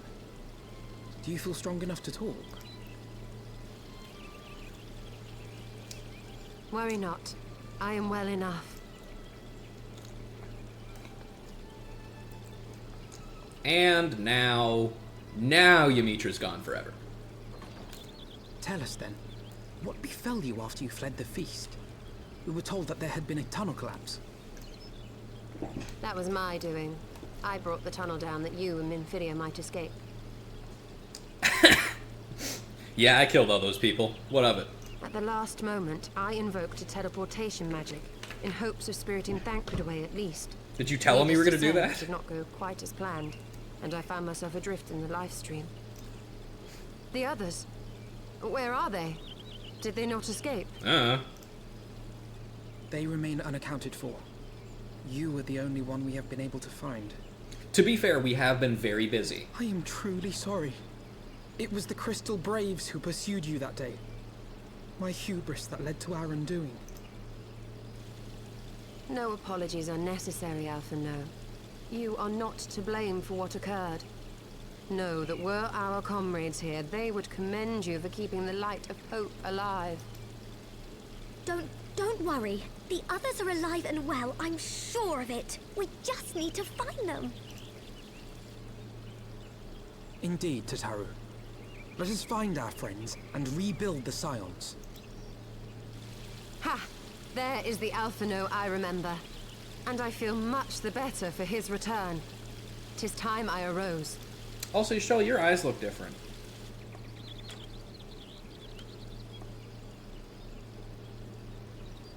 That reminds me. I have a change of clothes for you. I don't like to boast, but I made them myself. I learned how to weave while we're in Ishgard, you see.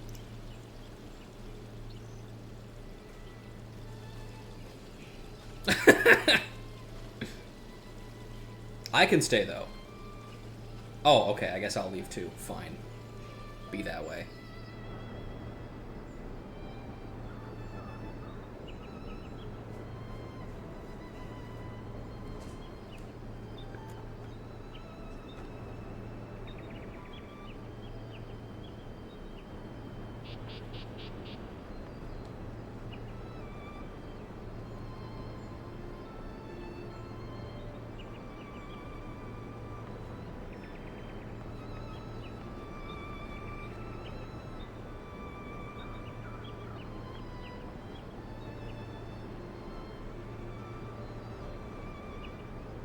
Tataru has apprised me of all that took place in the aftermath of the assassination plot.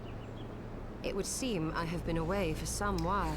Alright, I'm about to say something that many people may think is controversial, but it is a good thing about Heavensward, so you can't get mad at me. This is Y'shtola's best outfit. I'm sorry to say, the one that comes about in Shadowbringers is nice. It's thematic. It breaks away from the theme of the rest of the Scion's clothes very nicely. But also, unfortunately, it just doesn't look as good as this one. Sorry. Hate to say it. Sorry. It's just better. It's just better. It's just cooler. I think it would have been fine if she had kept the same outfit that she wore in Shadowbringers throughout Shadowbringers. But unfortunately, she should have changed back to her old outfit when she came back from Shadowbringers. So, just saying. I'll say this about Heavensward. Heavensward does bring about some of the best looks of the Scions. Yes, much and more happened during your absence. At present, we seek to follow the Archbishop to Azizlar. And you want for some manner of etheric ram to pierce the floating isle's protective barrier? Specifically, by the way, the part that I like the most, the shorts. There's something about the shorts that I think is great. I feel like it fits Y'shtola better. I like, again, the long, I love a long flowy skirt. They look fantastic. Like if you've ever seen Arcuade in Tsukihime, original Arcuade design, not remake Arcuade design where she has the shorter skirt. She has the nice kind of long skirt. Oh, it looks fantastic on her. But for Y'shtola as a character, I think the shorts work better. And also just like the capelet, you know? I just really like this look. We do. Might you be able to furnish us with one? Well, Alphinaud, I hate to tell you this, the etheric ram thing was something that Sid made up on the spot as like a way to describe something.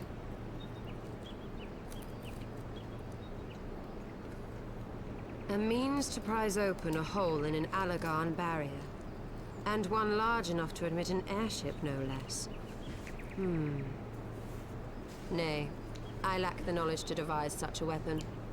ARR Y'shtola was wearing the Eorzen equivalent of a university hood and sweats. Yes, but ARR did give us the second best Y'shtola outfit. The mining outfit she wore for one scene. You remember that one? That one ruled.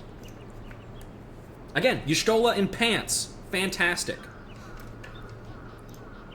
But I know of one who could.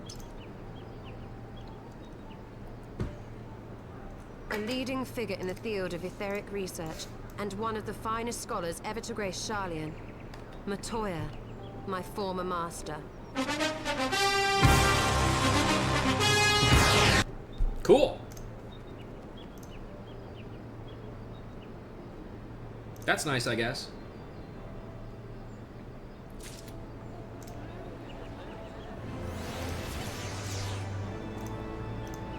But to prove my point, I need to, like, okay, I need to talk about women in pants real quick. I'm sorry. It's just a level 50 set? Yeah, but it looks good on her, okay? God. Okay. Let me see. Can I just do this? Fuck, I can't. Okay. Fine, I'll just save it. Wait, maybe I can do a browser source instead. Browser source. Sure.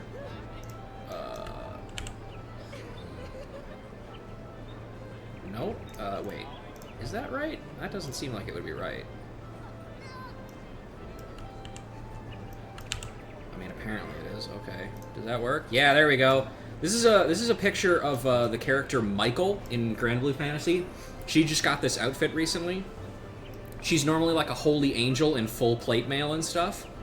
But it's kind of a skirt-like plate mail, you know? It's that kind of like knightly plate skirt thing. But pants Michael? Dude. Holy shit. Let's go pants. Anyway, sorry. Tangent. Matoya, the name rings strangely familiar. Y'shtola looks absolutely smashing in her new outfit, wouldn't you say? Absolutely, yeah. Look at her. Jeez.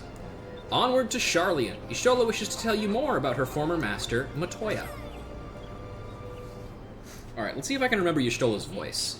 In my youth, I had the honor of studying under Matoya. In the field of aetheric research, she was without rival. I have no doubt that her knowledge will be of aid to our cause. The question is, will she share it with us? My master has ever been willful. The gods forbid anyone disagrees with her. When the Garlean Empire first marched upon Eorzea 15 years ago, the denizens of Sharlayan were summoned back to the motherland. However, Matoya refused to join the exodus. To this day, she lives a hermit's life on the fringes of the abandoned city. So it is to the Dravanian hinterlands that we must go, to the place of my birth. Though Alize and I were born in Sharlayan, our days there were short. We remained only until the exodus, and I have not returned since.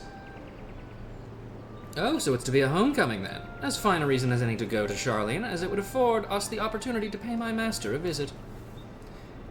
I believe you have mistaken our primary objective, Y'shtola. At any rate, the journey will take us through largely unknown territory. Let's just first return to Ishgard and make our preparations. Sure.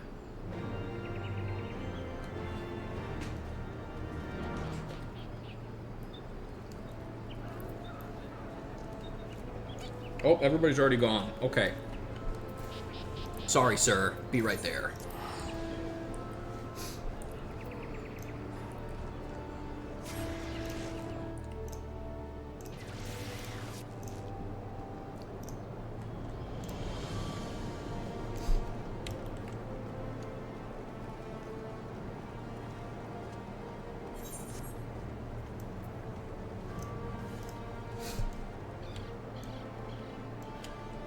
Tataru? We managed to find Y'shtola. Given time, I'm sure we'll be reunited with the others as well. So, this is the Holy See. I should like to linger a while and take in the sights, but it must wait until after our mission. Oh yeah? You want to linger and take in the sights, huh, Y'shtola? What an interesting turn of phrase! Anyway.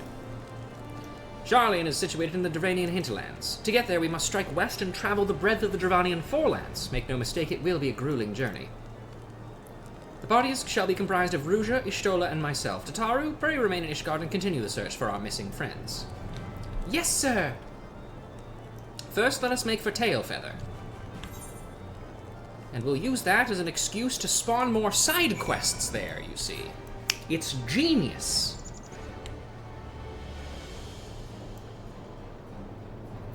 Fuck it, we'll just go to Tailfeather, whatever. Tailfeather!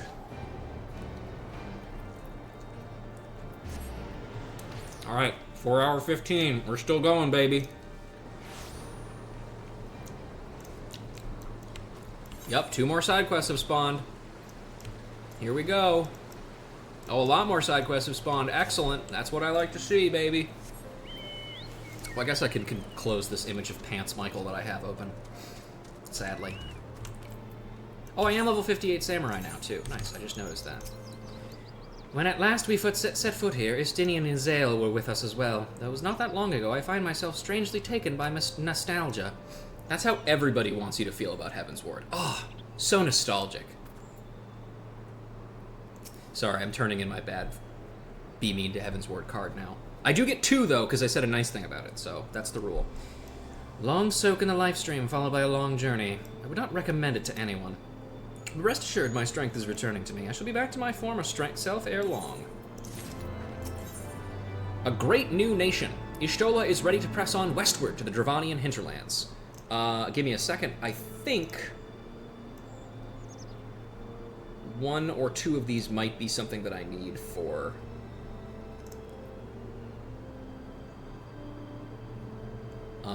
yes. The adamantite...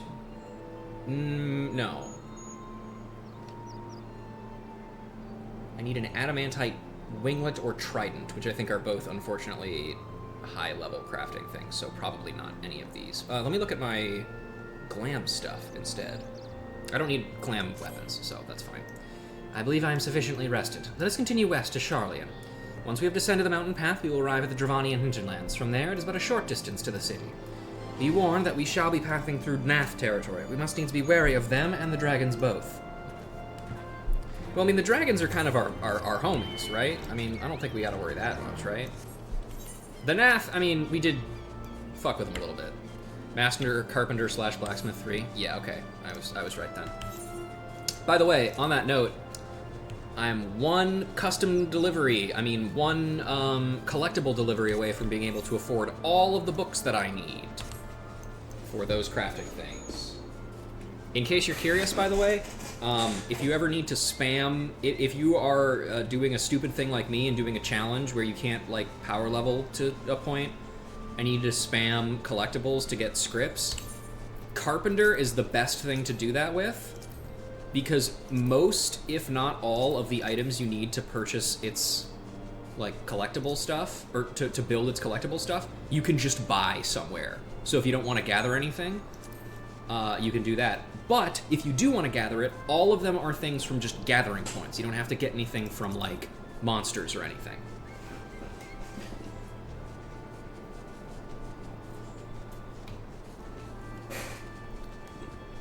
So that's cool. Alright, get our last taste of flying in, because we're going to be going back to not doing that for a little bit. Again. Here we go!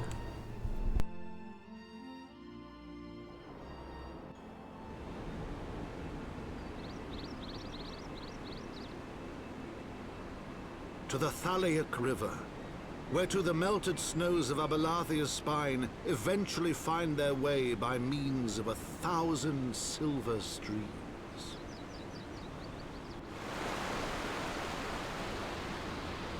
Whose waters have long nourished the Dravanian hinterlands, and so provided for a settlement of learned souls from across the northern seas. To the city of Sharlayan, that great seat of knowledge now abandoned by her keepers, they came.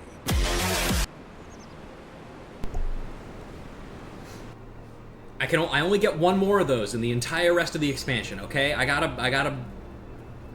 do it. You understand, probably. Maybe you don't. I don't care. Ow. Matoya dwells on the far side of the Thaliac River. Let us search for a crossing. Okay.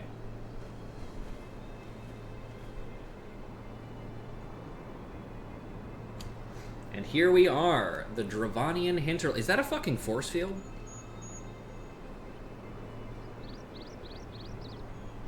What the hell was that? I'm sure that's nothing. Ah, welcome, my friends, to another really big fucking area with a horribly placed aetherite. In fact, you might notice there's no aetherite on this entire map. Isn't that cool? Isn't that great? Don't you love it when that happens? I love no aetherites whatsoever. It's so cool. I love Heavensward. Okay, I used my second one.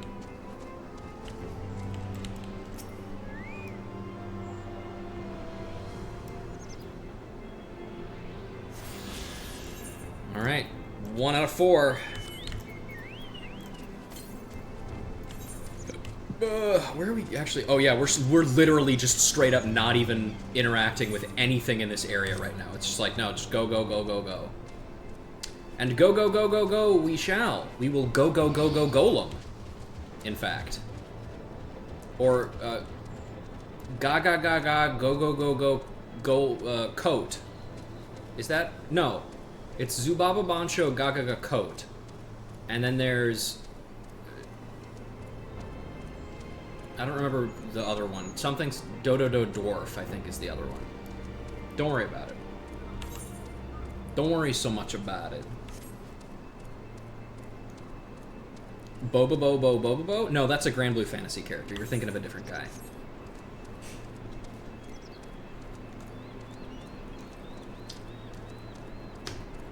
I'm thinking of the hilariously named Onomot cards in Yu-Gi-Oh! So named because they're Japanese onomatopoeia. which makes them incredibly annoying to, say what you will about Zexal, but Onomatopoeia deck is certainly memorable. Oh! I would say so, yeah. I think my biggest problem with Onomots and their design is, well, A, there's, like, not really any consistency to them whatsoever, like, at all, in terms of visual design. But also, you know, multiple of them are straight up just based on, like, look, it's Dark Magician again! It's like, okay, man. We've seen Dark Magician and we've seen Dark Magician Girl. It's like, what if we made Dark Magician Girl like a teen? Like a young teen girl and gave her, like, a cell phone? Tap clicks and back ricks. Hi, buddy. This watchguard post, an important place. We watchguard for nasty monsters and evil Illuminati.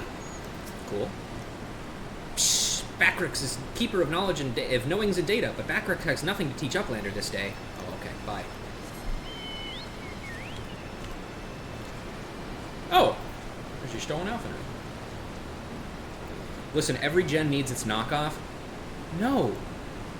But every gen has its knockoff. There's a Karibo every gen. We don't need a Dark Magician every gen. I'm sorry. I'm sick of him. But 15 years abandonment. Already Charlian has fallen to such disarray. Verily, a city is no more than its inhabitants. The bridge ahead has collapsed. I'm afraid we shan't be crossing here. But worry not, I know another way. See you the towering structure to the north. We should be able to cross there. Splendiferous! I'll collect Aether Currents later. Once again, we're very rapidly reaching the stopping point for stream. Once we get to this area, unlock it, and then that's where we're going to end MSQ, but then we're going to go double check and see if we can unlock the Vanu Vanu quests.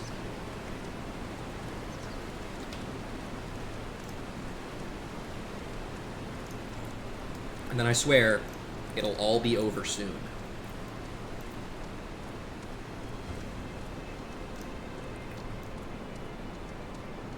We might reach, we might almost reach 5 hours with this one. And then I get to do another side quest stream after this. Oh boy. I'm so excited. Welcome to Idleshire. Idleshire. Who fucking knows what it's pronounced? I don't know. I don't know if anybody actually ever says it outright, so.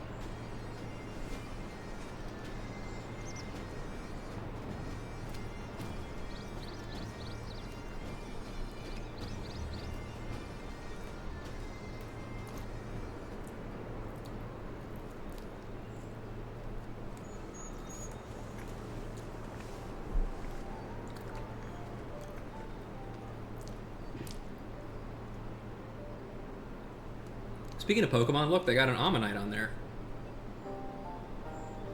Knowledge seeks no man. So says the motto of Charlian engraved upon yonder stone. The meaning is simple. It falls to us to seek enlightenment. During the 6th Astral Era, at the turn of the 13th century, men from the northern nation of Charlian journeyed across the seas to Eorzea in search of knowledge. Upon arriving on these shores, they established a camp for their scholarly endeavors. Over time, this camp grew into a settlement, and the settlement prospered, and so much so that it became to be counted among Eorzea's great city-states. Alas, these glory days are now but a fading memory. With her keepers lost to her, Charlian has become an empty husk of her former self. Really? How come there are goblins, then? Pshh! Uplander is mistaken. Charlian has new keepers, is on cusp of new age of glory. Goblins! Yay! Hey. Goblins! Here to plunder the city! Uplanders mistaken muchly. We are not thieves. This place is our home. Wow, they all nodded in unison. That was pretty good. Your home. When last I looked, it was mine and Alphinaud's. We were born here. Okay. So what, dickhead? When Uplanders abandoned city, Uplanders gave up claim. Born here or no, Uplanders are trespassers. Squatters' rights!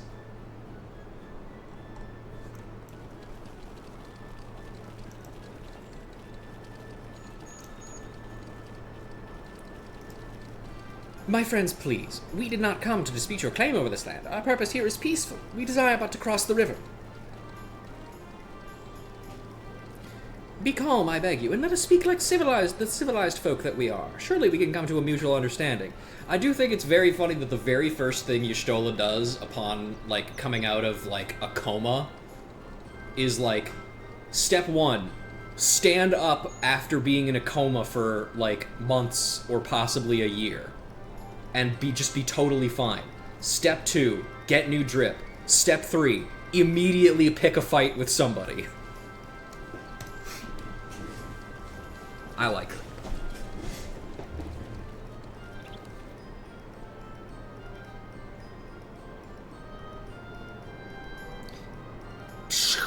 If that is the truth, then Uplanders are welcome here. Come with Slowfix. Slowfix will show Uplanders settlement.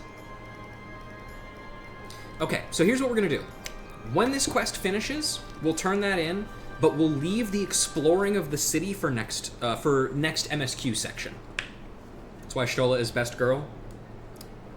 I do like Y'shtola a lot. She's not my favorite, and I understand why a lot of people don't like her and want her to die. Actually, I don't understand that part. I think you people are crazy for thinking that. But, I understand why people don't like her, and it's because she's mean to them sometimes, I guess, which, I don't know. I'm kind of into that, so, you know me. Anyway. From the Goblin's perspective, such a well-appointed city is certainly an attractive proposition. I suppose it's only to be expected that others would come and occupy Sharlayan. Nonetheless, it feels akin to having strangers take over your home in your absence. Well, you guys shouldn't have fucking left then. I don't know what to tell you. She's nice to me, at least. Yeah, true. Me too. Here is Heart of Settlement, name of Idleshire. I'm sorry, I don't know how to... I'm gonna pronounce it different every time.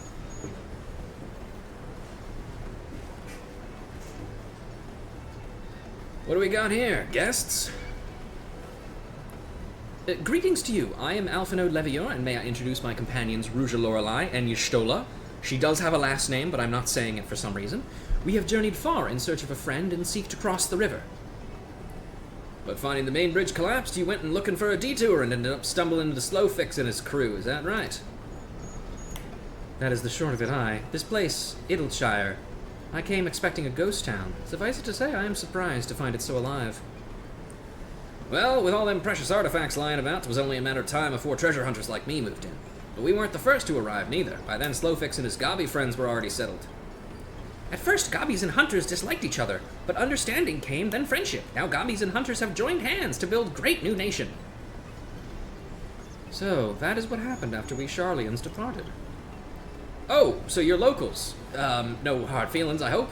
All these nice buildings, but no one to live in them. Felt like a waste, you know? We've been trying to put the place to rights, and things have been going well for the most part, but it ain't all smooth sailing. Not to sound ungrateful, but the traps your people left lying about are a bloody nuisance. And there's the Illuminati harrying us day in and night. Psst! Slowfix has bright idea. Uplanders desire mutual understanding, yes? Best way to understanding is helping one another. Help citizens of Idleshire, and Uplanders can be citizens too. Citizens are free to cross the river. Well, I am not aware of any quicker way to reach our destination. Let us assist Slowfix and his people. Poggers.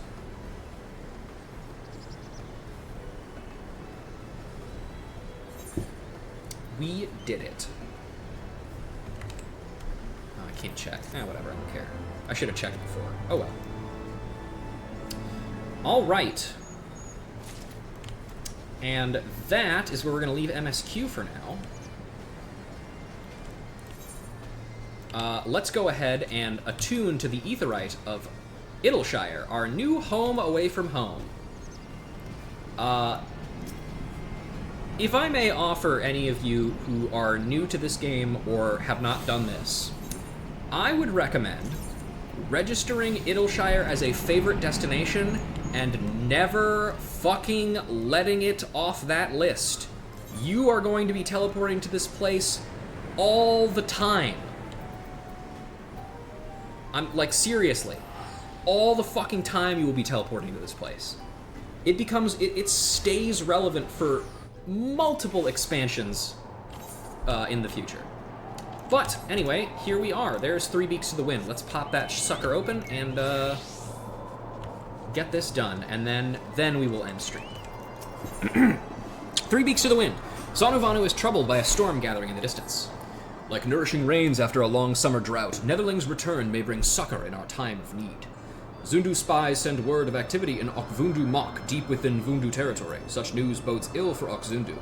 We would know more of this coming storm, but spies struggle to slip past watchful gazes of Vundu guards.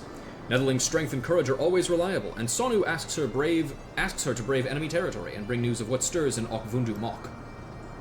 Okay. Once again, Netherling proves she is a stout ally of Zundu. Zephyr winds at your back, speed your way. Okvundu Mok floats far above Okzundu. Without wings like Sanua to soar through skies, Netherlings cannot even reach their gates. So your ass better have unlocked flying. Like Zephyr winds and blue skies, Netherlings are ever welcome in Okzundu. Okay. Alright, up we go.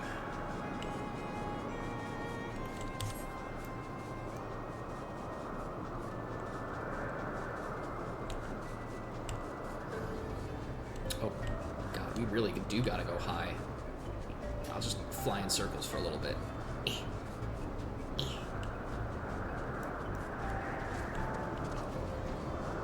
Wait, still higher? Good lord.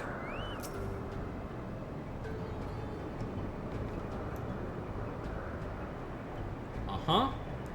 Yup. Mm-hmm. Yeah, looks like Sea of Clouds to me.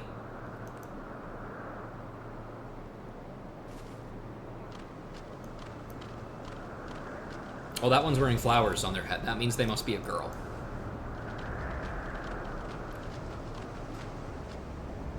There is nowhere to run. Traitorous Gundu, punishment is nigh. Oh, another letter has been introduced. Traitorous, we but seek freedom from the cruelty of Vundu. Nonsense, like Sanyu of Gundu live only to serve almighty Vundu. No more. Gundu cast off Vundu reigns. Gundu are free. Gundu are free. Stand back, Linu Valley. Munavanu teaches Vundu difference between Gundu and Sanua. Foolish Greybeak. Even clumsy Paisa laughs at your challenge as he tumbles into Cloud Sea. Such weaklings are not worthy foes. Cower before us.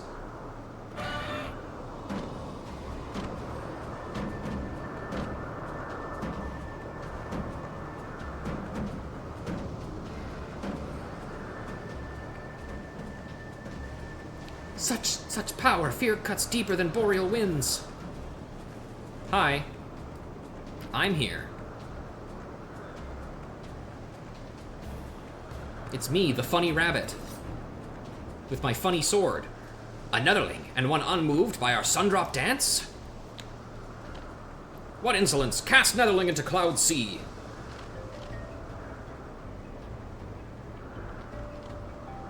One day I would love for one of these cutscenes to just, like, have cartoon fight sound effects and then it would just cut to them being dead on the floor. That would be funny. Die, Netherling! What if I don't want it?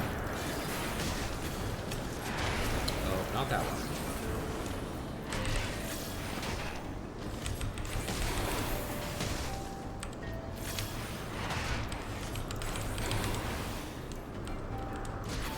Stop hitting me.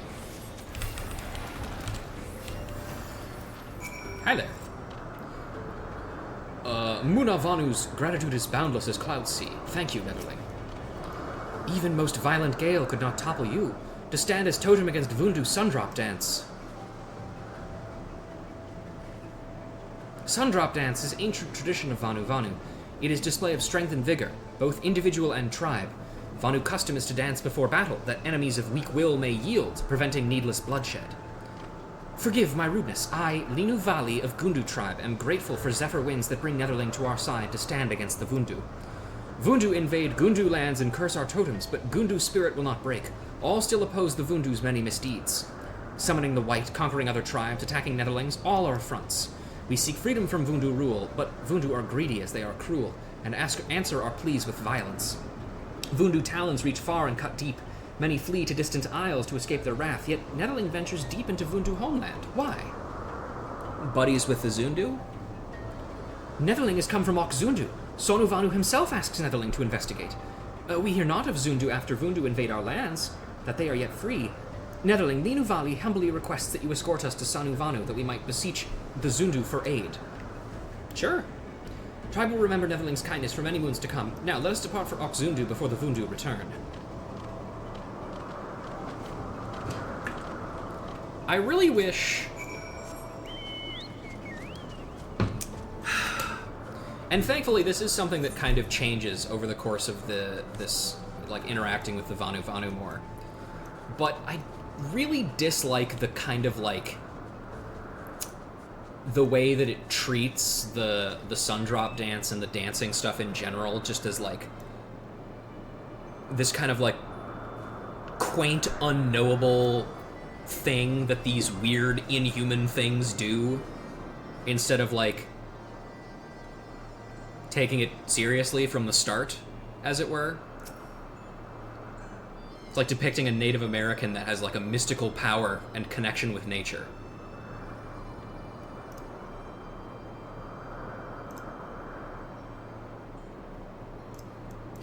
So, rumblings in Okvundu, not sign of impending storm, but Gundu uprising. And now the Gundu seek protection from their pursuers.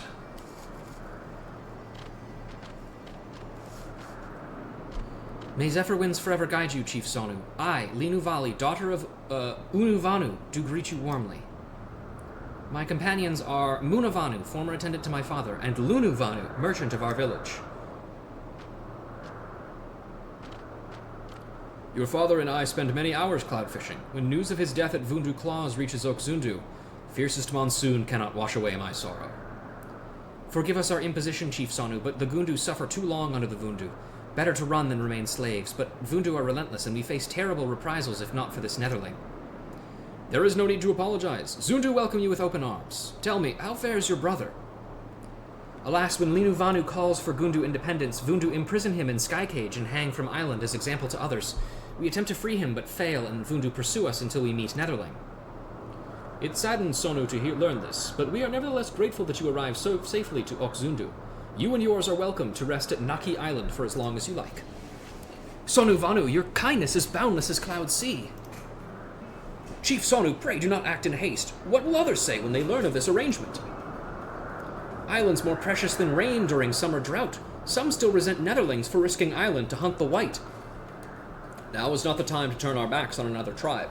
We must do all in our power to help, for the sake of Chief Unu and his people. Have we food to feed them? Wood to build them homes? How much must the Zundu sacrifice for these refugees? Hey man, go fuck yourself. I understand your concerns, but also go fuck yourself. The island is more than enough. Like seedling which takes root in rich soil and grows strong, so too will new Gundu settlement flourish on this great gift from the Zundu. Such a sight would surely fill Chief Unu with pride. Naki Island lies to the west of Okzundu. Go forth and build a new home for your people.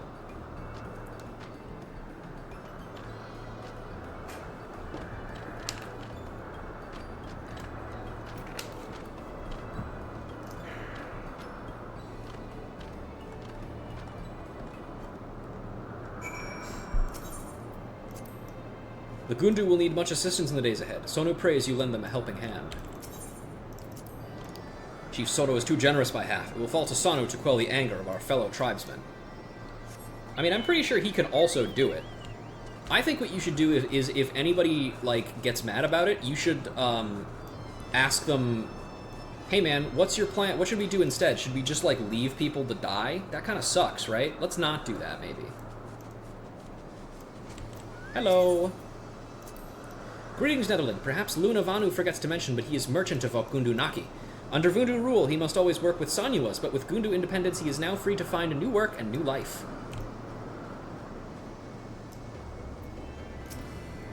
Netherling has thanks of whole Gundu tribe. Independence has long been our dream. With Netherling's help, our dream becomes reality. Linu Vali's fortune is great indeed to meet Netherling who defeats the white. And an island for the Gundu to start anew. The skies themselves could not grant such gifts. However, it seems no Vanu inhabit this island since before Linu Vani's hatchlings' days. Listen, sound you hear not rolling thunder, but incessant buzzing of midge swarms. Thunderstorm might even be more welcome than midges. One bite from midge and Vanu itch until feathers fall off, but midges have no taste for Netherling blood. Netherling must help before Midge is called sleepless nights for tribe. There, ride on wings of Sanua, and with its forceful breath drive the Midge clouds from the trees. Okay, sure thing. Wow. Imagine you're just like a bug minding your own fucking business one day, and then a weird lizard with wings comes up and blasts a thing of wind at you, and you just fucking explode. Wouldn't that be fucked up? I think that would be pretty fucked up. Oop. The midges hum no longer. But even so, doubt still remains. Although Linu makes promises of building new home for tribe, the uncertainty of the road ahead fills her with doubt. Linu Vali is nothing but delicate hen, with arms thin as branches and legs dainty as a gallicat's. Really? It is true, Netherling, just look. One day, Linu hopes to become strong enough to send the mightiest Vanu running in fear. But like rain in monsoon season, change comes fast and without warning. Linu possesses not the courage to lead. Make no mistake, none are more loyal than Munavanu and Lunavanu, but their feathers are old and grey. Linu cannot ask them to shoulder so heavy a burden. Without brother and the many still under Vundu rule, Linu knows not which path to take. But in the black of night, a beacon of light guides us. Linu speaks of you, Netherling. Please, work with us to help build a new home for Gundu. Do so, and Netherling lives on for generations of Gundu storytellers. Alas, Netherling must return to her tribe. Like towering totem pole, Netherling supports Gundu. 1,000 thanks, Netherling. Your words clear the fog of doubt from Linu's heart. This is worthy of celebration. Celebration of the mighty Netherling. Linu Vanu is embarrassed to ask, but what is Netherling's name? I'm Ruja. Hi, nice to meet you. Ruja Lorelei. Such an odd-sounding name. Do all members of the Netherling's tribe call themselves Lorelei? Speaking of names, New Gundu village must have one worthy of Grand Vanu settlement. Naki is ancient Vanu word for winds blowing from west, and is also the name of this island. To honor tribe of Gundu, village names is Ok Gundu Naki. The village has a name, and there is nothing left now but to begin building it. Ruja, speak to Munu Vanu to learn what we need.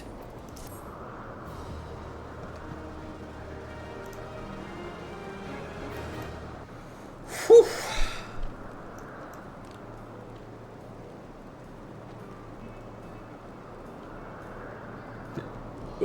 Excuse me.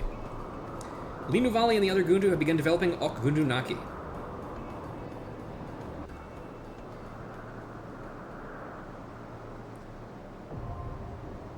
And now we have unlocked the Vanu. We've unlocked the Gundu. Let's look at our reputation really quick. 150. God damn it! That means I have to do more quests today. Fuck! I thought we were done. Ah, it's fine. Ruja, may Zephyr winds always blow at your back. What brings her to Ok Gundu Naki? Tell me about yourself. Do all Netherlings have such short memories? Ruja speaks with Linu Vali of the Gundu tribe. The Vundu demand mindless obedience from all Gundu, but chase us out when brother shares wishes for independence. If not for Ruja's help, we would be hanging from sky cages over Cloud Sea. The Zundu kindly let us take safe haven on this island.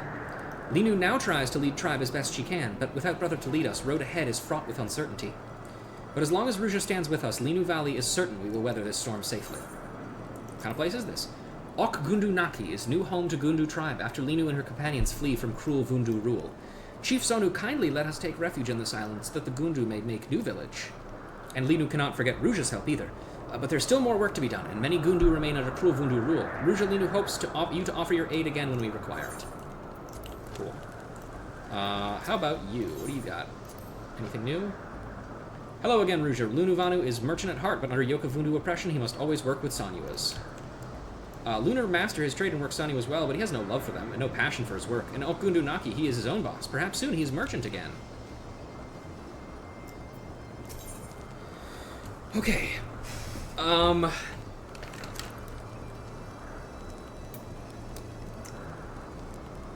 jeez. Okay, here's what we're gonna do. Normally what I would do is I would take the time to take screenshots of all of these quests. But I don't have the time to do that right now. So we're just gonna rush through these to do the rank up. And then that's where we're gonna end.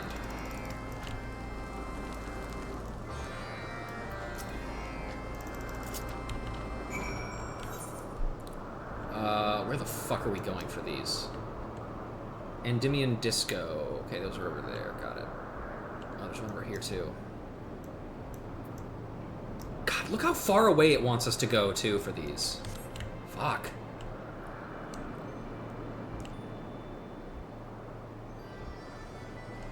I might have talked about how I kind of dislike the Moogle quests because like they're so long and there's so many of them. But I gotta say, I think the Vundu are much worse, unfortunately. They simply like there's just the Sea of Clouds is just so big. For no reason.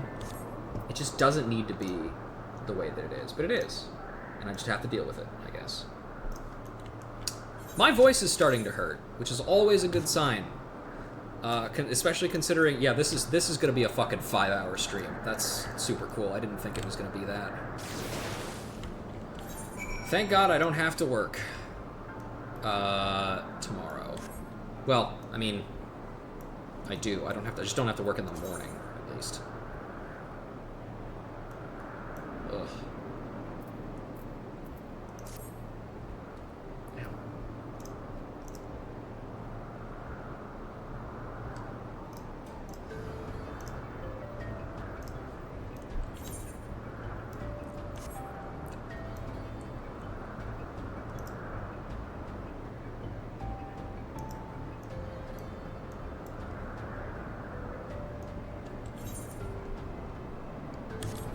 And these, we have to steal stuff from the, whatever they're called, the Gundu.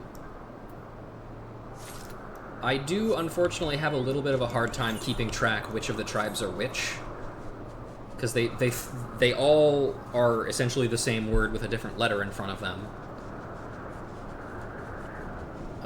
Which results in them being thrown together in the same sentence a lot, which causes confusion. Yeah, whatever, dickhead.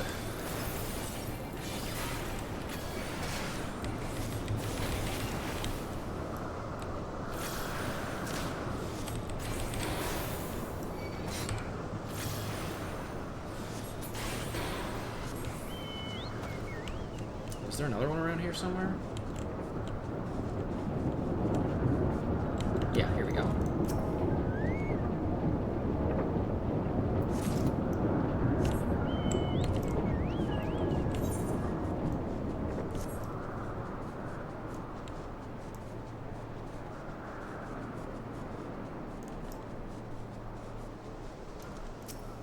You can definitely tell that the,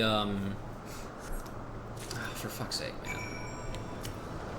You can definitely tell that the, Vath tribe was added after the, Vanu quest was, because, it doesn't start at 150 rep and it doesn't go up by 50 every time. Oddly, though, the Moogles, which were added after the Vath, does do that for some reason. Why? I don't know. Who knows?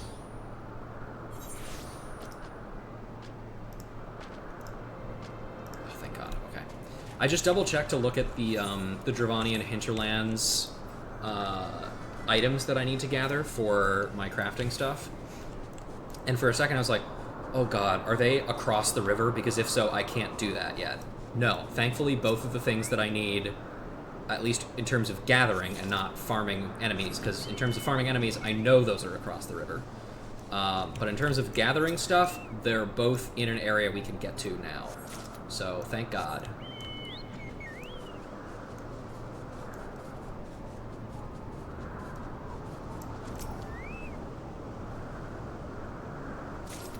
Cat's Foot. Oh, right, of course. There's still more stuff to do for some reason.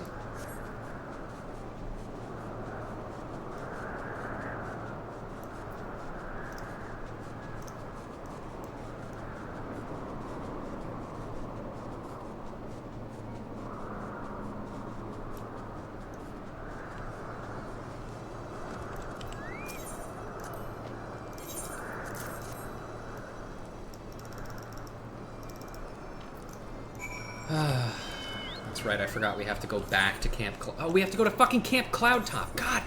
Come on! Sorry. It's fine. I'm not mad. I'm furious, actually.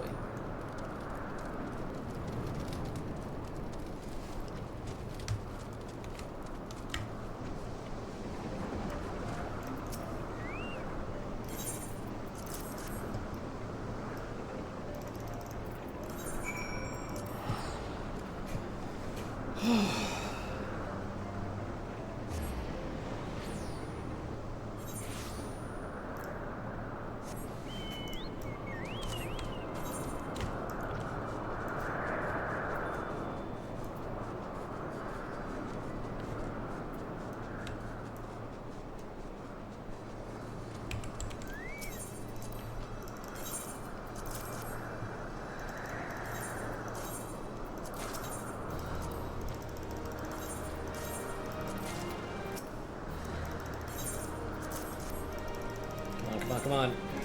Okay, there we go. Fuck. Okay. A tribal reunion. Linu Vanu has heard a rumor and looks eager to share it with you. As the rising sun does each morning, Rouge's arrival brings a smile to Linu's face. Soon I depart to Old Home, Gundu, and Netherling support would be most welcome. Rumors of Vanu who still live among the villages remain spread like seeds in the wind. Linu thinks it might be fellow Gundu. Linu cannot leave members of tribe to mercy of Vundu. Time is of the essence. We must find the lost Vanu before they do. Rouge's skills for finding lost things is renowned, and Linu Vali asks her to aid in search. Much time passes since Gundu flee from village, and Linu doubts that Vundu still search in large numbers. Linu Vali waits at entrance to Gundu. May Zephyr winds bring Rouge there safely.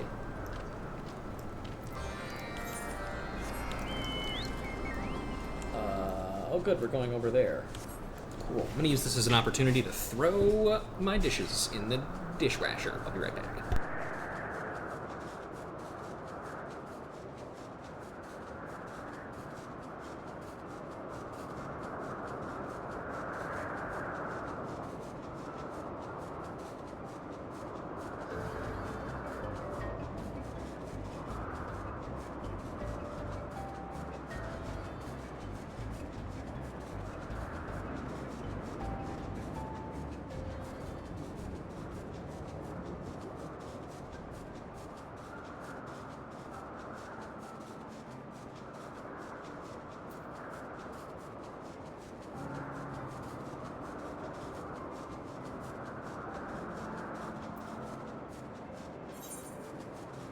Okay, back.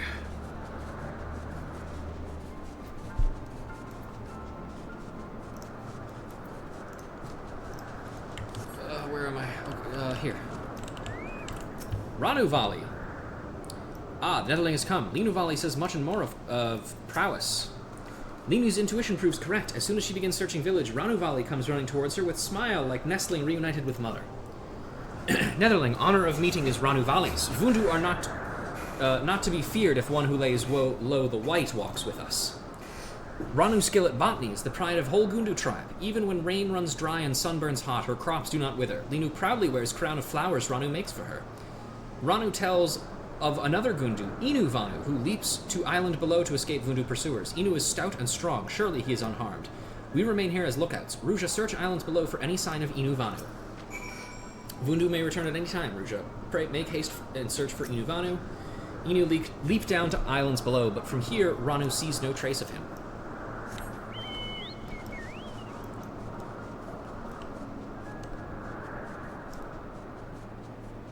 Hey, buddy. Netherling. Inu Vanu knows not what to make of this.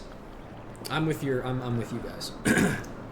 Oh, a final random Transformers fact to round out the night? That's right. I did say it was related to the last one. So, remember how I was talking about how Tarantulas climbed inside that guy's head to make him think he was crazy?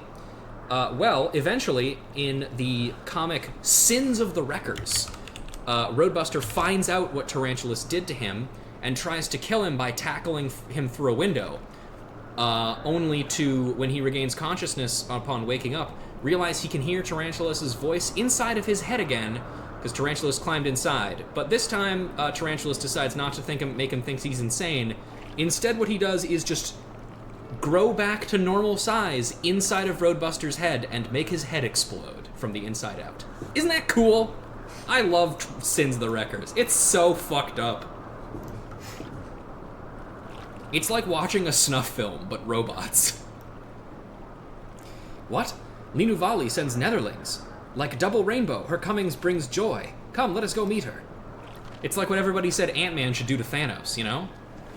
Except it's a head instead of a butthole. Still probably would have worked.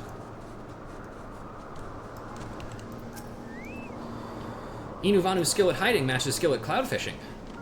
Linuvali tells much of Netherling's great feats. To have one who fells the white by our side. Next time, Inu invites her for cloud fishing. I haven't unlocked that skill yet.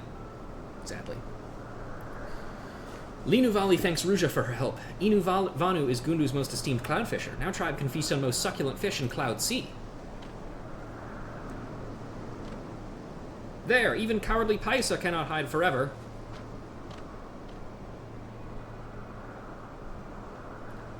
These Vanu are Gundu? Like trained Sanua, you were at the Vundu's every beck and call. Only cowards follow so blindly.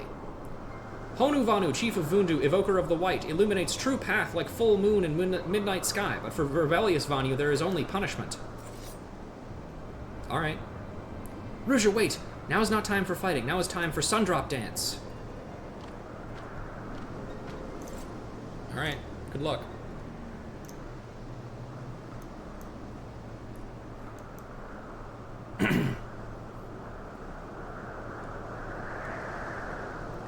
Ha ha ha, skies weep in embarrassment at pathetic dance. Even unpainted totem pole presents more fearsome display. Behold, a dance of true might.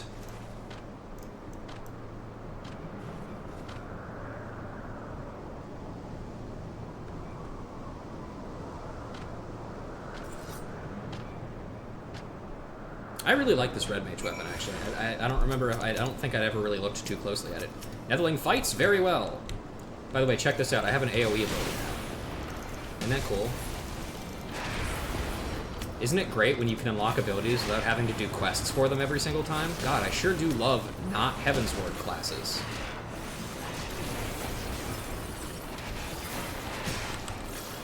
These guys are kind of kicking the shit out of me, I will admit. But I'm cool. Our former friends look at us as enemies. Too many accept Vundu rule without thought, without question. Although they are now no better than Vundu puppets, to see friends turn against us troubles Inu greatly. Linu owes Ruja many apologies. Once she dances with ferocity of summer squall, but now, remembering vicious Vundu attack on village fills Linu with fear, leaving her unable to dance as before. Linu once takes pride in Sundrop Dance, but now her pride is gone, and she feels as a newborn hatchling shivering in the cold without its mother's body for warmth. But we are safe, that we are safe is a blessing at least. Let us return to Okzundu. Sonu Vanu will be eager to meet Okgundu Naki's new residents. Okay, now we talk to the chief again, I guess.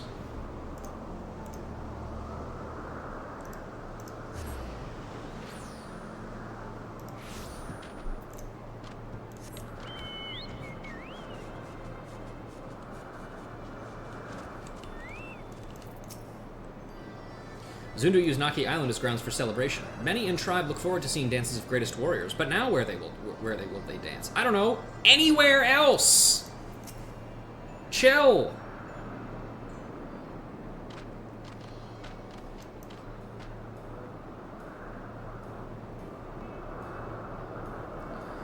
Chief Sonu, Linu Vali introduces Ranu Vali, one of Gundu's most skilled botanists, and Inu Vanu, one of our tribe's eminent cloud fishers.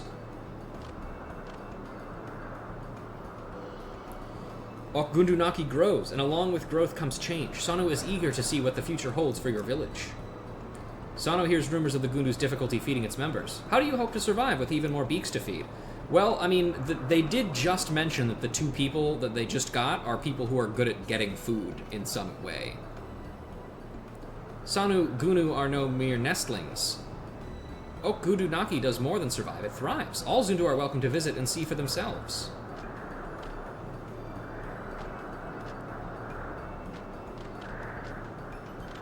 This guy is such a downer.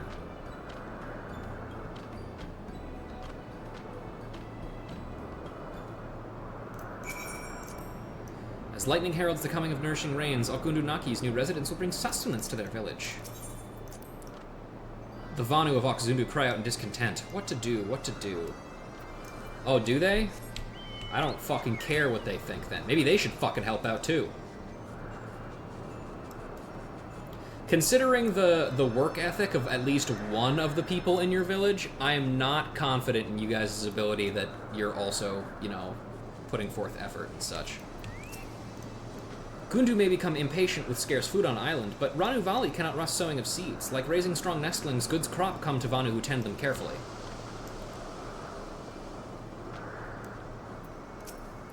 When Inu Vanu thinks about all the tasty cloudfish he can catch, his stomach begins to growl like distant thunder. Maybe he should have a snack so he does not scare away the fish.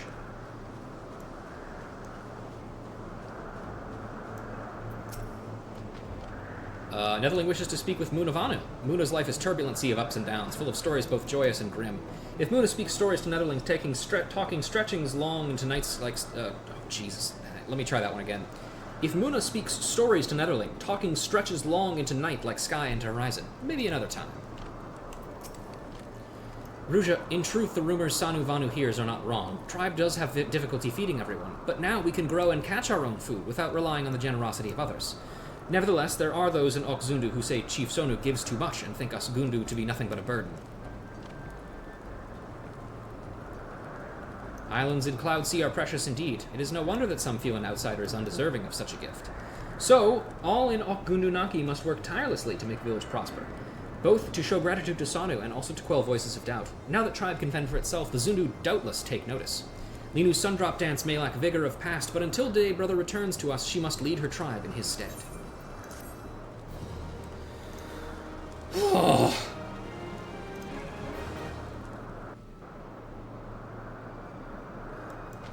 Damn, that shit grew fast, actually. That was not there before. Ranu Valley and Inu Vanu take up residence in Okgundu Naki. Increases the village food stores. Wonderful.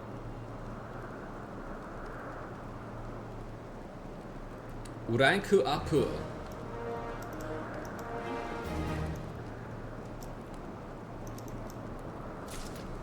Whoopee. Fuck. Okay. Nope, that's the same. Let me double check with you just to make sure.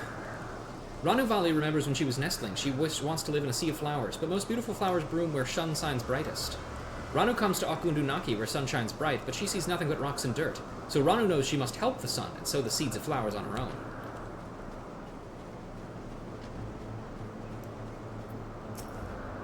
Under Vundu rule, even if Inu Vanu catches plump cloudfish, Vundu grab for themselves. Gundu only allowed to eat meager ones from bottom of fishing basket, but now Inu Vanu is free to take whatever fish Zephyr winds bring to him.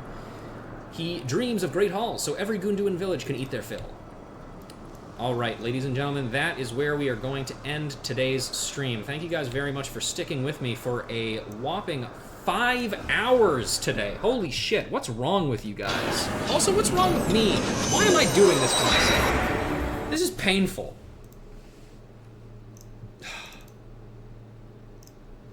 But I suppose the point is so that people appreciate the good parts of this game and give them a way to skip, potentially, the parts of this game that are less fun. It's all a build-up to starting a new game. That's right, a much better expansion than Heavensward. Sorry. Anyway, that's going to do it for me today. Thank you guys for joining me, and so soon after the holidays as well. Next stream, probably going to be the 29th, I think. And that's when we're going to be starting a new game to replace Overlord 2. If you're curious about what that's going to be, go ahead and pop over to the Discord, and you might see some hints in the next the next couple of days. So, yeah, I'll see you guys later.